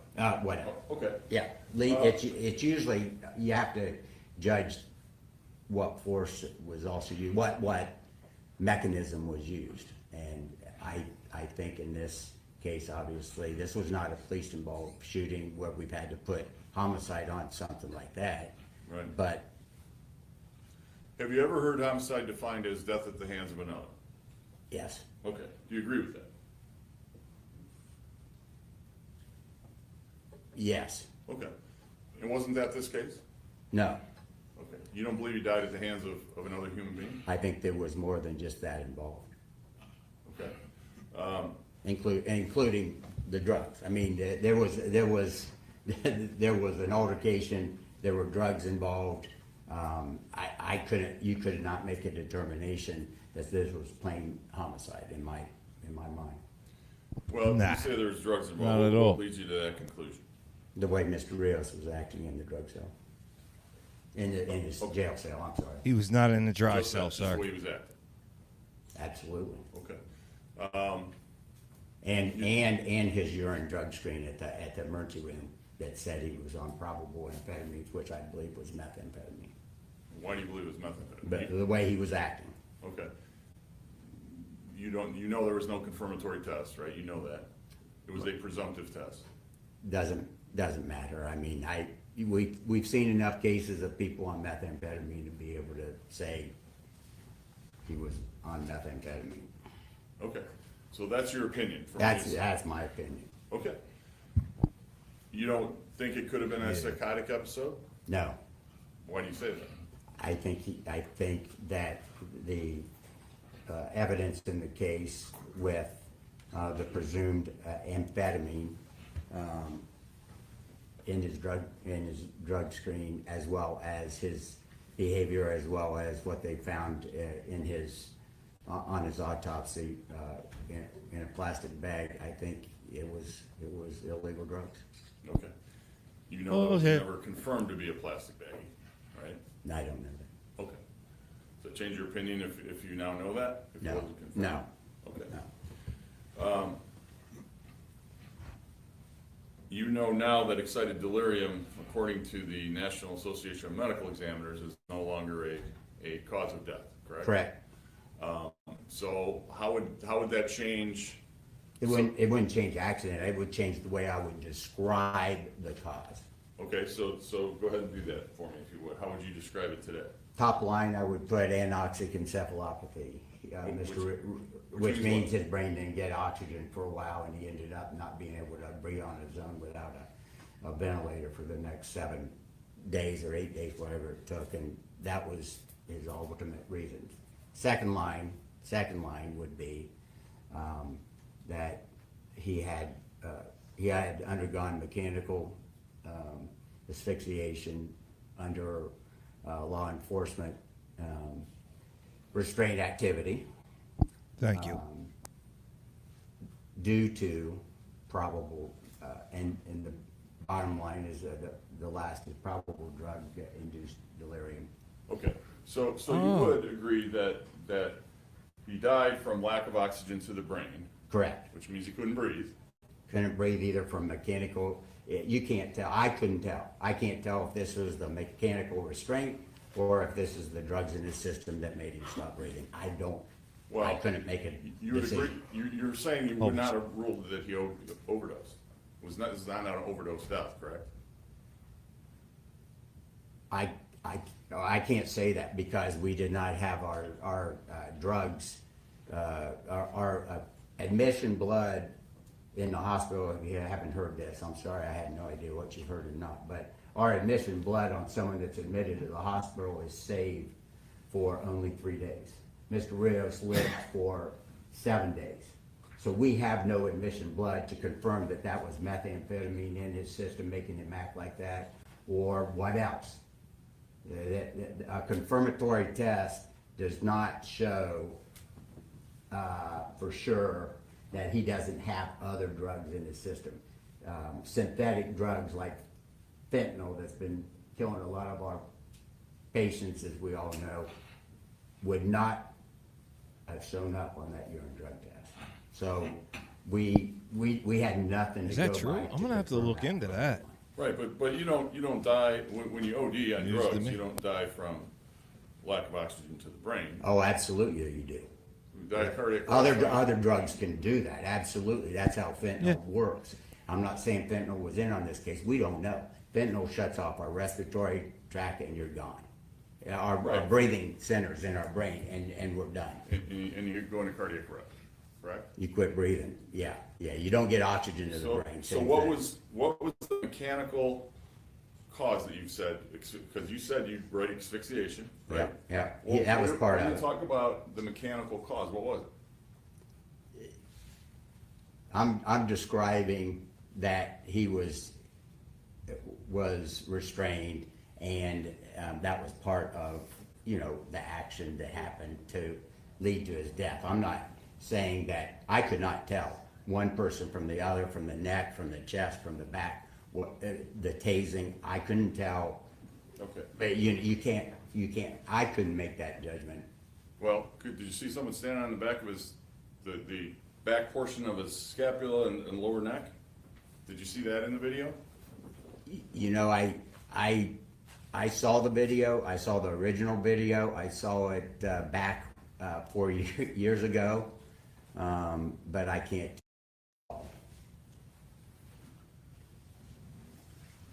Let me play the video for you.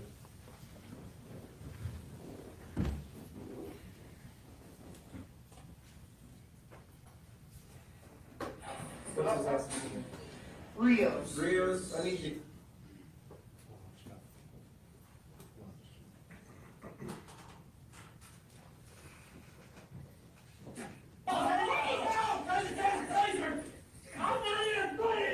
Yeah, I want you to pay particular attention, doctor, to this man who just arrived in the fray, if you will. This person right here with this radio, okay? And then I'll play it and I'll ask you some questions.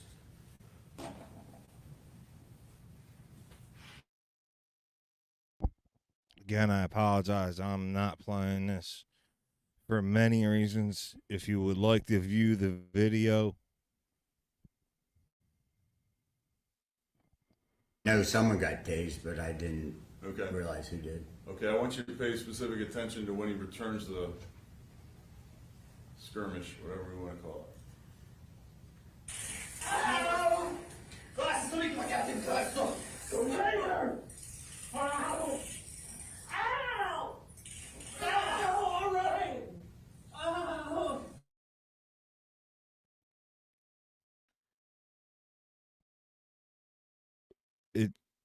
I see a It's sword. horrible. Yeah, I can't see what's happening.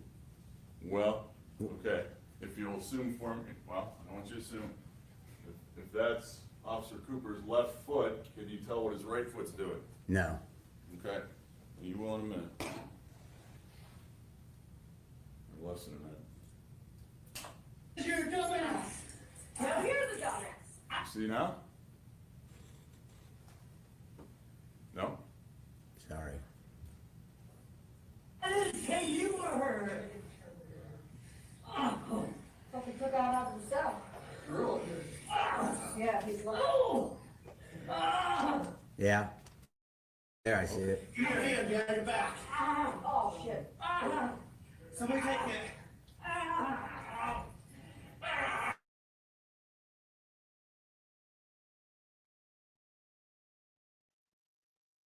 these people are disgusting. For him to go to his, from, Mr. Rios's left side laying prone to his right side? Mm-hmm. And how did he accomplish that? Did he take his foot off his back? I don't think so. Right. He put all his weight on to kind of hop over to the left side, right? Fair statement that you just watched? Okay. Do we have anybody else available?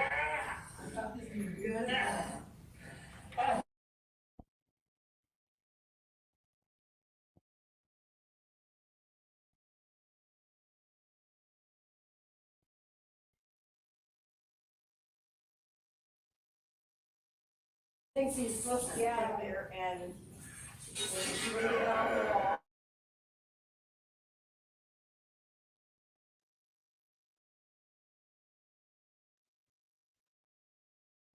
I'm just asking if his left foot's off the ground, that's all I asked. Yeah, Okay. yeah.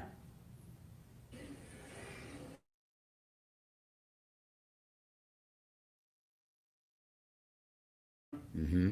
Okay.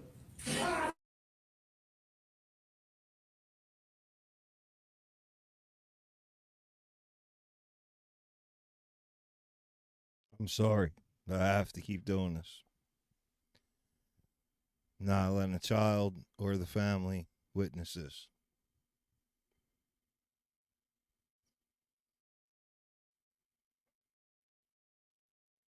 Or anybody else for that matter. If you want to see it, it's out there.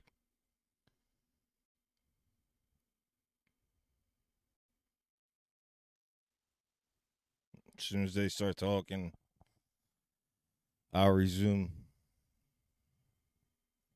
I apologize, but this is just how I'm doing things. I don't know what to say.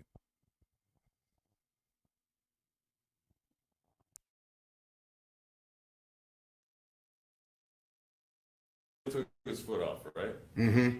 What did he immediately do? What's he doing right now? What's who doing? Well, Officer Cooper, by the way, you know it's Officer Cooper because you can read the name right there on his uniform, right? No, You can't? it's pretty blurry. Where? Well, I don't want No, I cannot see that. That's crazy. It's, Cooper, C-O-O-P-E-R. yeah, my Can't glasses read must that? be going bad. Sorry. Anyways, you don't see him kneeling and putting his left hand on his back? Here, I'll play a little bit. All right. Okay. Yeah, Give me the other. yeah. Not only is he kneeling, he's got his left hand. It appears to be, does that appear to you to be his full body weight on him? I don't know how to judge that. Oh, okay. What's the color of Mr. Rios? Right there. His face. Appear to be blue? Not yet. No? Okay. Does Officer Cooper, if that's Officer Cooper right there, does he appear to be looking right at his face? Mm-hmm. Okay.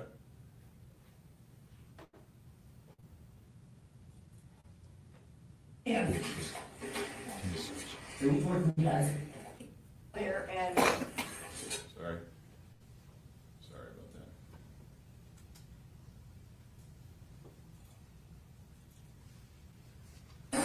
Rios. Rios. Alexander Rios.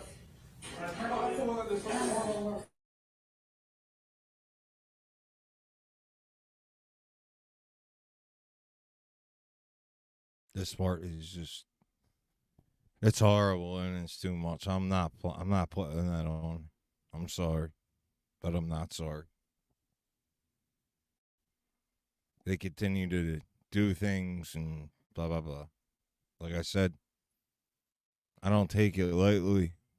But you want to watch it, you can go see the video plenty of other places. It's just not going to happen here.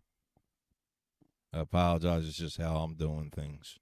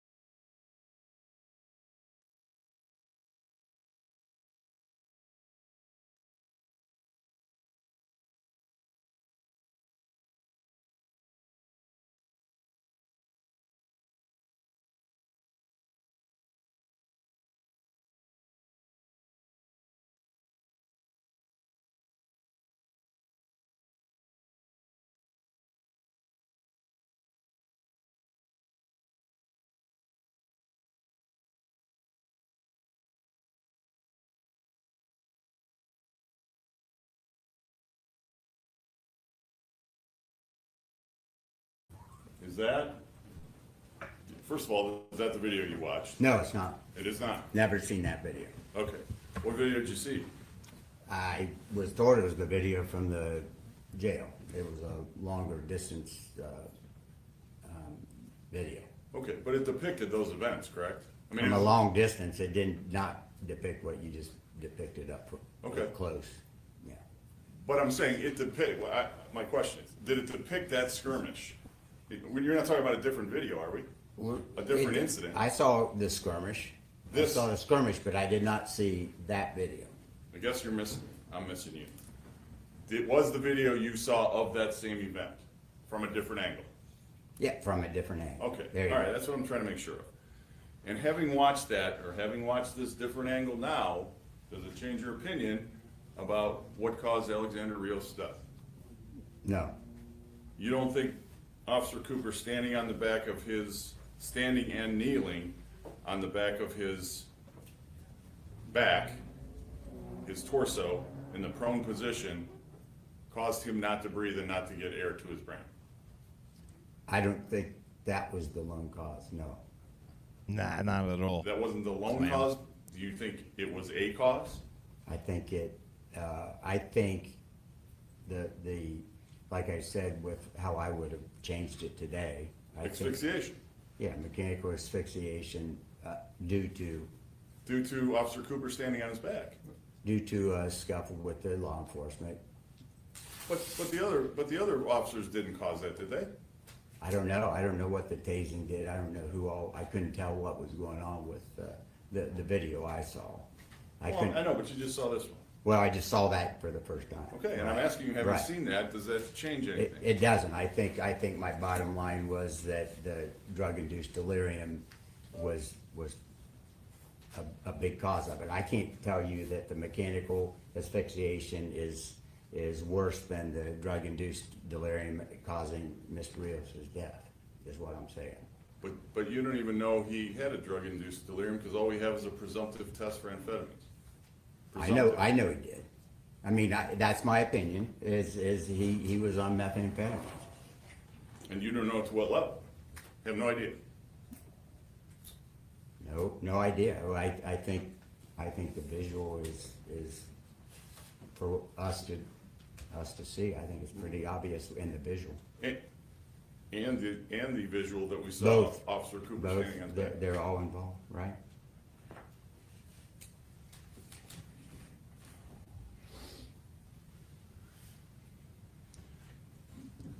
Doctor, do you know approximately when and where you saw the other video? When that would have occurred and where you would have seen it? Bob Ball and I looked at it a couple times in our office right after it happened, in my coroner's office, my lead investigator, and then he hand-delivered it down to Montgomery County. What do you mean, right after it happened? Because this happened you're aware this happened at night, right? Did you come in? No, I mean, it didn't become a coroner's case for 8 days, Okay. until Mr. Rios was Right. gone, and it becomes into our jurisdiction. Right. And then we get the tape from the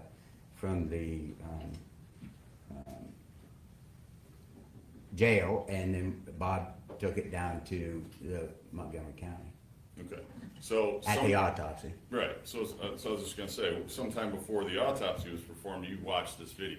Correct. Did you or Mr. Ball, your investigator, go down to Montgomery County with any preconceived notions of No. cause of death? No, we were very sad. No. Well, We were very sad for Mr. Rios. yeah, as we all are, but that's not my question. No. My question No. is, did you go down there and say, hey, this appears to be No. such and such? Okay. No. And it wasn't until you got the verdict from Dr. Lehman and Dr. Paul that you made your determination? On cause, yes.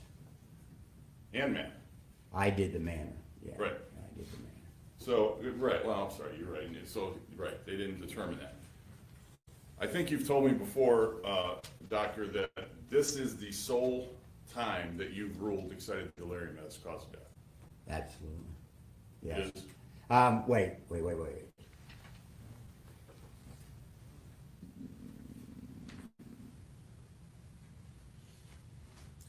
No, I think we had a police-involved death on methamphetamine that they were going after our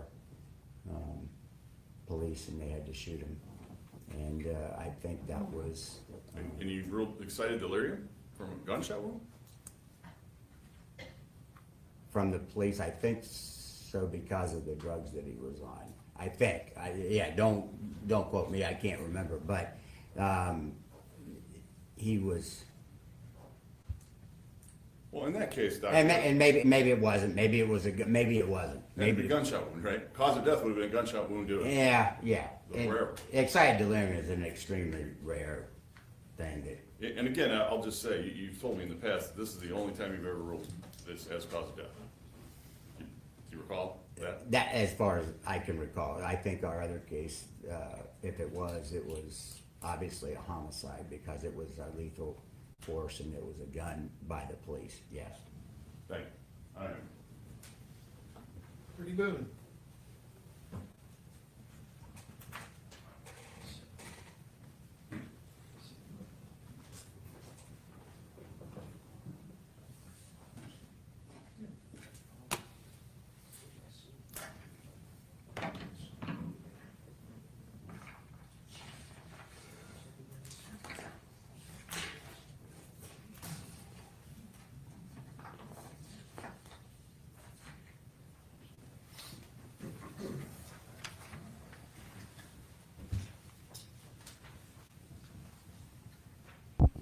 It's funny though how it's just automatically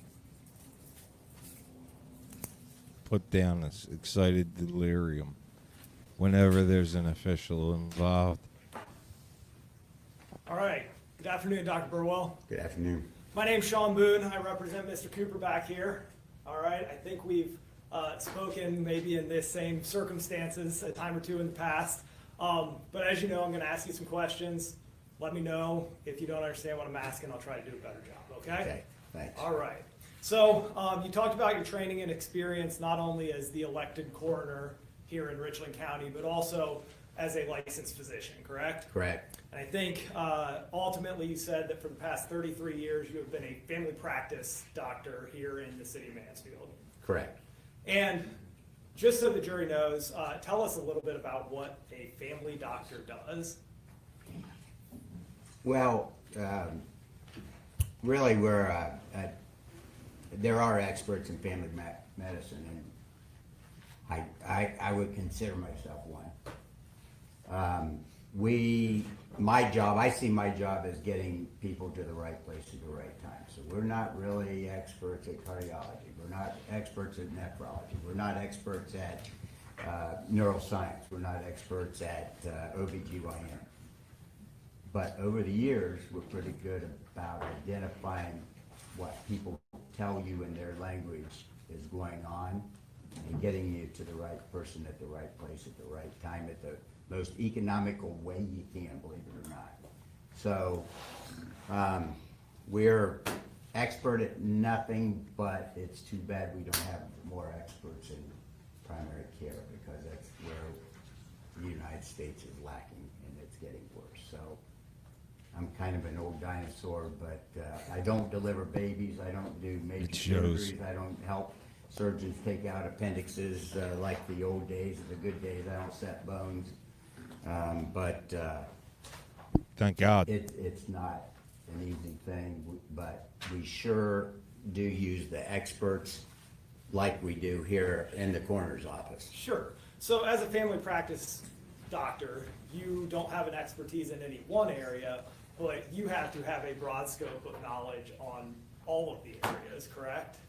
Correct. And then ultimately, whatever happens, your job is to get them to the expert who can tell them what, in their opinion, is going on in their expertise, right? Correct. And as you alluded to, as the coroner, you kind of do the same thing. Absolutely, we do the same thing. But your job as a coroner, and I think some people may have different ideas of what a coroner does, your job as a coroner is not only to do autopsies, right? Right. That would be a forensic pathologist. Correct. And would a medical examiner be someone who does autopsies? Or do I Yes, have that wrong? yes, yeah, medical examiners and, yes, Sure. forensic pathologist, yes. But in your job as a coroner, you do some other things too, right?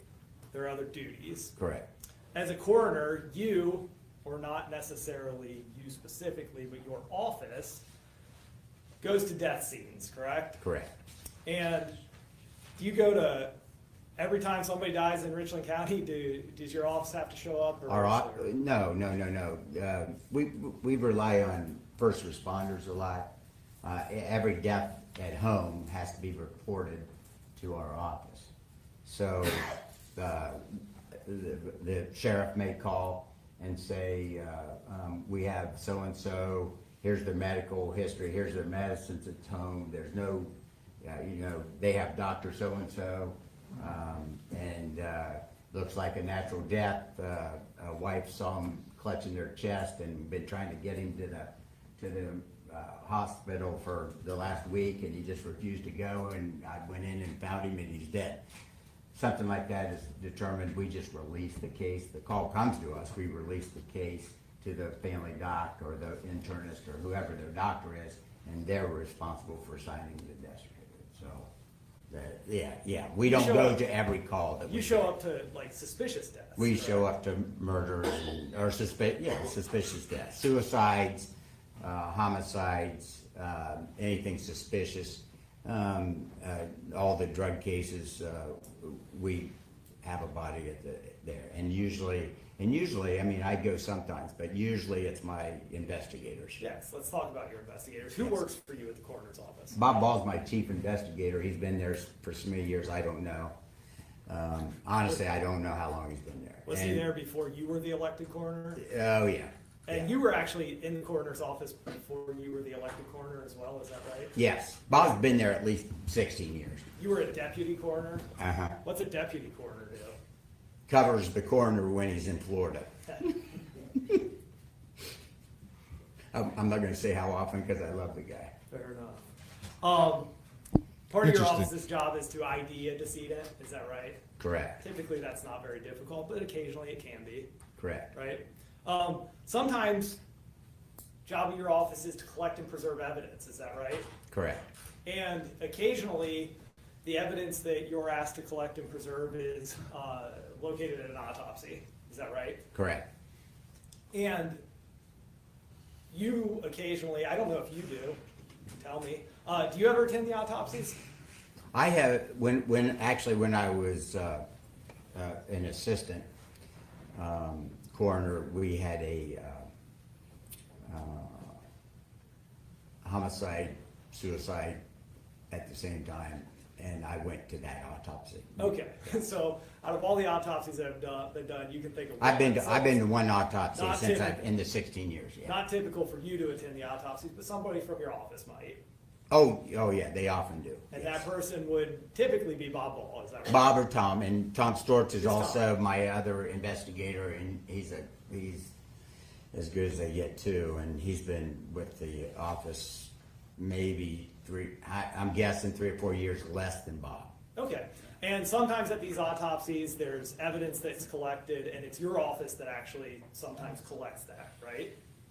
Correct, And then you would turn that over to law enforcement. correct, Now, you're aware that there was some evidence collected in this case from the autopsy, correct? yes, And it's what's been described as a torn or ruptured plastic bag-like object in the stomach, right? correct, And that was collected at the autopsy, but that didn't go through your office, right? no, And that's because law enforcement was actually at the autopsy. Objection. It's all speculation and hearsay since he wasn't there. Yeah, it would only be if he knows. It's only be if you have knowledge of it. do I have knowledge of my investigator tell me what happened to it? Well, That's your- that would be hearsay. No, so I can't tell you. Okay. As part of your work on this case, Yeah, in order to make your opinions, did you have conversations with your investigator? yes, And did you ask them about what was collected at the autopsy? And did you ask them where that item may have gone? yes, And did they tell you it was with law enforcement? yes, So collecting, and preserving evidence is one of the things. Documenting a death scene, is that something your office would do? Right, yes, absolutely. We go and take pictures of the death scenes we go to. Now, yes. in this case, we've heard this incident happened at the Richland County Jail, right? But- 8 days prior to us being involved, But he didn't die at the Richland County Jail. did Correct. He Correct. died at the hospital. 8 days later, 8 or days 7 later. days later, yes, Sure. You determine if an autopsy is needed, and then you arrange for that autopsy, correct? correct, And in this case, you determined that one was needed, yes? correct, And you've talked about this, but you are contracted with Montgomery County, right? correct, Along with like, I think you said 40-something other Correct, counties in the state correct, of Ohio? yes. Do you know how long you've been contracted with Richland, or with Montgomery County? Dr. Rickman had been with Dr. Hirschberger and And I'm gonna pause you right there. Dr. Rickman was the coroner. he was the coroner who he retired, and I ran to keep everyone in a job in 2016. But Dr. Rickman got this office straightened out Judge, for it's about 10 years. non-responsive. It's well beyond the scope of any question, it's non-responsive. I don't know. I was He's like asking just how talking long, about work I think stats. He was trying to explain how long they've been contracted with Montgomery County. Okay, I guess we, Dr. Rickman had him, probably his last 4 or 5 years, I think. So whatever that is, add up 7 and 5. So I think that's 12. And you trust them, right? Absolutely, They are, in fact, forensic pathologists, Yes. unlike you, correct? yes, They would be the experts that you would send these people to. correct, And then, based on what they tell you, you rely on that, correct? yes. Okay. And in the end, it is your job as a coroner to document information in an unbiased report, correct? Correct. You're not supposed to take sides, are you? No, You're supposed to call it as you see it. that's all you can do. You have one opinion. Okay. Your opinion. And in this case, and I think they may have alluded to it, did law enforcement, the sheriff's office, anyone ever come to you and say, hey, we need to cover this up, you need to call this excited delirium? Never. Anything like It that? was already in the playbook. Did they tell you, hey, don't mention that this happened while he was in law enforcement custody? No. Now, you also signed death certificates, correct? Too many. Yes. I think sitting in front of you, State's Exhibit 2 maybe? Is that what's sitting in front of you? Yeah. And that's the death certificate for Alexander Rios, is Yes. that correct? Yes. Now, I'm gonna approach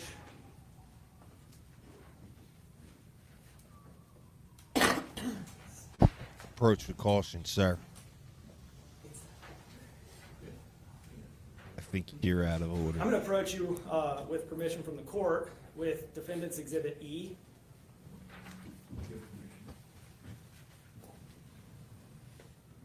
Yes. Do you recognize what Defendant's Exhibit E is?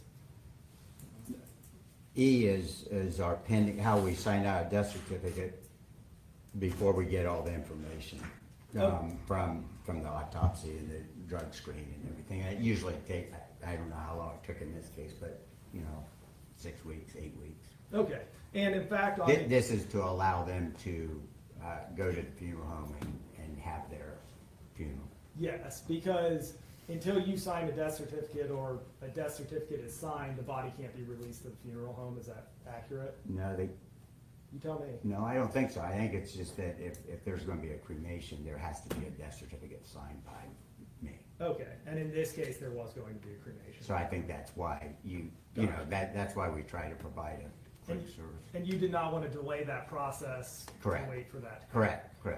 Yeah. And in fact, Defendant's Exhibit E is titled Certificate of Death, and then State's Exhibit 2 is Supplementary Medical Certification. We have to go in and supplement the pending, to make it a final death certificate. Okay, and in fact, and you were asking questions about this on direct, when it says cause of death on this preliminary death certificate, it says pending, right? Yeah, we don't fill out anything, we just say it's pending. You haven't made that We haven't made determination. any kind of determination until we get the autopsy back. Manner of death also says pending investigation, right? Yeah, when you hit this button, that one comes up, Autofill. automatic, autofill. There you go. All right, now, let's talk about State's Exhibit 2, the supplemental certification. That does tell you what the cause and manner of death in this case are. Correct, And as you've talked about, excited delirium is in there, right? correct, And that's the only thing listed in the cause of death. Correct.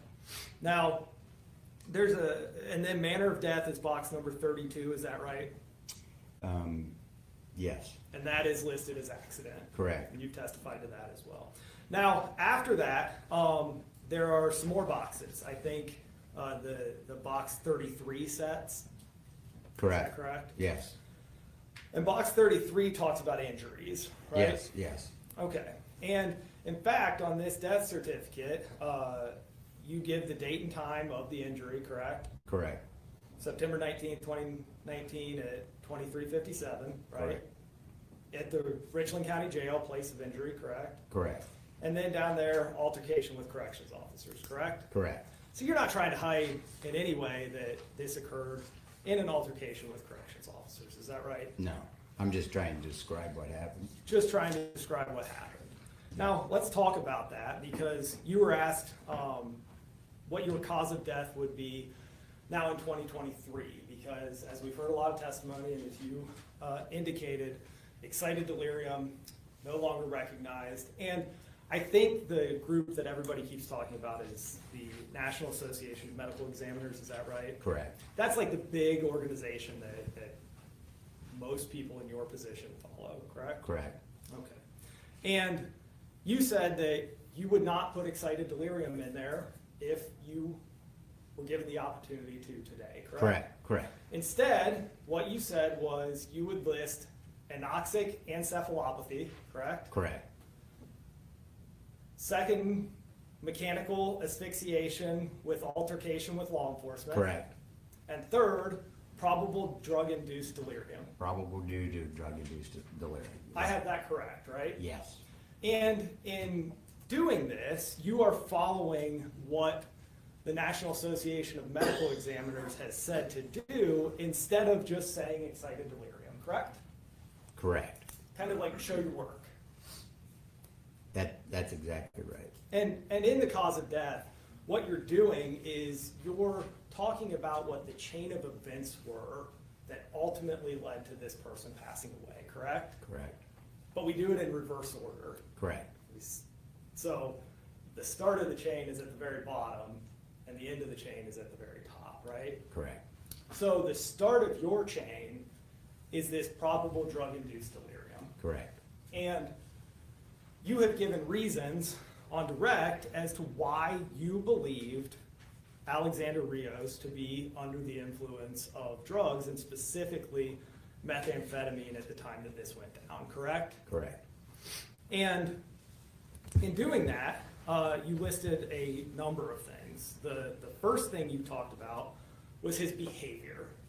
Is that right? agitation, confusion, yes, Agitation, confusion. anxiety, aggressiveness, He was standing up, acting bizarre on that half wall, correct?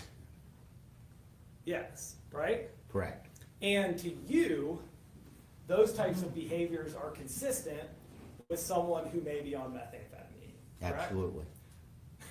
How do you know what somebody who may be on methamphetamine looks like? Do you have We've had other experience? cases, we've had other cases, I mean, I've been to continuing medical education where DEA shows cases, and they claim they can tell someone in 5 minutes, or in 5 seconds, what drug they're on by the way they're behaving, but I'm not that good, but we had a case, You're a doctor, right? yeah, yeah. And you have training and experience. This right? is not Ritalin, the presumed, urine test at the hospital that says presumed amphetamines doesn't infer that this was a Richland behavior. And I was gonna get there. So Oh, sorry. the first thing, that's okay. The first thing you listed was his behavior. Yes, All right. That was consistent to you with methamphetamine intoxication. The second thing you talked about was that we have this presumptive positive for amphetamines, right? correct, And that's in a urine screen at the hospital, correct? correct, And it is a screening test, not a confirmatory test, right? We've been through Correct. this. But what that means is that it will tell you a category of drugs, yep, yep, in this case amphetamines, and it will give you a cutoff level, correct? correct, And that cutoff level in this case is 1,000 nanograms per milliliter, correct? So what that tells you is that he had at least 100 nanograms per milliliters of amphetamine in his urine at the time he got to the hospital, Correct. right? Okay. But you have training and experience, right? And you know the other types of amphetamines, correct? And one type of amphetamine is ADHD drugs, right? correct, He was not behaving in a way that would be consistent with somebody who was on a therapeutic dose of ADHD drugs, was he? absolutely not. In your mind, it kind of rules that out, right? I prescribe ADHD drugs every day. If he's gonna continue to testify and lead the witness, I realize this is cross, but can we at least get an answer to a question? Sure. I think he's answering. So sometimes there's occasions where he may shake his, nod his head where we need a yes or no. Okay. But other than that, I think he's answering. So maybe re-ask it and you Sure. have it answered. So based on your training and experience, you were able to eliminate a amphetamine for ADHD drug Yeah. from that. Yes, The other thing you talked about was this piece of evidence that we have, which is this torn or ruptured plastic bag-like object in his stomach, right? And what inference did you draw from Gotta that? answer that one. Oh, sorry. You nodded, but is that, what did that? Yes. Yeah, Yes. very good. What inference did you draw from that? my inference is that there were illegal drugs in his system. Okay. All right. Now, that set this chain of events in motion, right? Right, And then we talk about the mechanical asphyxia part, right? And Prosecutor Salisbury was doing on that video is he was pointing you to the 7 seconds that Mark Cooper was up on Alexander Rios's back on 1 foot and then for part of it on 2 feet, right? right, And he in fact was up on his back for 7 seconds, right? Objection. If he knows. According to that video, I couldn't tell how long that was. we didn't do a for. countdown. Sorry. Okay, Yeah. that's fine. But you also said, in response to some questioning, that 10 seconds wouldn't be long enough to cause what we saw, right? I don't believe. And that's because, like, I could stand here and hold my breath for 10 seconds, right? Right, I could expel all of the oxygen out of my lungs and still hold my breath for 10 seconds, and that's not what we're gonna see, right? right, But doesn't change the fact that he ended up in that state, right? right, And it doesn't change the fact that he ended up dying after that, right? right, What it does tell us is that those 7 seconds medically likely aren't what killed him, right? right, Objection. As to, He's already the testified, he's amount not a pathologist, he's not an expert, and I don't believe he can render a cause of death opinion. Okay. First of all, he doesn't know the amount of time, on it, so that in the 7-second question, you'd have to ask him if he has an opinion as to cause. So I think I rephrased your question. Yeah, he's wow. Yeah, rephrased. That was the So instructions he gets. you said 10 seconds isn't long enough, right? I stop breathing for 10 seconds, I am not going to die, am I? no, Objection. But this has been testified to by other witnesses, that is totally circumstantial. Maybe you wouldn't, but under what conditions? Well, you can. Holding your breath You is can not what follow happened up, here. well, you can follow up with questions afterwards, so I'll review that. Sure. And that's under normal circumstances, right? Right. But what you said when Mr. Salisbury here was asking you about Cooper, what you said is, I can't tell because it's all of this going on, right? Right. That was your answer to his question. No, that's correct.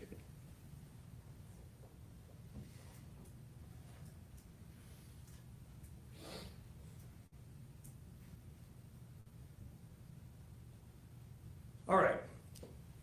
Let's talk about manner of death, because this has been questioned as well. You're familiar with the National Association of Medical Examiners, correct? Correct. And you're familiar with the National Association of Medical Examiners has a guide.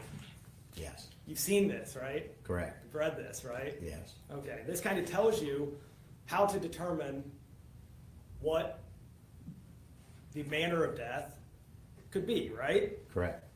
And it gives definitions for the 5 different manners of death that we have, right? Correct. We heard a witness call them NASHU, right? Natural, accident, suicide, homicide, and undetermined, correct? Correct. Sure. And a natural death is due solely or nearly totally to disease or the aging process, correct? Correct. An accident applies when an injury or poisoning causes death and there is little or no evidence that the injury or poisoning occurred with the intent to harm or cause death. In That's- essence, the fatal outcome was unintentional, right? Correct. That's the definition. Correct. Suicide results from an injury or poisoning as a result of an intentional, self-inflicted act committed to do self-harm or to cause the death of oneself. Definition of suicide, right? Right. Homicide. Homicide occurs when a death results from a volitional act committed by another person to cause fear, harm, or death. Intent to cause death is a common element but is not required for the classification as homicide. Correct? That's what they defined it as. As homicide? Yes, that's what it says in this. Would it refresh your recollection to actually take a look at it? No, I believe it. That's case law. There's another part to that. It says it is to be emphasized that the classification of homicide for the purposes of death certification is a neutral term and neither indicates nor implies criminal intent, which remains a determination within the provinces of legal processes. You're familiar with that definition, Correct. all right, and then undetermined or could not be determined. Classification used when information pointing to one manner of death is no more compelling than one or more other competing manners of death in thorough consideration of all available information, correct? Correct. All right. And you looked at this entire case back in 2019, right? Correct. You've been asked a bunch of questions here today. I think you've looked at it again in preparation for your testimony here today. And you have told us that you would change your cause of death, but your manner of death would remain as accident. Is that correct? That's correct. And nothing that you've heard here in court or watching that video has changed your position, correct? No, it wouldn't. And that's because to you, in your job as the coroner, there's little or no evidence that the injury or poisoning occurred with the intent to harm or cause death, right? Right. Accident. Accident.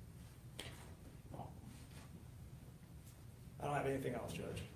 Follow-up question. Nothing else. Nothing else? Do any of the jurors have a question for Dr. Burwell? Dr. Burwell, I don't see any questions, so thank you. You may step down. Judge. Have a good weekend. Have a good weekend, Jim. Next witness?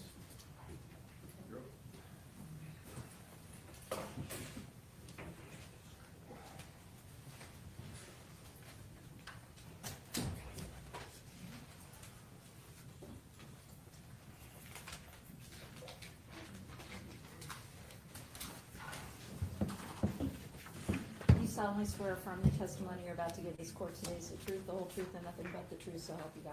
I do. Please be seated. Oh man. Let's see.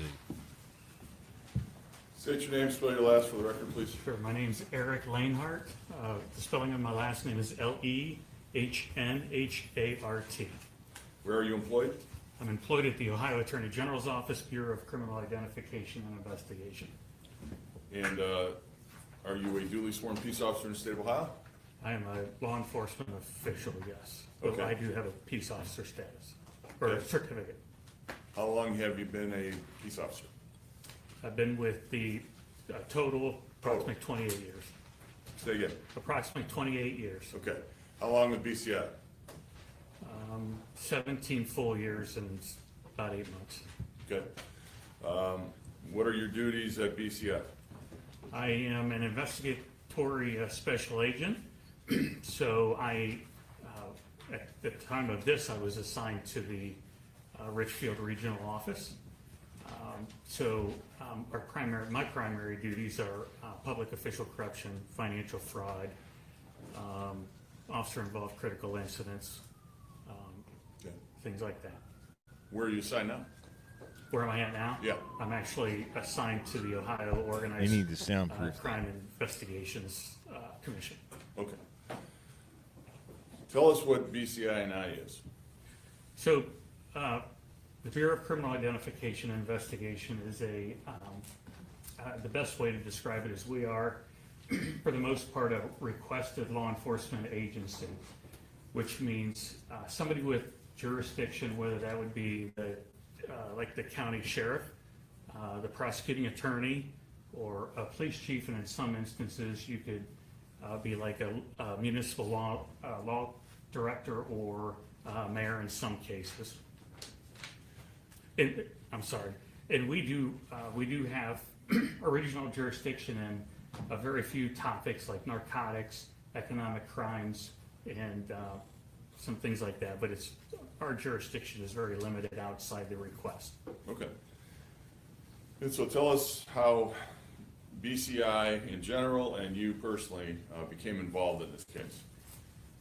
So it was on a Sunday, I believe it was September 29th. It was after lunchtime, somewhere around between maybe 12:30, 1:30. I received a phone call on one of the two of my phones, and I don't recall which phone it was, but it was a phone call from the then county prosecutor, Gary Bishop, the late Gary Bishop. Okay. And so what was the nature of the call?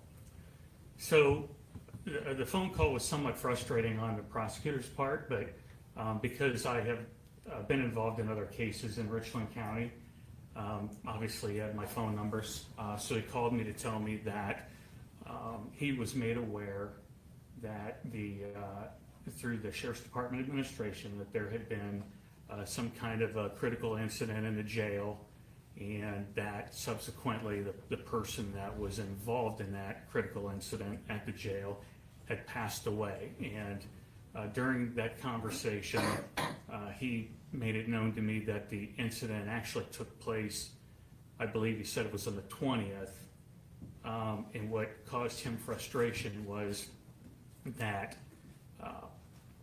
the gentleman that was involved in the critical incident, as far as the inmate, left the jail. He had been advised that then they went to the hospital, was in the hospital for 7 days, and then passed away on the 27th, I believe. Okay. And then he was made aware the morning of the 29th. Okay. So not only did he not know about the incident, he took him a day or two to inform him that the inmate had died. Right. Okay. And so why did he call you?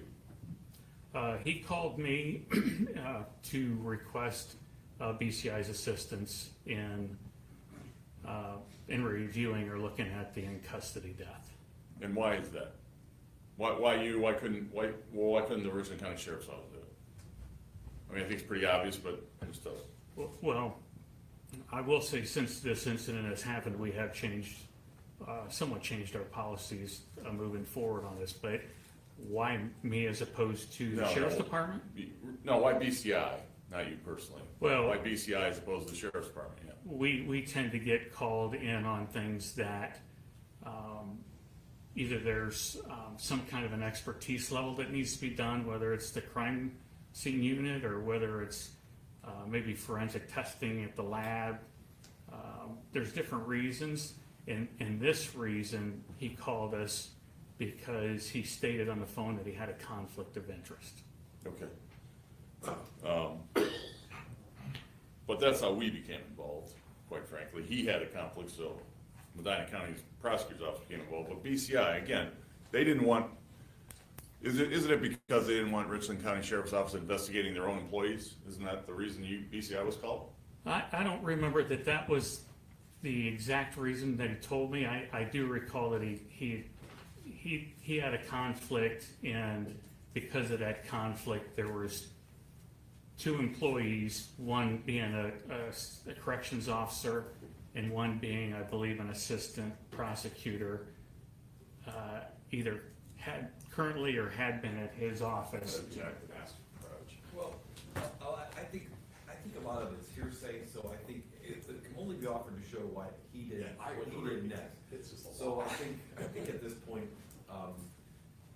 he got a phone call, it looks like, and that's why he got involved. And I think, but what happens, ladies and gentlemen, is he can't say what the late prosecutor Bishop told him as that is what happened, but he can say, this is why I ended up doing what I did, was because I got that phone call.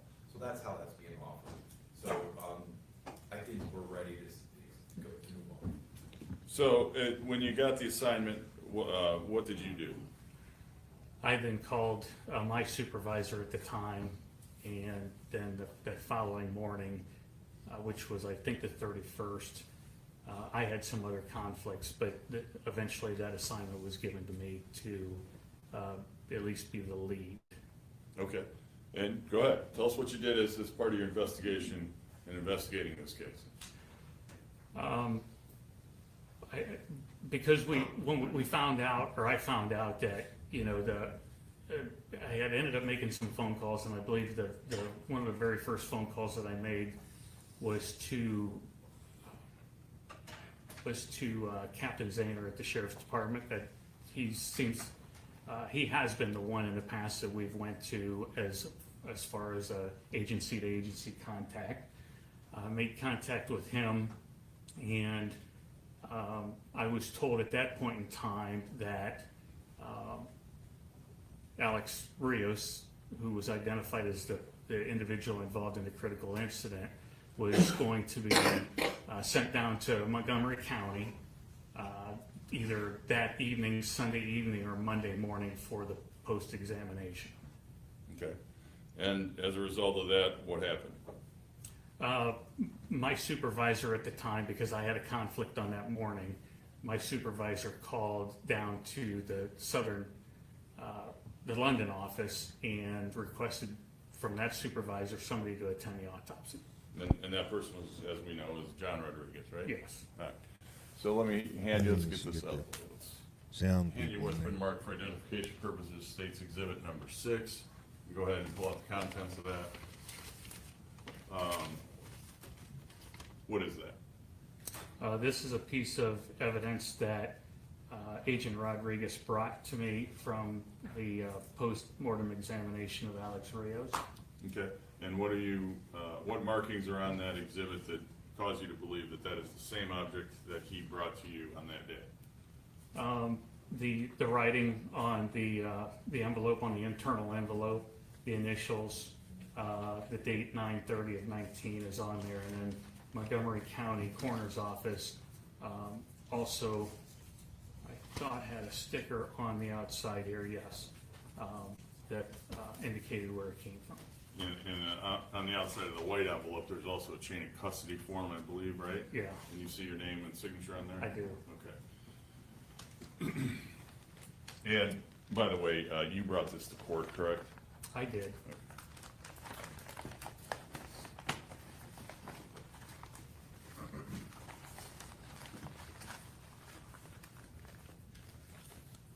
So, when you were made, after that, after the autopsy, what was done next? Did you gather? Yeah, so after, Any other evidence? after I got that from John Rodriguez, then I turned and started, I was getting ready to come back up 71, and I happened to notice in the actual bag that whatever the item was at the time, or what the item that's in there was starting to gas off a little bit, which means I had to presume that from me being a prior crime scene agent, evidence that's damp has a tendency, if it's put in plastic, will start to degrade. And I noticed from my experience in past cases that this was starting to kind of get a little bit of bubbling to it. And I knew it was starting to gas off, and sometimes evidence will do that. It'll start gassing off easy or pretty quickly. I knew I wasn't going to be able to get back to the Richfield office in time for us to get this submitted to the laboratory, and I wanted to get it dried, so I picked up the phone and I called the Mansfield Crime Lab and talked to Tony Tambasco, who agreed to stay a little bit later in the day until I got up there. So when I got back to Mansfield, I met Tony, and he took the item to put it in his drying chamber for us to dry it out and stop it from degrading. Okay. Go ahead, tell us what other evidence that you eventually got some videos from the jail, is that right? We did. We ended up eventually making contact that week with Captain Blunt, the jail administrator, and also Captain Zahner, which I mentioned earlier, the captain in the patrol division at the Sheriff's Department. And they started to compile videos and things that we would normally ask for in the course of something like this. You know, reports, any voluntary statements.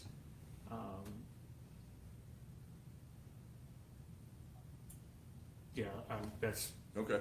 So, and how many, do you remember, how many videos did you receive relative to this case? so there was, initially, we received the Sony video, and then we also received, I think there was 4 or 5 additional cameras that are fixed in the jail. Okay. And what, if anything, did you do with all of those videos? So, what did we do with them? Yeah, what did you do with them? So what we do is we take them in whatever format they're in, and our records management system isn't such to where we can upload videos. So those are generally put in a what we call a physical case file. Okay. But I mean, at some point, you took them somewhere and compiled that for side by side, or whatever you want to call it, video all in one, and had them synced up. Is that accurate? That is accurate. Tell us how that happened. So copies of the videos that we were given from the Sheriff's Department or from the jail, were sent down to the OCIC, the Organized Crime Commission Task Force in Columbus, and the forensic computer specialist down there, the analyst, ended up making that 4-pack video that was shown earlier. Okay. And then brought it to you, correct? Brought it back to you, or brought it back somewhere to BCI? I believe evidence transport brought it up from Columbus back up to the office. Okay. And you requested that be done, is that right? Yes, the team did. Okay. You also, did you also get in State's Exhibit D, the Alexander Rios's full medical records?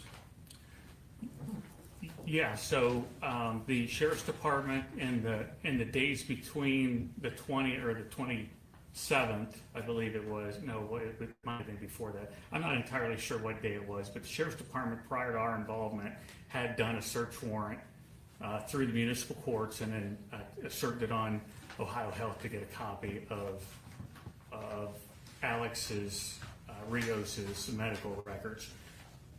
we then, I believe we then followed up with a secondary one to get a more expanded version of those. And you got the complete record? Yeah, we did. Okay. Did you also reviewed some statements, is that correct, of the COs involved in this case? Yeah, initially, we were given statements from the corrections officers that were involved. And at the beginning of this, I didn't touch them at all because I wasn't confident in knowing whether they were Garrity protected or not. So I left them. Eventually then, Captain Blanc and through some of the other documentation.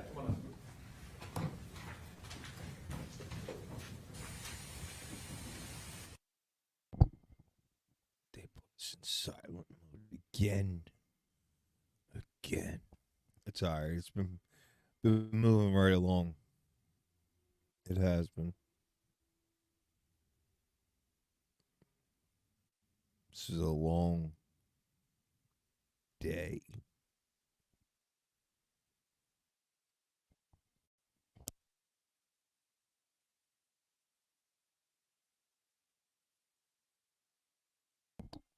We're gonna stick it out though, no matter what.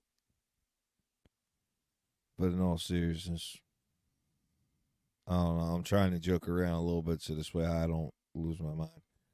But at the same time, and I hope, get that. But at the same time,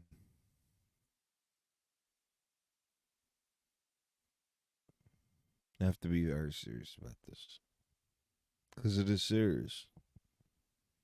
I feel very strongly about what's going on here.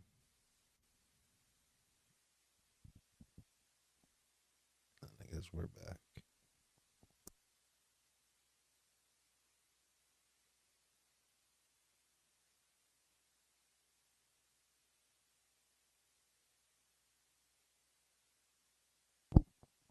I mean, not only do I feel strongly, I believe a lot of people should feel very strongly about this. It's a serious issue that needs to be addressed. And this whole term of excited delirium is just, it's dead. It's dead. Come on, man. They're not even recognizing that term anymore.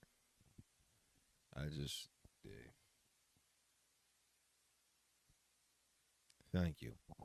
If you're here at this part of it, drop me a comment. I don't know. Something referencing this.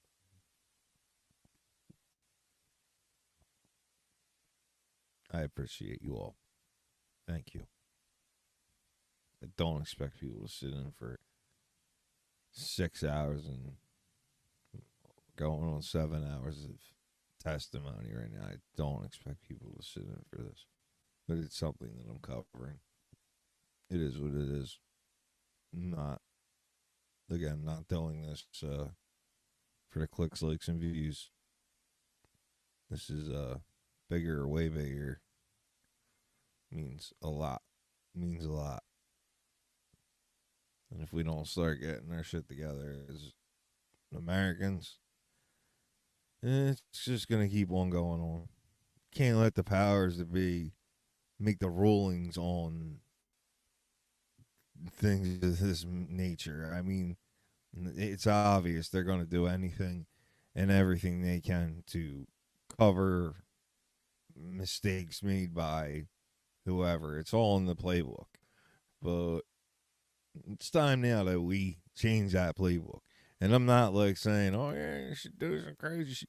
Nah, please don't. No, please don't. We're back. Depends mightier than the sword. That's what I'm saying.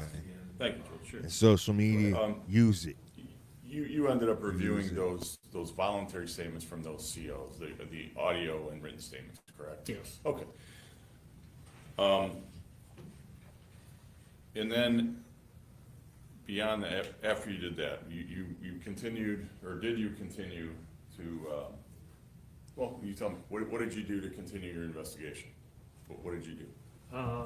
You know, we were in contact with both the jail administrator and of course the captain off and on to the next several weeks, just getting, you know, personnel records and obviously the medical records, the videos.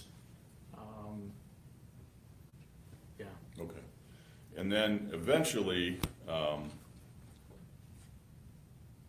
how did it come to be that you came into contact with our office, with Mr. Thompson, specifically, and how early on was that, if you remember? I don't remember when that communication started with the special prosecutor's office, but I know it was mentioned on the call that I received initially that that was going to happen. Okay, all right. Now, you have also had some contact with Dr. Mitchell, didn't you? I did. And you had sent him some materials, right? Yes. Okay. He has said that he didn't see the 4-part video. Do you recall if you sent him that or not? That specific video, I don't recall that. There was some information in his testimony that would indicate that more than likely I did from some of the other things that he had mentioned, but I would have, I'm not entirely, I'd have to look at the physical case file. I don't recall. Okay, all right. And what do you mean in his testimony about the jump drive? Is that what you're talking about? Is that what leads you to believe that, so that's how you would have done it? Yeah, we would have sent him everything would have been on a jump drive or USB drive. Okay, all right. And I believe it was yourself that put our office in contact with Dr. Mitchell, or at least suggested that maybe we talk to Dr. Mitchell. Is that accurate? Yes. Okay. So, speaking of jump drives, is it in there? Yes. So you've done this several times throughout this trial. This is State's Exhibit number 3, the bag that the thumb drive was in, or is that a jump drive or a thumb drive? What is it? Or is there a difference? Call them USB drives, but USB that's drive, correct. okay. And let's see if I can do this. If not, I'll ask you to. I think the TV shut itself off. It times out after a certain period of time.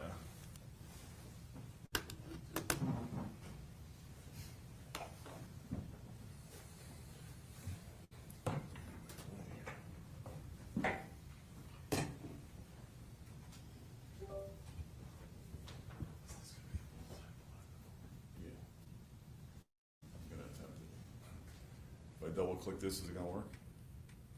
I hope. We've been provided with this video just before it starts playing. We're not going to object on any authentication.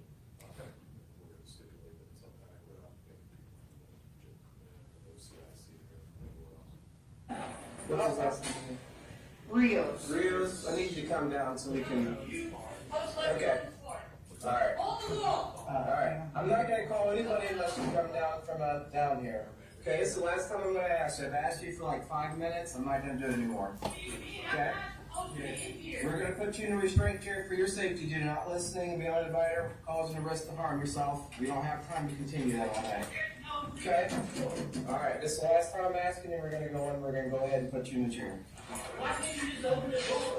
Alright. Come on down. No. Is that a yes or no? Go ahead and turn around. Put your hands behind your back. Cuff up for me. If not, we're gonna come get you. All the way over. Alright. No? Okay, we're coming to get you. All right, let me pause right there. So, tell me what these 4 angles are. We know that the top left is what? That's what was identified to me as the Sony handheld camera. Okay. And this is what angle? Now we've all seen the jail at this point, but what angle is this? Where's that camera located? It's in the booking area. Okay. But I'm not, so the way the map is at the jail, those cameras are actually identified by, I believe, the closest cell that's to them. So I think there was like, one of them was camera 20, and without my notes, I wouldn't know what the, but That's it's, okay, I don't see it. This is obviously the officers at the door, right? yes, The cell door that, Yes. Mr. Rios was in, correct? that's correct. So that's, well, speaks for itself, I'm sorry. And then this angle is again, seems like the furthest away because there they are there at the door, correct? Yeah, yes, those employees are standing outside of Alex Rios' cell. Okay, and from here, and I'm just seeing it, that appears to be the cell, Yes, it does. okay? All right. And the purpose of doing this is these are synced in time, correct? Yes, they're, the computer forensic specialist or the analyst then takes all the film or video images and they sync them all into one with the audio. All right, I'm just gonna play.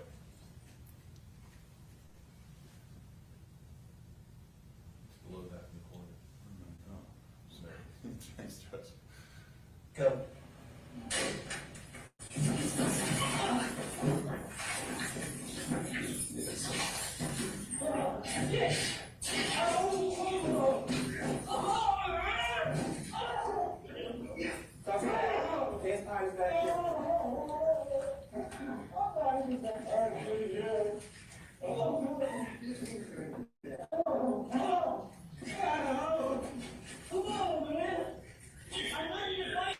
Use your taser. Crazy. No,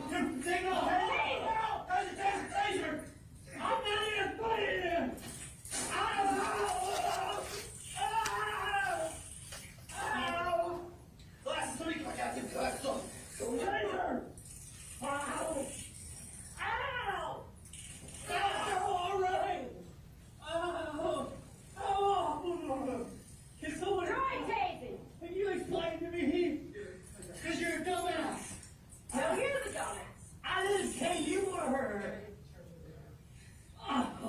But he took out himself.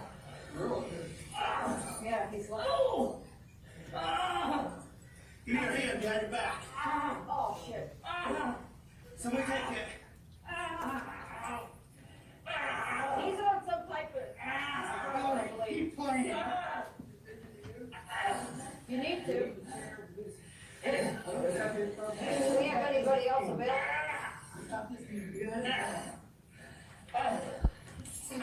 Help. Did you hear him? Help. Rios? Rios. Alexander Rios. Yeah. Get out of here and bring it on the wall.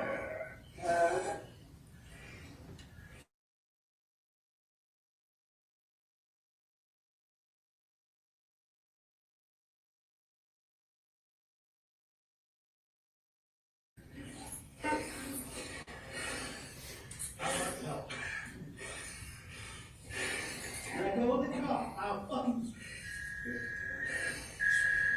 Let go of the car. Right up there on the wall. This is yeah. Get a pair of shackles. Disgusting. We got another handcuff. Where's the other hand? I got it. Where's that? You have me on? I only have one handcuff.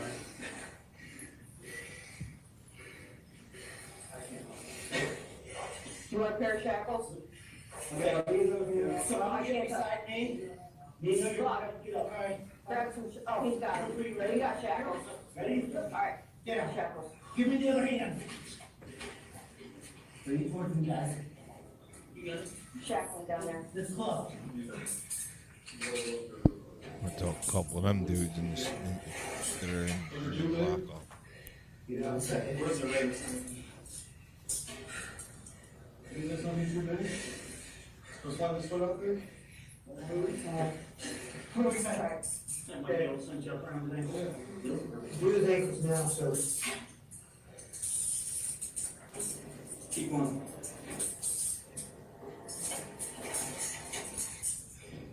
Okay, come on the other side of the wall. When we come up, we're going straight up into the chair. All right. Cooper, out behind you. And Mark out behind you. I got you.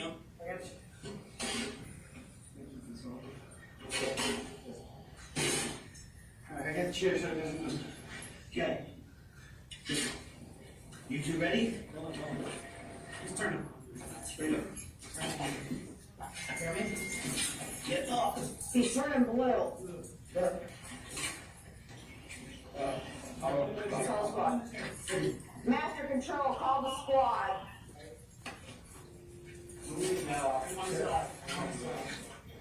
A couple seconds ago. Tasing, tasing. Try to give us some back to make sure everything's going okay for him.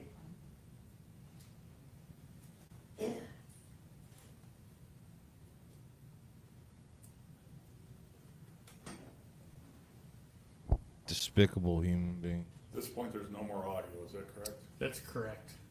These are just, now we're just watching 3 jail cameras, correct? Correct. Mm-hmm. Did you ever find out why that handheld cut out? They just run out of battery power? That I don't know why it cut out. Well, you're the... Really, dude? You should have that answer. I want that answer.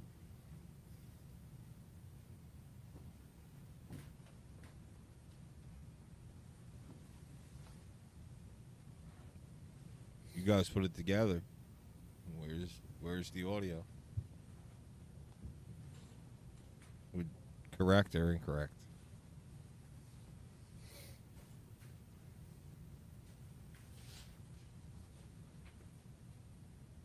Unbelievable. Is that her? Tase him, tase him. Gotta be. Jesus.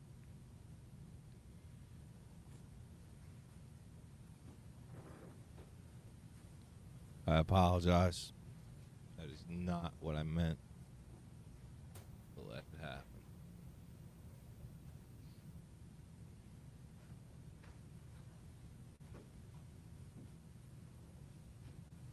And you're just walking around like, it's another day. Or is he going to puke because he realizes? Or is he still standing there? I can't tell. There's too many baldies. Too many baldies in one picture. I can't knock on no baldies. I mean, I got the Yucatan Peninsula up front, and Silver Springs in the back. Oh, God. Straight killed him. Took him out. Just took him out. Despicable. Despicable. Dry cell. Why didn't they? He was obviously, if it's so obvious that he was in a state of psychosis, a drug-induced state of psychosis. If you're in a state-induced, I'm sorry, I'm getting all hyped up. If you're in a drug-induced state of psychosis, right, and they observed that enough to put him in the gown. Come on, man. Dry cell. Like the other dude, he was just on the thing. He called it a dry cell, and it wasn't a dry cell. The dry cell would have completely alleviated all of this. Or what? They had someone in there? Yeah, I can't show any of this right now. I apologize. They're doing CPR on him. I cannot even. There's just no way that I'm showing this. It's just making me sick.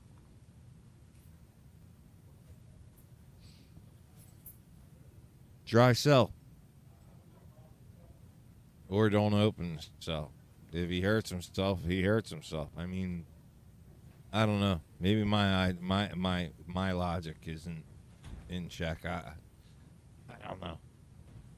I really don't know.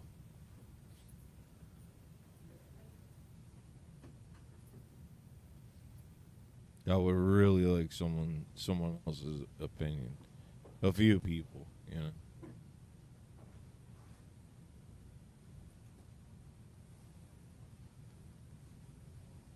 We'll do an open panel. I don't know. What do we do here? How do I get some people in here to voice their opinion on the situation? I want to know different angles. I want to know. I don't want to just see people testifying. That's, just what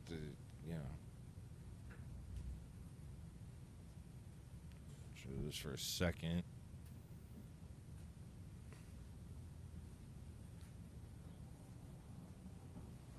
That I can't. Like I said, I'm gonna hop in and out when it is, when it isn't. I don't really know what to say, except for this is what I'm doing. I'm gonna continue to do it.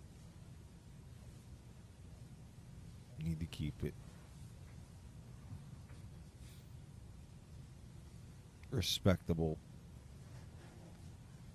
and clean. I don't want this. I don't promote it, and I don't want to see it. I don't want to see it happen. That's why I'm here, doing this. This needs to be rectified throughout the United States. This can't happen. Some people say, oh, yeah, he was in there for domestic. I don't want to hear that. Still not at that sentence. Yeah, kids. Was it the guy, as the other guy quoted, hopped up? He's hopped up, right? You gonna use that one against him too? Like, you never, man, I can't with people. And don't get me wrong, I'm not, I don't condone getting hopped up. I don't. By any stretch of the imagination.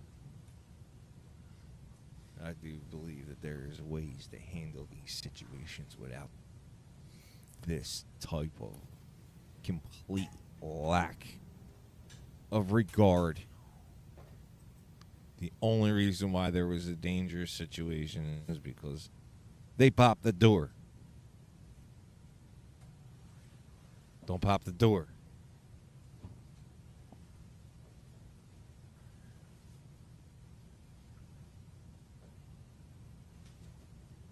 Call me crazy.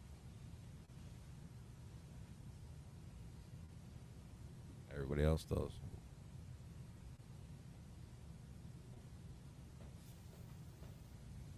I would love to get a CO up here and get like a real and someone like I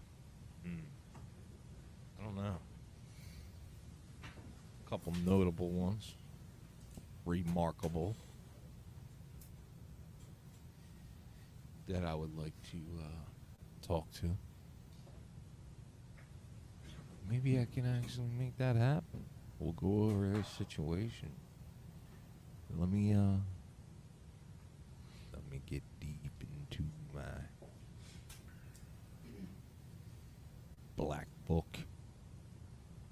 We're gonna get some commentary on this. We're gonna get somebody up here, give us some real commentary on what's taking place, how they would have handled it, how they would assess the situation prior to this happening. See, this is a group effort, though. This is what happens.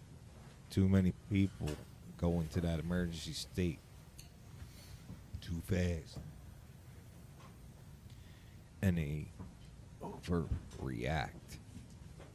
And I don't know what is going through his mind to put his foot on his neck like that. Sure. It's up to you, Judge Strickland. That's fine. I don't know that, I don't have a lot more, but, I'm gonna finish yours before, I don't think it'll be able to get through. no, I don't think so either, but I got maybe 5 minutes, not even. Let's do it. Okay.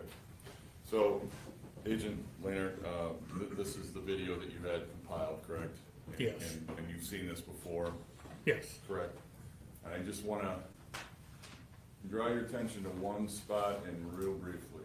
We're talking about when he leaves the cell and runs around the corner, and I ask you to pay attention, if you would please, to the lower left hand. It starts. They're gonna start up again with the.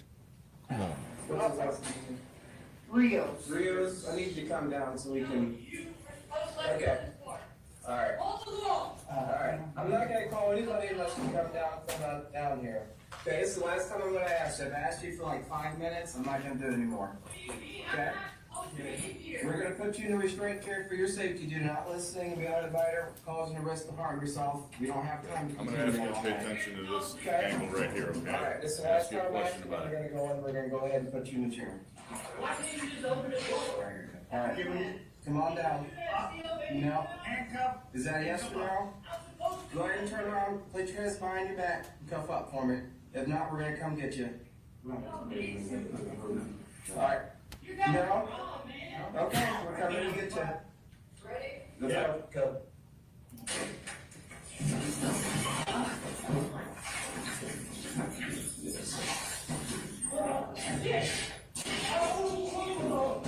Right there. How many men did it take to take him down? There's, according to that Watch video, again? I can see one. Right. So when, and in those review of those statements, all of the COs talked about unusual strength, extreme strength, superhuman strength, one of them used the term. Remember those? Yes. Does it seem like superhuman or unusual strength when he's clearly taken down pretty easily by one officer? I mean, I wasn't there, so, Well, It okay, does- it stands for itself, but one officer took him to the ground by himself. yes, that's what I see. Okay. Now, having, you obviously reviewed this and then, had some meetings with, you had a team of investigators at BCI, but you were the lead, right? Well, we had a team of employees, not necessarily investigators, Okay, but okay, yes. fair. But you were clearly the lead. Yeah, So, after you completed the investigation, you met with myself and Mr. Thompson, I believe, on this case out at BCI? yes, And then, it was decided that we would go to grand jury, is that right? And that's the Yes. next thing that happened? yes, And then you were there, right? yes. Yeah. Let me get this, see, I almost forgot, I told you don't let me forget. So just for the record, to establish venue, this happened where? Where did this incident happen? At the Richland County, Ohio jail, Okay, so that's in Richland County, state of Ohio, correct? correct. And you're familiar with Mark Cooper, aren't you? Yes, Do you see him in this courtroom? I do. Can you point him out for me, please? Tell me what he's wearing. He's sitting at the table on the left between counsel, wearing a maroon shirt and a black tie. All right, let the record reflect the witnesses identified. The defendant in the courtroom. So no. Judge, that's all. All right. What we'll do, ladies and gentlemen, is we'll take our weekend break. Come back Monday at 9 o'clock. We'll continue. We'll do cross-examination of Special Agent Lanehart. Remember, a little bit longer break over the weekend. I don't want you to discuss the case amongst yourselves. Don't let anyone discuss it with you. Don't discuss it with anybody at home or anywhere else. Don't permit, or don't form or express any opinions. Again, we don't want you forming or expressing any opinions until you deliberate the case after you've heard and seen everything. Don't do your own research, don't do your own investigation. Pay no attention to any kind of media coverage. Obviously, we know the news journal is here and we know it's being live streamed, so please do not pay any attention to any of that. Stay away from all of that. We'll see you back here Monday, 9 o'clock, and continue with this witness. Thank you.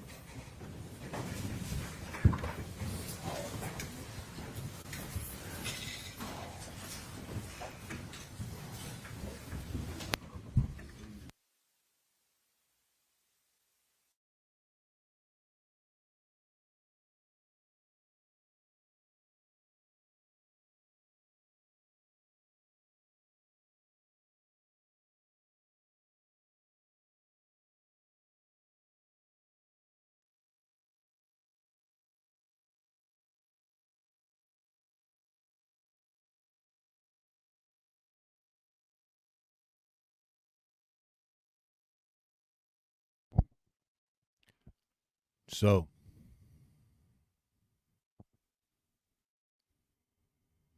today's turn of events,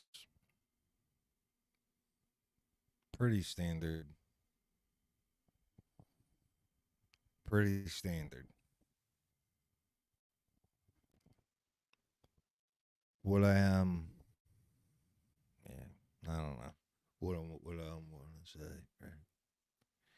I could kick this around all night.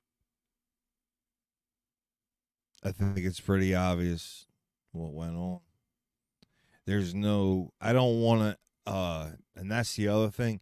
When they're talking about social media and everything else, I totally get that. And I agree.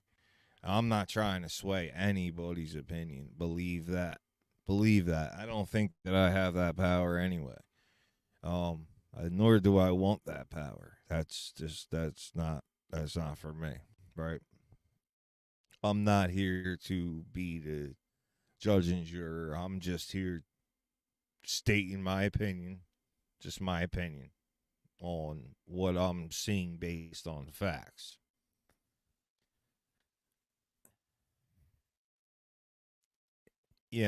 What do you,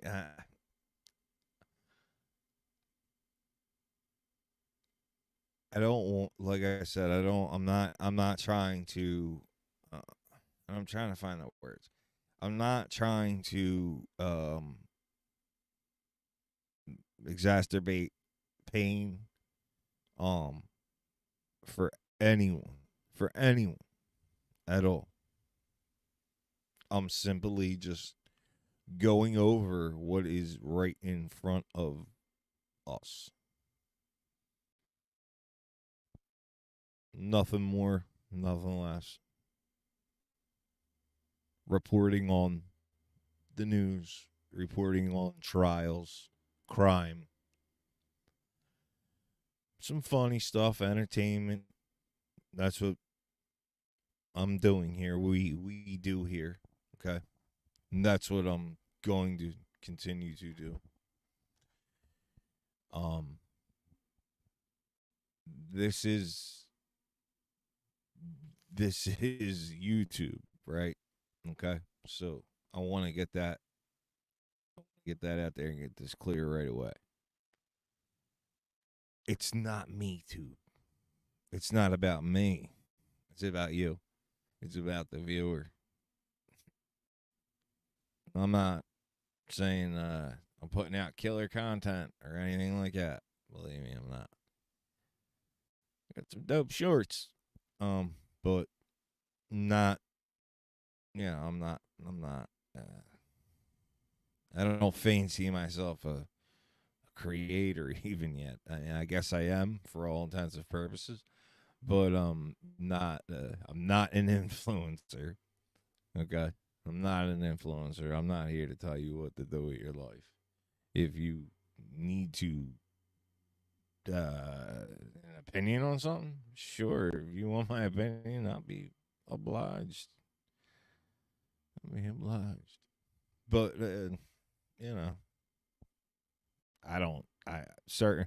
sometimes I don't even want my opinion. So, because I give it raw and I give it honest every time. I'm not into that flim flam. Just tell him what he wants to hear. I'm not that dude. I never will be that dude. I don't fake the funk. I don't act like I'm anybody that I'm not. I don't act like anybody but me. So, and I honestly think that is key to this whole thing, is to just be you. Just be you. Eventually people are going to they're either going to like you or they're not. And that's it. Got a lot of people that don't like me for a lot of reasons. They're their own reasons. I don't know. And at the same time, for Philly, nobody likes us and we don't care. It's just how it is. But God bless everyone. God bless all the best to you. I appreciate you all. I do. What I do, sincerely, want to give my sincerest condolences to the Rios family. I can't imagine what you're going through. I've done everything. Can't say 100% everything, but I've done everything in my power pretty much to keep this clean, keep it YouTube friendly.